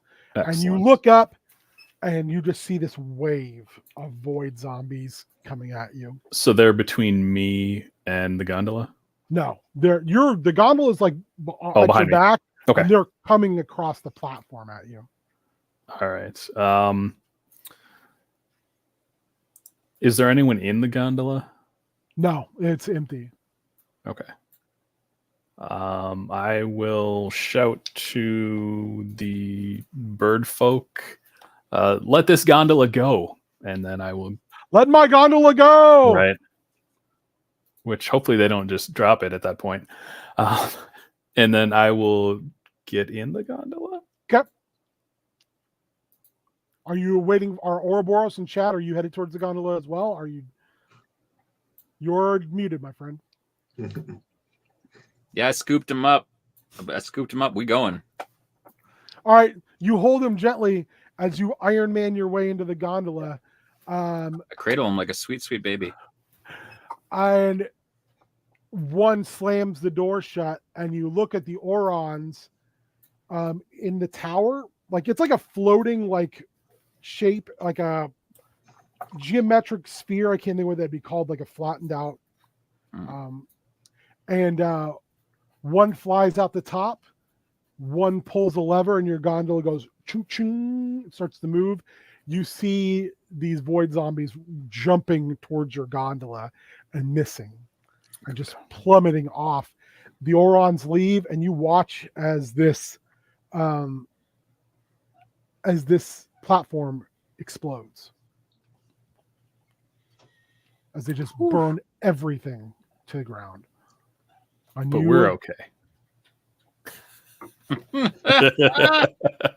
That was because like the most on-brand Nate. the conduit is pulling energy from the other side. Okay, You're literally watching as you're going. The conduit behind you is just falling.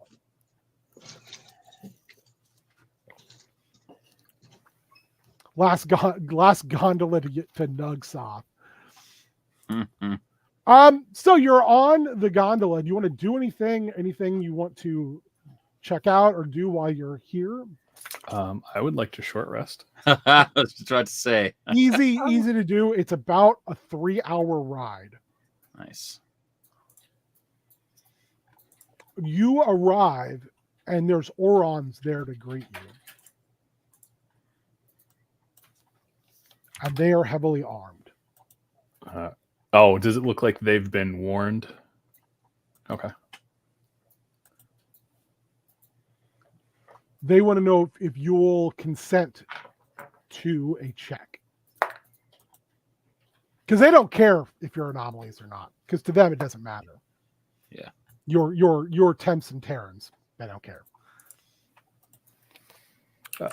I'll consent to be checked, but I'll tell them I was bitten, but I'm fine.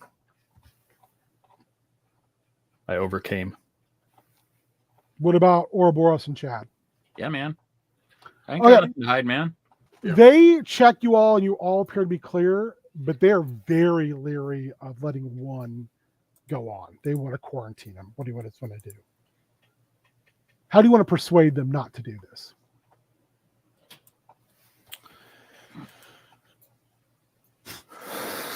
Damn it, Warrior. So good. Always bringing that heat. I mean, I'm not the one to persuade him, man. I mean, I think like if anybody's going to talk, maybe Ouroboros, maybe you could just talk to him, and you got a statue, man. You know. I do. I think I was very like he's very. Do you know who I am? That you get an impression from them. They don't care who you are. You're not Orin, so they don't really care. Well, then, man, like speaking as a medical professional, you just go, "Hey, man." Yeah, absolutely. I have a +7 to medicine. I'm going to give them my medical opinion as a cleric. Okay, go ahead. You know what? You can do that as well as persuasion, and you can take the higher result. Well, like I said, I have a very high medicine modifier, so I got a 17. Okay, they reluctantly at first, but when you kind of walk them through everything, they kind of,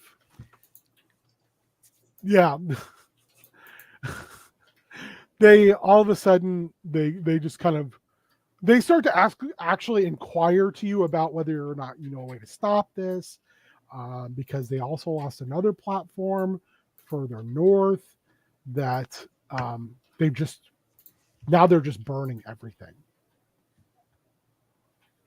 Do I know of a way to stop it? I suppose I didn't. I just got a little memory. Yeah, not really. Okay. So, do you want to head into the court of Sithoth? Yeah. So Okay.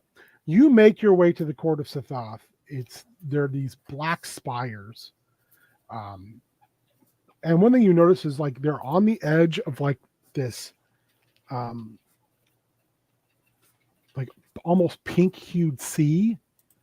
And there's like further out you go towards the sea in like a bay area, there is a spire that goes from inside the water of the bay in so far up you can't even see. It is massive. So you make your way into the courts of Sithoth, and you meet your first Nugsoth. Also, you're told they're also called Eudithians, and they look like this. cool. Although normally they're wearing like far more technology than this, but this is like a more relaxed environment. They also tend to kind of hide their appearance more, but not here because they've been here long enough now that the other people of Tat know who they are. So they welcome you in, and they see that you're all anomalies, and they want to know why you're here. All right. Well, I'll explain about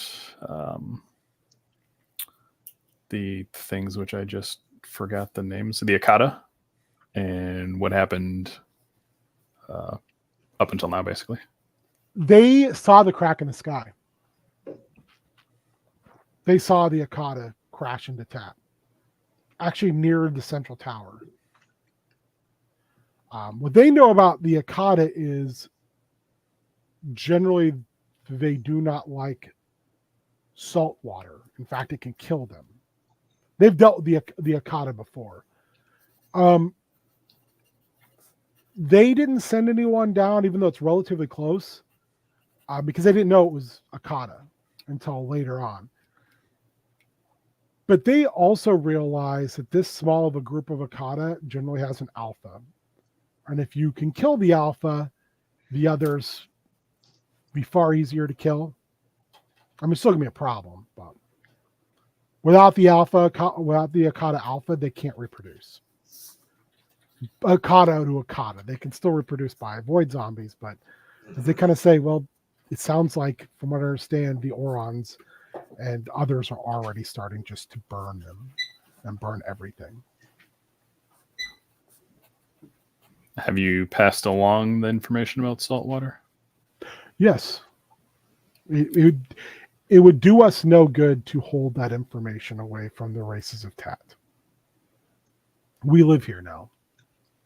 We built a tower. We live here now. I built this tower. I live here now. Ouroboros, didn't you mention smelling saltwater weirdly? Yeah, it was weird. Right before they busted out, it smelled like the sea. The Nugsoth tell you that they carry that smell with them. It's one of the best ways to find them. It's ironic. Don't you think? A little too ironic.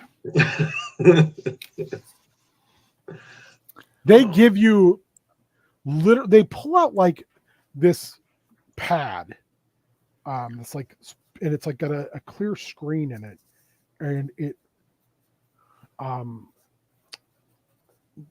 casts a map of this area of Nugsoth, including the central tower, and it shows you exactly where the meteorite they were on is. They do tell you, though, that the crack in the sky has caused the atmosphere in that area to be thin. So you'll have to be very careful until Tat heals itself. Okay. Careful how? The atmosphere is thin there. So we'll get tired really easy, that kind of stuff.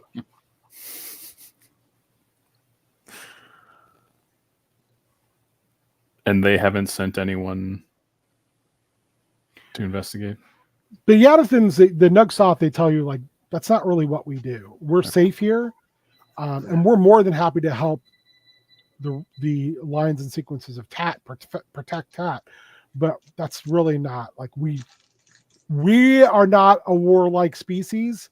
We fled our planet because we didn't want to go to war with the Doles, and they ate our planet basically.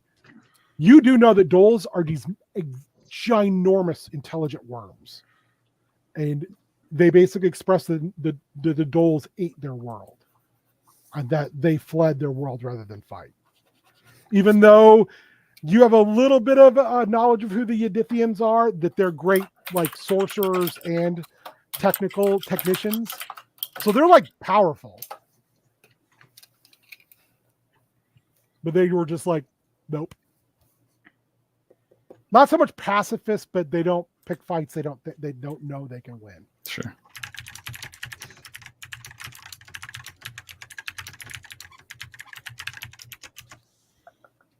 D-hole is nice. So, should we go down there ourselves, or are we going to try to get help? Well, I mean, it really feels like a go down there ourselves thing. To me. Yeah, you kind of say that one, and the Yidithians look at you and they go, "You are all anomalies and heroes." Yeah. Why would you ask for others? This is that's what I'm saying. Yeah, this is why Codon This guy birthed gets you. it. Oh, come on, man. This is you stopping the machinations of the Devourer, is it not? Yeah. Well, but Can you I not mean, hear the Devourer? who doesn't want a Vicrix on their side? Vicrix is handling the where you left from. He's protecting the hive, remember? Yeah. Well, the colony as well as host and Colony. the surrounding areas. Yeah. He's busy. Like he is doing like all the heavy lifting in that area. Yeah. He hasn't unalived for 300 years by coming to fight the Devourer. You know what I mean? One of the Yidithians stops all three of you before you leave, and he says, "Can you hear Bogatyr call you?" Only like every day, man. Have you heard their voice since you awoken? Yeah, like a bunch of times. Do you feel it stronger now? Can I make a religion check? Yes. I don't know whether it's stronger, to be honest with you. Oh, it's stronger. It's 23. Yeah, feel real hard, guys. The Yidithian like opens its hand and kind of towards the central spire and says, it should be like, do you see? He points to the central spire and he says, you will hear it strongest there. He looks around so no one else is listening. He says, seek Bogatyr. Seek the rogue program Bogatyr in the spire. Did you say the rogue program, man? The rogue program Bogatyr. Rogue program Bogatyr. Yeah, okay.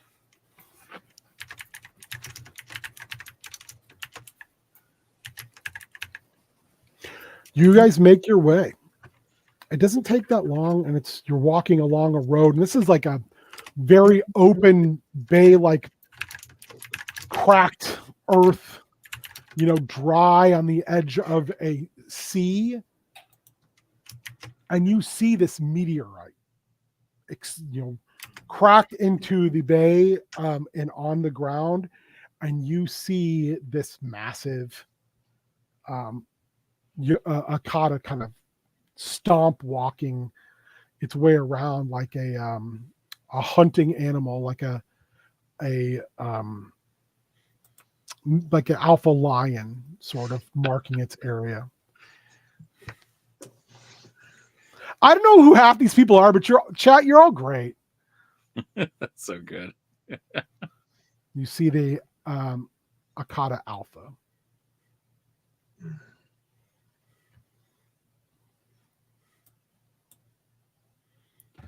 I miss Akata Alpha. They were such a great tag team. Oh man. I What was the one assume we had the other day with Maverick in it that I swore I was going to remember? Jumbo Maverick. Jumbo Maverick. Jumbo Maverick yeah. is going to be a character. coming soon. That's fully on a list somewhere. Like no doubt. So Like, good. I don't even yeah. know where that came from, but it was so good. Like I was so Yeah. pumped that I heard Well, that. and Dusty came up with so many of the original like NXT names that like that's out there. It's out there for sure. That's right, baby. Jumbo That name for Maverick you, is- Dad, and not for somebody else. All right, what do you want to do? You see the Alpha Akata just kind of stalking around this spire. what else do we see Where are you looking? Like, give me an idea. What you're around the spire? Like, are there other Akata there? No. just this massive Akata. Oh man. You do see like the foam and the mist off the sea literally being pulled up around the spire, because when you look up, you can literally see a crack in the sky. You see like the blue sky, like the purplish blue sky end, and you can see a crack into the stars themselves.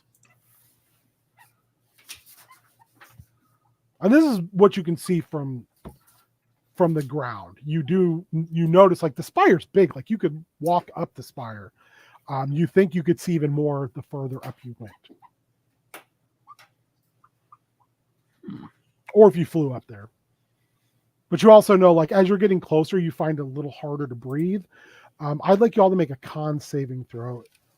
You need a 12 or better, or you gain a level of exhaustion. 16. 15. 9. Ooh. Do you still have an inspiration left? I'll give you one. You're all back to inspiration level. I didn't say Hey. you're bad about that. You guys have been amazing. Oh, there we go. 14. Okay, now yours is better. Like it's harder to breathe, much harder. You're kind of realizing you're watching the atmosphere get sucked up around this spire going up through that crack in the sky. It's a giant vacuum cleaner. Okay. Sorry, that's a space ball. Polar Knights, thank you. That's amazing. Thank you. That is a huge limit. That is. It's watching some stuff, baby. Yeah. Appreciate you. Chad, did you tell us about Rogue Program Bogatir or not? Man, I don't know what rogue program means, man. Who's my god? Like that's where I feel like the song of my heart coming. That's where like my healing energy comes So from. one thing from you the remember spiritual you were told earlier is that the Devourer is a rogue program. Yeah. And the Yeah, rogue but, like, does that programs mean are all Bogatir just is different. a rogue program. That's what you were told. And then all rogue programs are simply facets of the Great Codon. Okay, all right. That is amazing. That's fair. I mean, I'll do squats for a I'll buck. do some squats. I'd do them for 50 cents, man. Like, yeah. If you want, also we're doing a fundraising stream. If you want to donate to Chris, I'll do all the squats. Yeah. They We'll do it on camera. Hey, We'll do get it off on camera, get in man. on that auction. You might win some cool stuff. Yeah, baby. It's definitely better. Thanks, Mike. Appreciate you. I mean, we should go like check that out, right? Like, It's true story. Maybe we should just do a squat stream. Apparently, there's money in that. there Yeah, that's a probably different, is, that's a different honestly. streaming platform I do. Yeah, instead of the dumb shit that I do like on a weekly basis. It's a different dumb shit. Only squats. Only squats. Onlysquats.com. Hey man, I got bad knees. I can't do that for too long. I'm an old man, goddammit. I've had too many knee surgeries Yeah, and that's ankle fun. surgeries. Like I got kids. I got kids to feed. Doctor says I need a backiotomy. Oops, all squats. That Well, man, that's definitely sounds like some shit Dave would do for a stream. Hell yeah. Hey, For whatever like raises money. fundraising. D&D squad. Yeah, we should do a thing like every time you roll a crit fail, you have to do like 10 squats. Squat thrust Oh man, machine, my man. legs are gonna be tight. Yeah, you're gonna be thick, Nate. All right. yeah. Anyway, back to it. What Tell do you guys Sarah. want to do?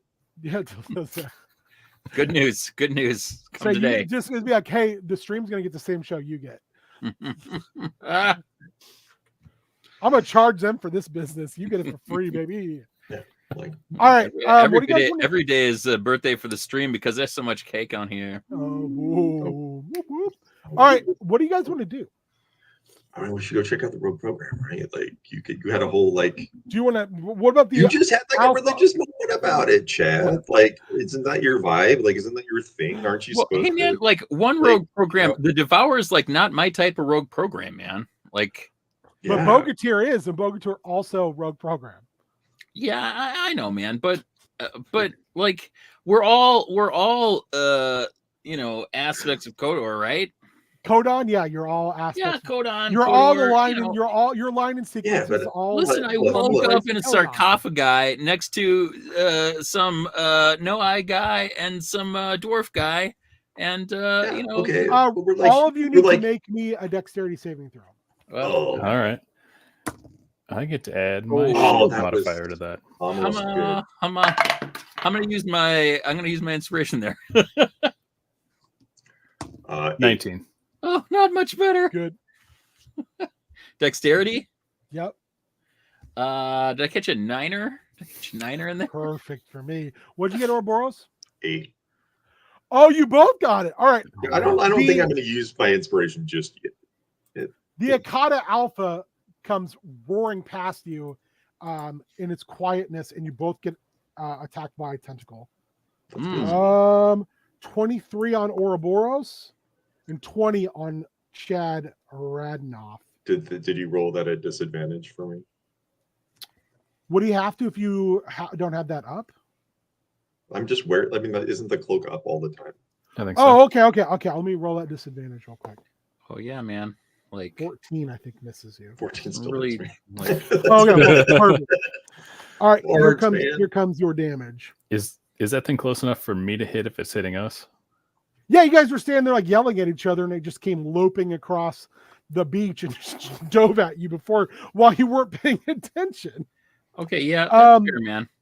So, Ouroboros, you take. I'm trying to find the numbers again. You take 12. Chad, you take 10. Oh crap, man. Okay. All right. Well, I'm going to use my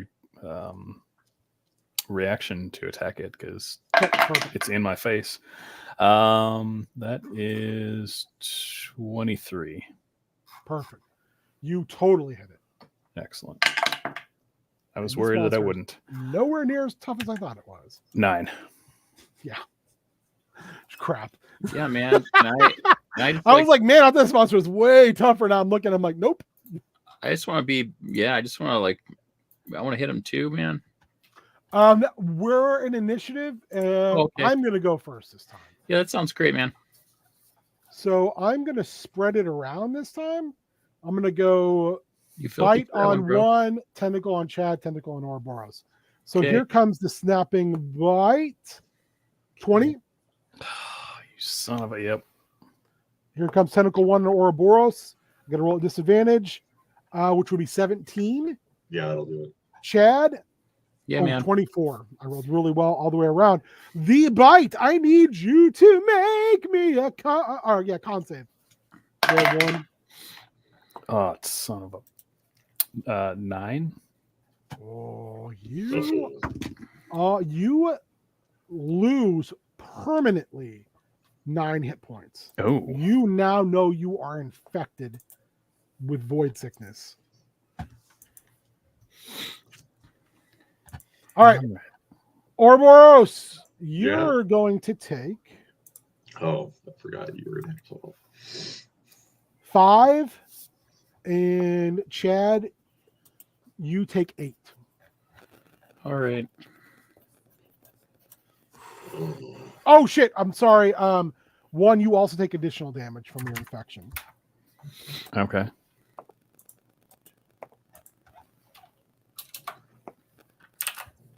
Take an additional 7 necrotic, and you'll need to save at the end of your turn Okay. until I say otherwise, or until you're dead. All right. Well, I guess I will take my turn. Hell yeah! Hell yeah, Polar. Hell yeah. I agree with that. Yeah, so we'll get 2 attacks here. Well, okay. Do you want to look at that?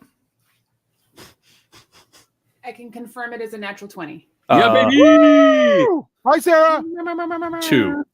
2 natural 20s. Oh! Second one. Oh, snap. Holy crap. Okay. Look at the big D20s on I'm Nate. going to give you an option here. Okay. I'll give you a Devil's Deal. I love deals. You know he's No, you taking love it. You know he's going to do it. And remember, you also have flashbacks. Yeah. 2 of you have flashbacks on.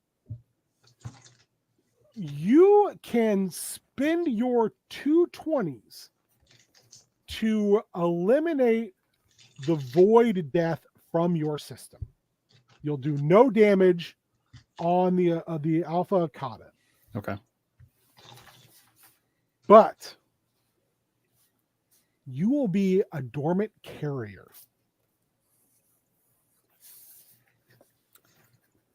Meaning, if someone checks, you'll show up as a carrier.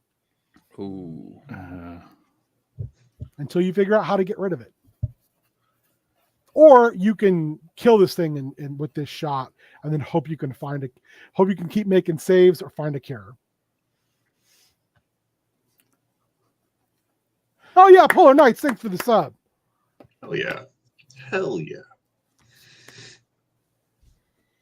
Hey Beer, will you drop the link to Yep. Vlad's in there? Thank you, friend. Absolutely. I have to kill it. If I can kill it, I'm killing it. Oh, you auto kill. You will do 20s, dude. Yeah. How do you kill it? Tell me how you dispatch this beast from beyond the stars. I've got basically 2 attacks. One. Yeah, we'll do it that way. Basically 1 through each of its eyes, since it doesn't have ears, but we'll take its eyes like mine were taken by me. I guess I'm Beautiful. taking eyes. You're not a leg taker, but you'll That's definitely take cute. them eyes. Yeah. I take her. You're like, you've got beautiful eyes. Now I have those beautiful eyes. Well, I mean now they're just goo. Yeah, you literally stab. You grab. It comes charging back around at you. You grab the hilts of your dagger. You squeeze down, and these electrified blades slide out. It comes rushing at you. As its maw opens up, you sidestep and just shink, and it goes limp right in front of you, just immediately dead.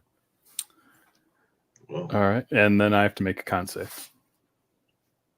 Make another con save. Yep, that's 11 is past that save, right?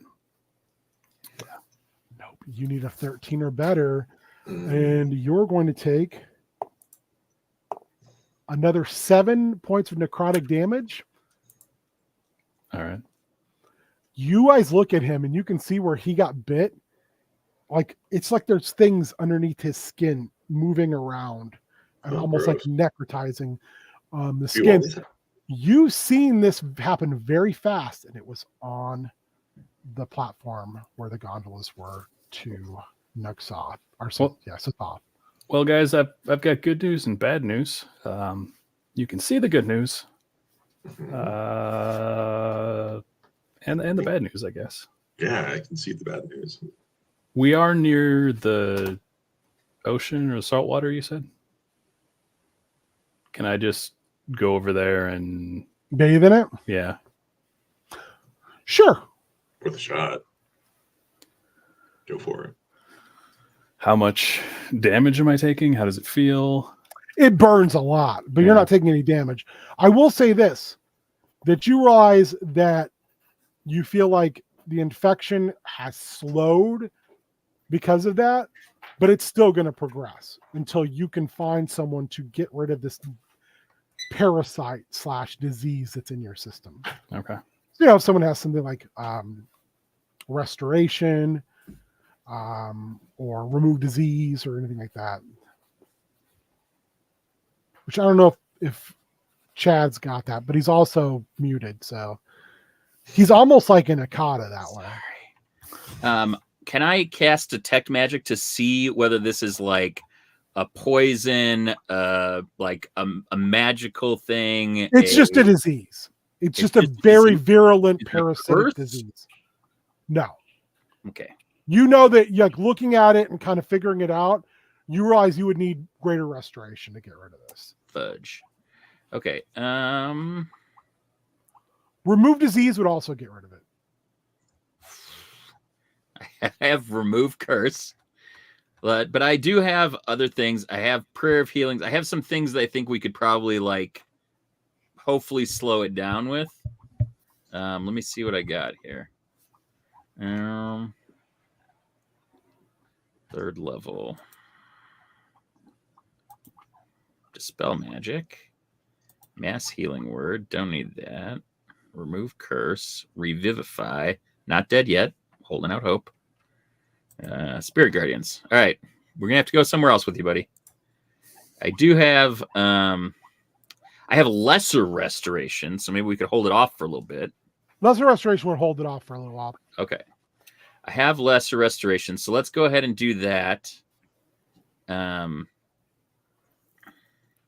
right. Are you heading into the spire? Cast that. All right. Oh, getting offered a sub if you. Yeah, baby. I'll tell you what. Yeah, you do a sub, and I'll allow Chad Radnoff to reach out to Codon and give a greater restoration to one of the anomalies, to one amongst many. Let's do it, baby. Love that. Oh, hey, whenever the chat wants to do stuff like that, I'm all down to make those parts of the game. Oh man! All right, do you want to head into the spire? Yeah. Yeah. All right, you head up into the spire. One thing as you go, it's like, while these are Newman metal, like this whole thing is, the higher you go, the more it just becomes transparent. It's still metal when you touch it, but you can see through it. I want you to make me a perception check as you look up. All of us? Yep. Okay. 4. 16. You're like, damn, that's the sky and there's a hole in it. That's weird. That's weird, man. That's weird. That's real weird. Deuces, baby. 22. Perfect. Polar Knights Thank you, sir. has given you the ability to greater restorize one among many. Yeah. So an act of Codon through Bogatir, a holy act for his anomalies. I rolled one a among many. religion check, rolled a 17 plus 4. I'm old. So with one, you look up and you can see literally through this crack, and because you are who you are, you realize that's space. The final frontier. That as you're looking at this, the upper atmosphere you're in around the spire isn't real. And that hole is literally a hole into space. Chad, you got a 22. You look up and you're like, why are there unis in space welding the hole? Oh man. Like the sky ends and then you can see structure that is getting fixed because you can see out into space. Are we in like a Truman Show thing here, guys? We're in Moonfall. I don't know what that means. Nobody's from Iowa. You guys come to a doorway, and standing in front of it are 2 men of iron. Are they active? They're just standing there. Hey guys, we can just Chad walk faster. Radnoff here. You don't have to. You just walk faster. We just. You're gonna walk right past them? Oh yeah. We're going to try. I thought maybe You we walk didn't right past them. introduce ourselves. I just wanted to give you guys big poops in your drawers there. You make it all, you continue, and as you go, there literally is a walk, like where you're walking is lighting up to show you where to go. Like the keyboard is big. Very similar to when you guys woke up. Weird. You make your way to a door, and there's a script above the door you can't understand at all. I'd like you all to make me Arcana checks. Oh, that's a bummer, man. Oh, that was really close, but it's an 11. Hey. Roll the 15 plus 1, 16. 18. One, you look at Chad, you look at this and you're like, it starts to make sense. Mhm. You see an R and a G and an S, but you can't make it out all. One, you look at it and you realize it says bridge. All right. This way to the bridge. The door opens. I need you all to make me wisdom saving throws. Oh, you son of a... 6. 26. 13. I got the other half of yours, buddy. Ouroboros in one, you're going mad because you're literally looking out into space from the bridge of a ship. Chad, you're like, hey man, this is mellow, I guess.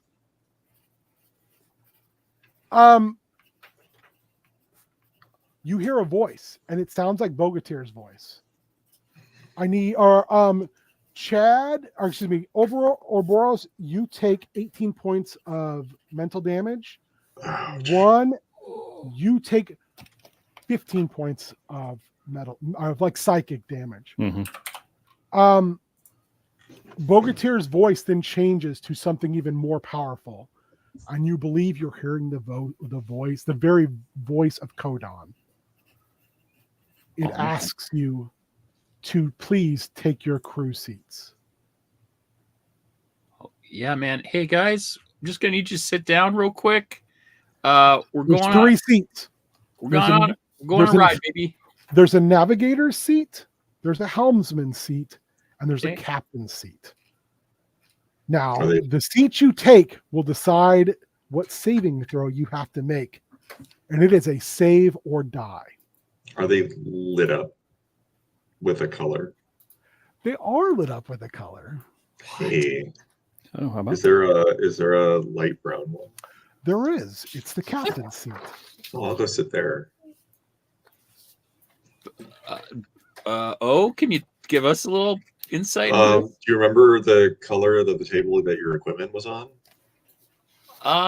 No, man. I just got out of a sarcophagus. Okay, dude. I had black ichor all Do over. you, I do you think remember you remember like 5.5 hours ago? No, hey, man. I've done a lot of dumb shit since then. Okay. Can I give him my flashback? Yes, you can. I'll allow that. That's awesome. You remember that when you came out, your counter, there was a blue light. It's a blue light. All of your equipment Ball was lights. bathed in blue. All right. Is there a blue seat? It is. I'd like to sit in The helmsman's. the blue seat. Then there is a seat without light, which is the same as one's table was. And that is the navigator's seat. Damn, that's All good, right. Ben. So Then you I'm will all sitting down. need to make me saves. And these are saves versus death. So I will need the captain to make a wisdom saving throw. Son of a should have sat in that seat. Should have sat in that seat. Man. I need the helmsman to make me a dexterity saving throw. Motherfucker. Oof. And I need that navigator, that sweet, sweet navigator boy to make me an intelligence saving throw. All right. Okay, well, to be fair, I wouldn't have been good at Any of these? that would have been okay. There was no charisma chair. There should have been. I will tell you now, you need a 15 or better. So if you have inspiration, use it. If you want to put money in the auction for Chris's fundraiser, I will accept that for rerolls.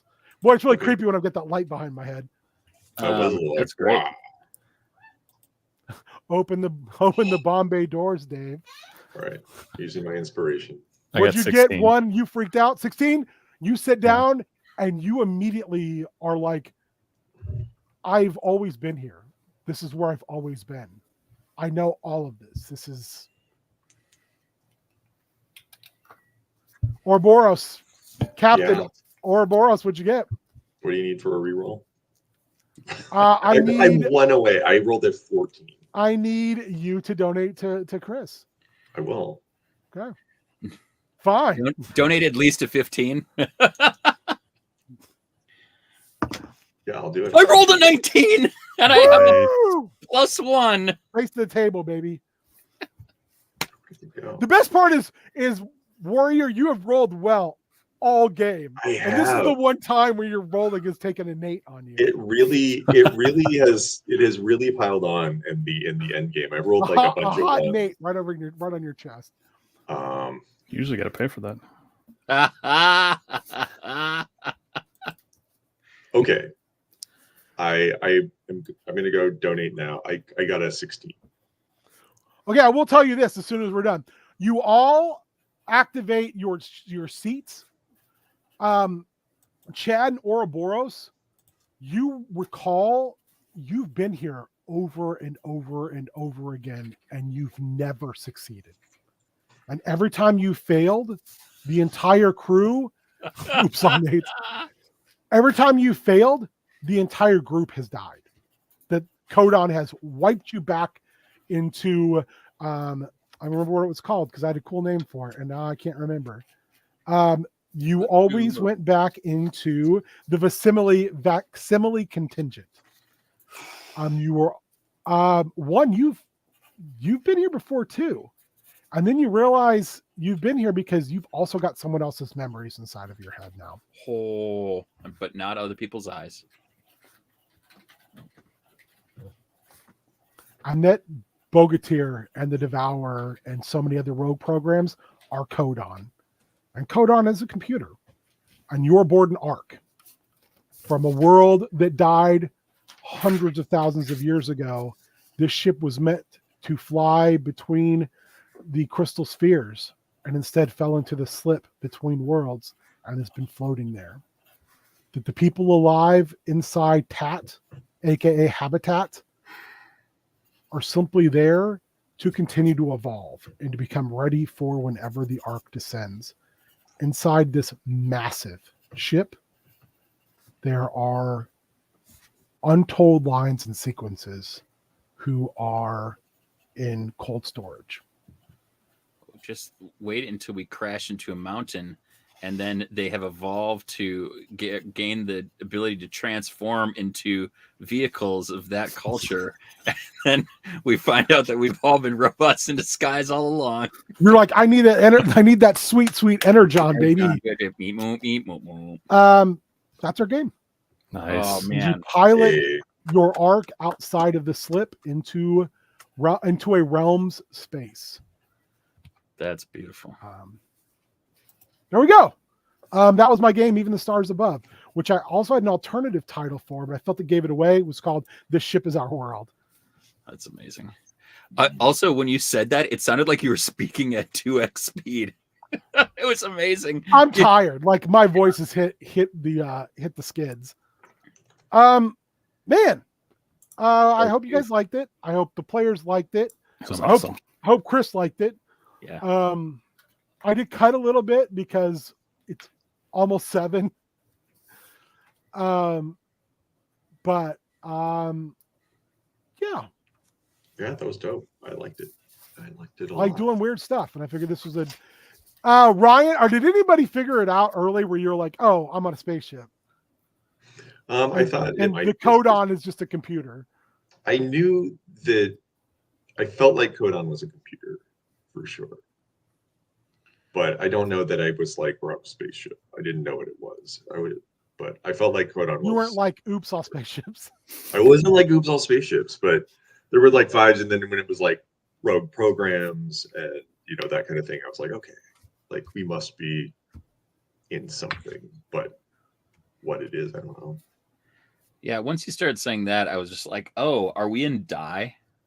I was like, oh, we're in like a big we're in a big simulation. I got like a little bit of simulation vibes early just from the language you're using, but I was like, I have no idea what this is, man. I was just like, I was so psyched to be like reborn and weird, and yeah, this was just so much fun. You did I also such was an hoping like it gave off some reboot vibes yeah. because I loved reboot when I was a kid. Yeah, Reboot was good. I like Reboot. No, we do not have free medical care. No, not even close. No, I We wish. have the opposite of that. Yeah. Right. It's kind of bullshit, but what are you gonna do? We have pay to get sick. Yeah. In the US. Speaking of which, I've got an appointment coming up where they're going to Hey. do a shit ton of labs, and that's going to cost me. I might as well just say, hey, take that one kidney that works while I'm here, so I can pay for it. Oof. Woof. Because it'll be an appointment. The appointment will be 45 minutes. The labs will be 2.5, 3 hours, as they always are. And then I still have a neurologist appointment coming up too, with my third neurologist in a year. Oh man. Because the last person was awesome, but was like, "Oh, we'll never meet again because I'm leaving this clinic." That's always frustrating. That's hard. She was awesome too. I was like, "Can we just talk? You're really good, and I like you." Please don't leave. And my person that retired was really mean, but they were still good. Oh man, Polar Nights, that's wild. I can't even fathom that. All right. Well, one more time. One more time. Chris Hale, help him out. Great human being. We've done some good stuff for him. He's been great to us. We hope to be great to him in return. I know I will speak for all of us. We were big fans of his work when he was with Chikara. And he was super kind to us when he didn't have to be, and went out of his way. And I believe we interviewed him a couple times on our old Heel Turn radio podcast. Super cool. Actually, with very few exceptions, people who turned out to be bad actors. The Chikara folks were pretty great. But Chris has continued to be a presence in our life even after we weren't doing wrestling stuff, much like Juke Joint or Chris Horshow, just Nate. So we want to make sure we can do for him like he's done for us, and just be a good humans to one another. And hopefully this will go well. We always fundraise for Extra Life every year. I would like to see us maybe fundraise.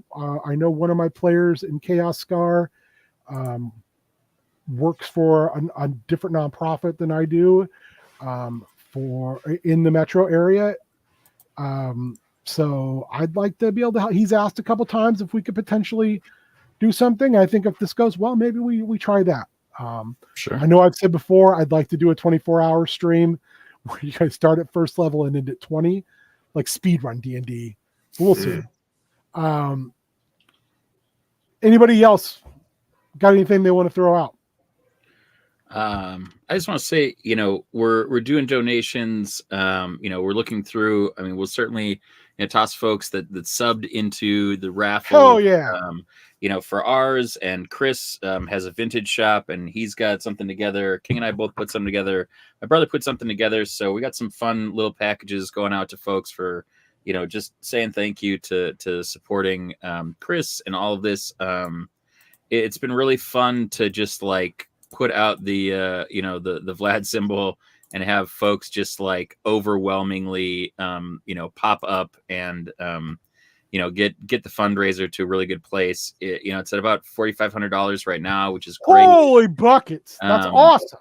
So, I think that over the course of the weekend, I think we raised like maybe $800-900, to contribute to that, from where he was. And some of the folks that contributed early, when we first, saw that Chris had put this out, it really means a lot to us. I think, like King said, like Chris didn't really need to do anything. He was a persona first.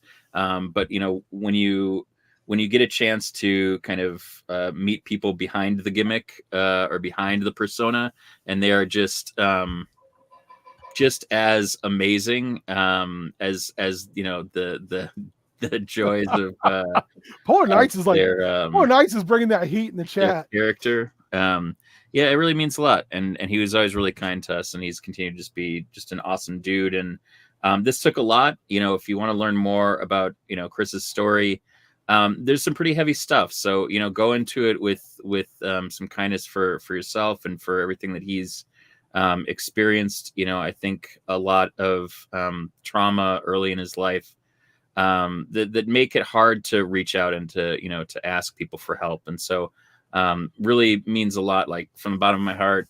And I think everybody else's, it's amazing to be able to have folks jump on and hang out for hours while we do silly things and tell silly stories together, so we can tackle something pretty serious, and hopefully really help help Chris out, start to chip away at these bills, so it just kind of eases everything else. So so if you have a chance, check it out, read his story, support support victims, trust victims, and hopefully we don't have to carry these burdens alone. So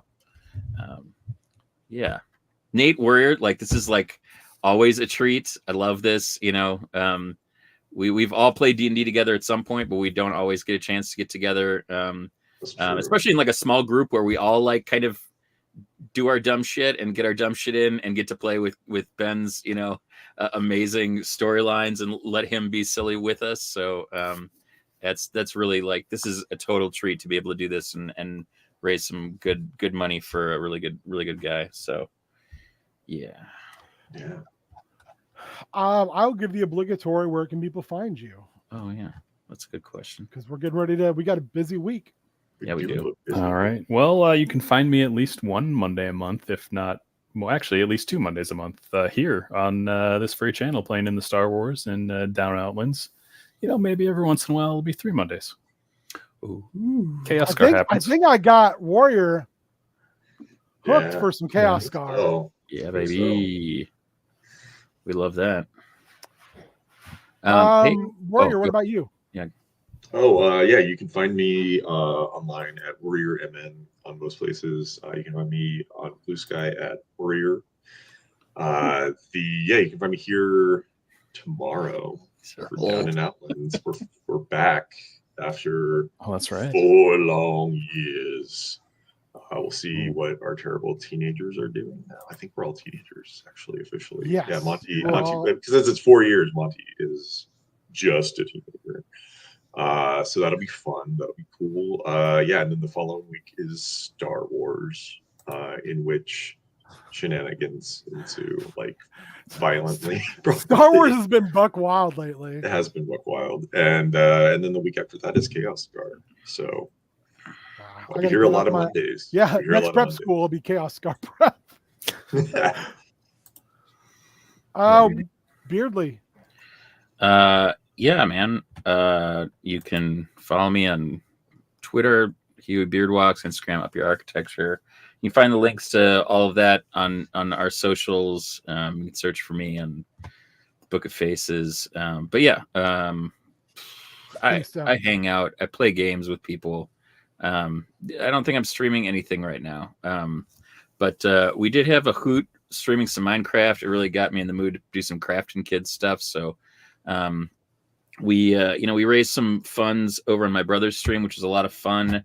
We also went through and kitted out thinking people were going to want to jump on, but cross-platform is not a thing. So we literally traded emeralds so that we could make 12 suits of, David and I had our suits of armor. We made a special one for Doug, and then got nine sets of diamond armor, swords, axes, pickaxes, shields, food, fishing poles, everything. And we have it in this woodland mansion now that we raided And we've reset it up. So we have an armory now. We have like a that's awesome. quarters for, for all of the knights or whatever. We've like taken some of the like planning tables with the weird like carpet maps on them. So if anybody wants to like go wild and play some Microsoft Realms on Java, hit me up.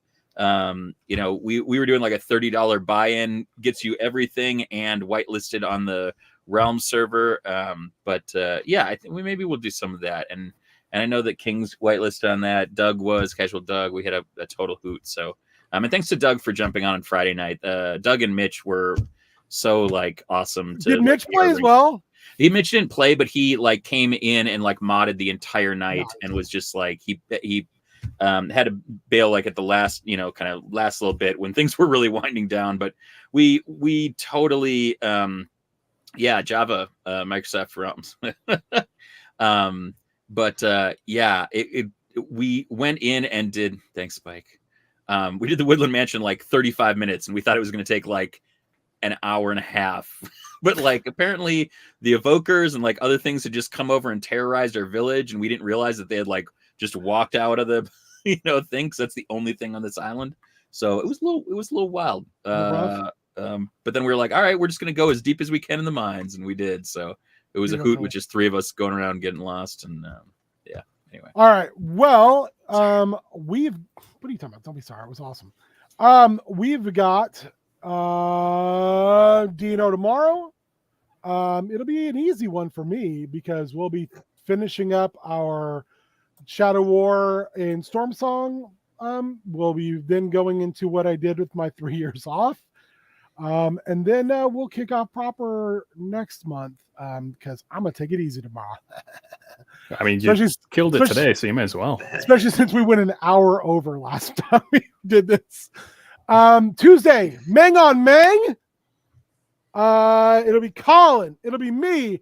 It'll be whoever else wants to come on. And we'll be painting. Colin will be still working on Rivendell, I think, Lego-wise. I might start on this beautiful boy. Oh, fun. Displacer Beast? Nope. No. Shub Niggeroth, the Black Go to the Woods with 1,000 Young. Also, so many kids. Yeah, so many kids. Child support is a pain in the ass. Also, I'm working on some Motu heads. Wednesday, Wellness Wednesday, for about an hour. Whoever shows up, we'll talk about how we're doing. We'll make some goals. We'll support one another because that's what we do. We got you. We're here for you. Friday, it's about games. It's at Fang Gang. It's at Fang Gang Bang. That's right. It is V Rising. We're vampires. We're together. It's a shit show. Last time it was Colin, Draz, and myself. Whoever else wants to play, get at me. Because it was a mess last time. I think Doug will be there for sure. We're a bunch of messy vampires. We're working on our castle, which is still made out of wood. Don't trip and fall. We haven't killed any of the big bosses yet. We fought 2 of them. One we almost killed, and then she iced 2 of us, and the third person had to raise us back up, and they simply just walked down the road and healed completely. So we're like, yeah, let's try something. Yeah, a wandering boss, this ranger who walks down the roads. Yeah, it was super fun. Spike was there. It was crazy. And then next Sunday, prep school. Probably work on a little bit of Chaos Scar. I feel pretty good about where I'm at Star Wars wise. Because next Monday, a week from tomorrow, Star Wars, Scum and Villainy. Yeah. So there you go. That's kind of what we go on. I don't know what I'm saying anymore. My brain is mush. Coffee, dogs and cats living together, mass hysteria. Thank you, everyone who watched now, who will watch in the future. A special thank you to everyone who was able to donate, or anyone who pressed that kind of boosted the signal for us. There's still time. Hey, go and get in on that auction. There's some wild stuff in there from all of us. And Chris is just a great guy. And we want to make sure we help good people who might be in a little bit of a spot. We want to, make sure we're doing that as much as we do our other charity work. As finally, Chat, you rule. All of you. Thank you. You kick ass. I'm always happy to see all of you. And then to you three boys. Man, I miss gaming with all three of you at one time. So thank you so much. Yeah, thank you, buddy. It's a pleasure to hang out. Always. I get to do the weirdest stuff when we play together, and I appreciate that. Thank you for tolerating me doing weird stuff. It's the best. Also, as I told these boys this morning, your birthday gifts are games. So whatever game you want, whatever crew you want, you let me know. You pick the day. We'll do it like we did today, because I do want to stream it, and we'll pick something fun, and we'll have a good time. Do it. Because we're all old now, and you don't need more stuff. But what you do need is a day where you get to do weird stuff. And you know, what better day than your birthday to do some weird stuff? Yeah. Well, I mean, it doesn't have to be on your birthday, because I've missed almost everyone's birthday so far. So. Well, yeah, but I'm saying. Still Hey, our dream. from us to you, we love you. Have a great rest of your Sunday. Power through your Monday. Come hang out tomorrow night. Yeah. We're doing some more weird stuff. Yeah, Yeah. be All weird. week, weird stuff. We're here for you. We're your weird stuff in. All right. Bye. Bye. Bye. Can we just like play this? Woo! It's me, Crafton Colin, back again to let you know tonight. Oh, it's Mang on Mang, Mang on Mang, Mang on Mang. It's our thing. Oh yeah, we're making Lego, we're making action figures, we're doing it all. Mang on Mang, Mang on Mang. Oh yeah, it's my thing. Mang on Mang, Mang on Mang. Woo! Tonight, Known World United, 7 o'clock. Jump on the chat and baby, let's talk. Woo-hoo! You feel it? That's right. Mang on Mang. Do our thing. Oh yeah.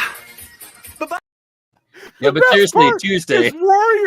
Is Warrior just corpse facing the entire time, just like, and just slowly breaking as it went along. That was the best. Yeah. Hey, Tuesday night, Meg on Meg. Woo! Every time for an hour. You've been warned.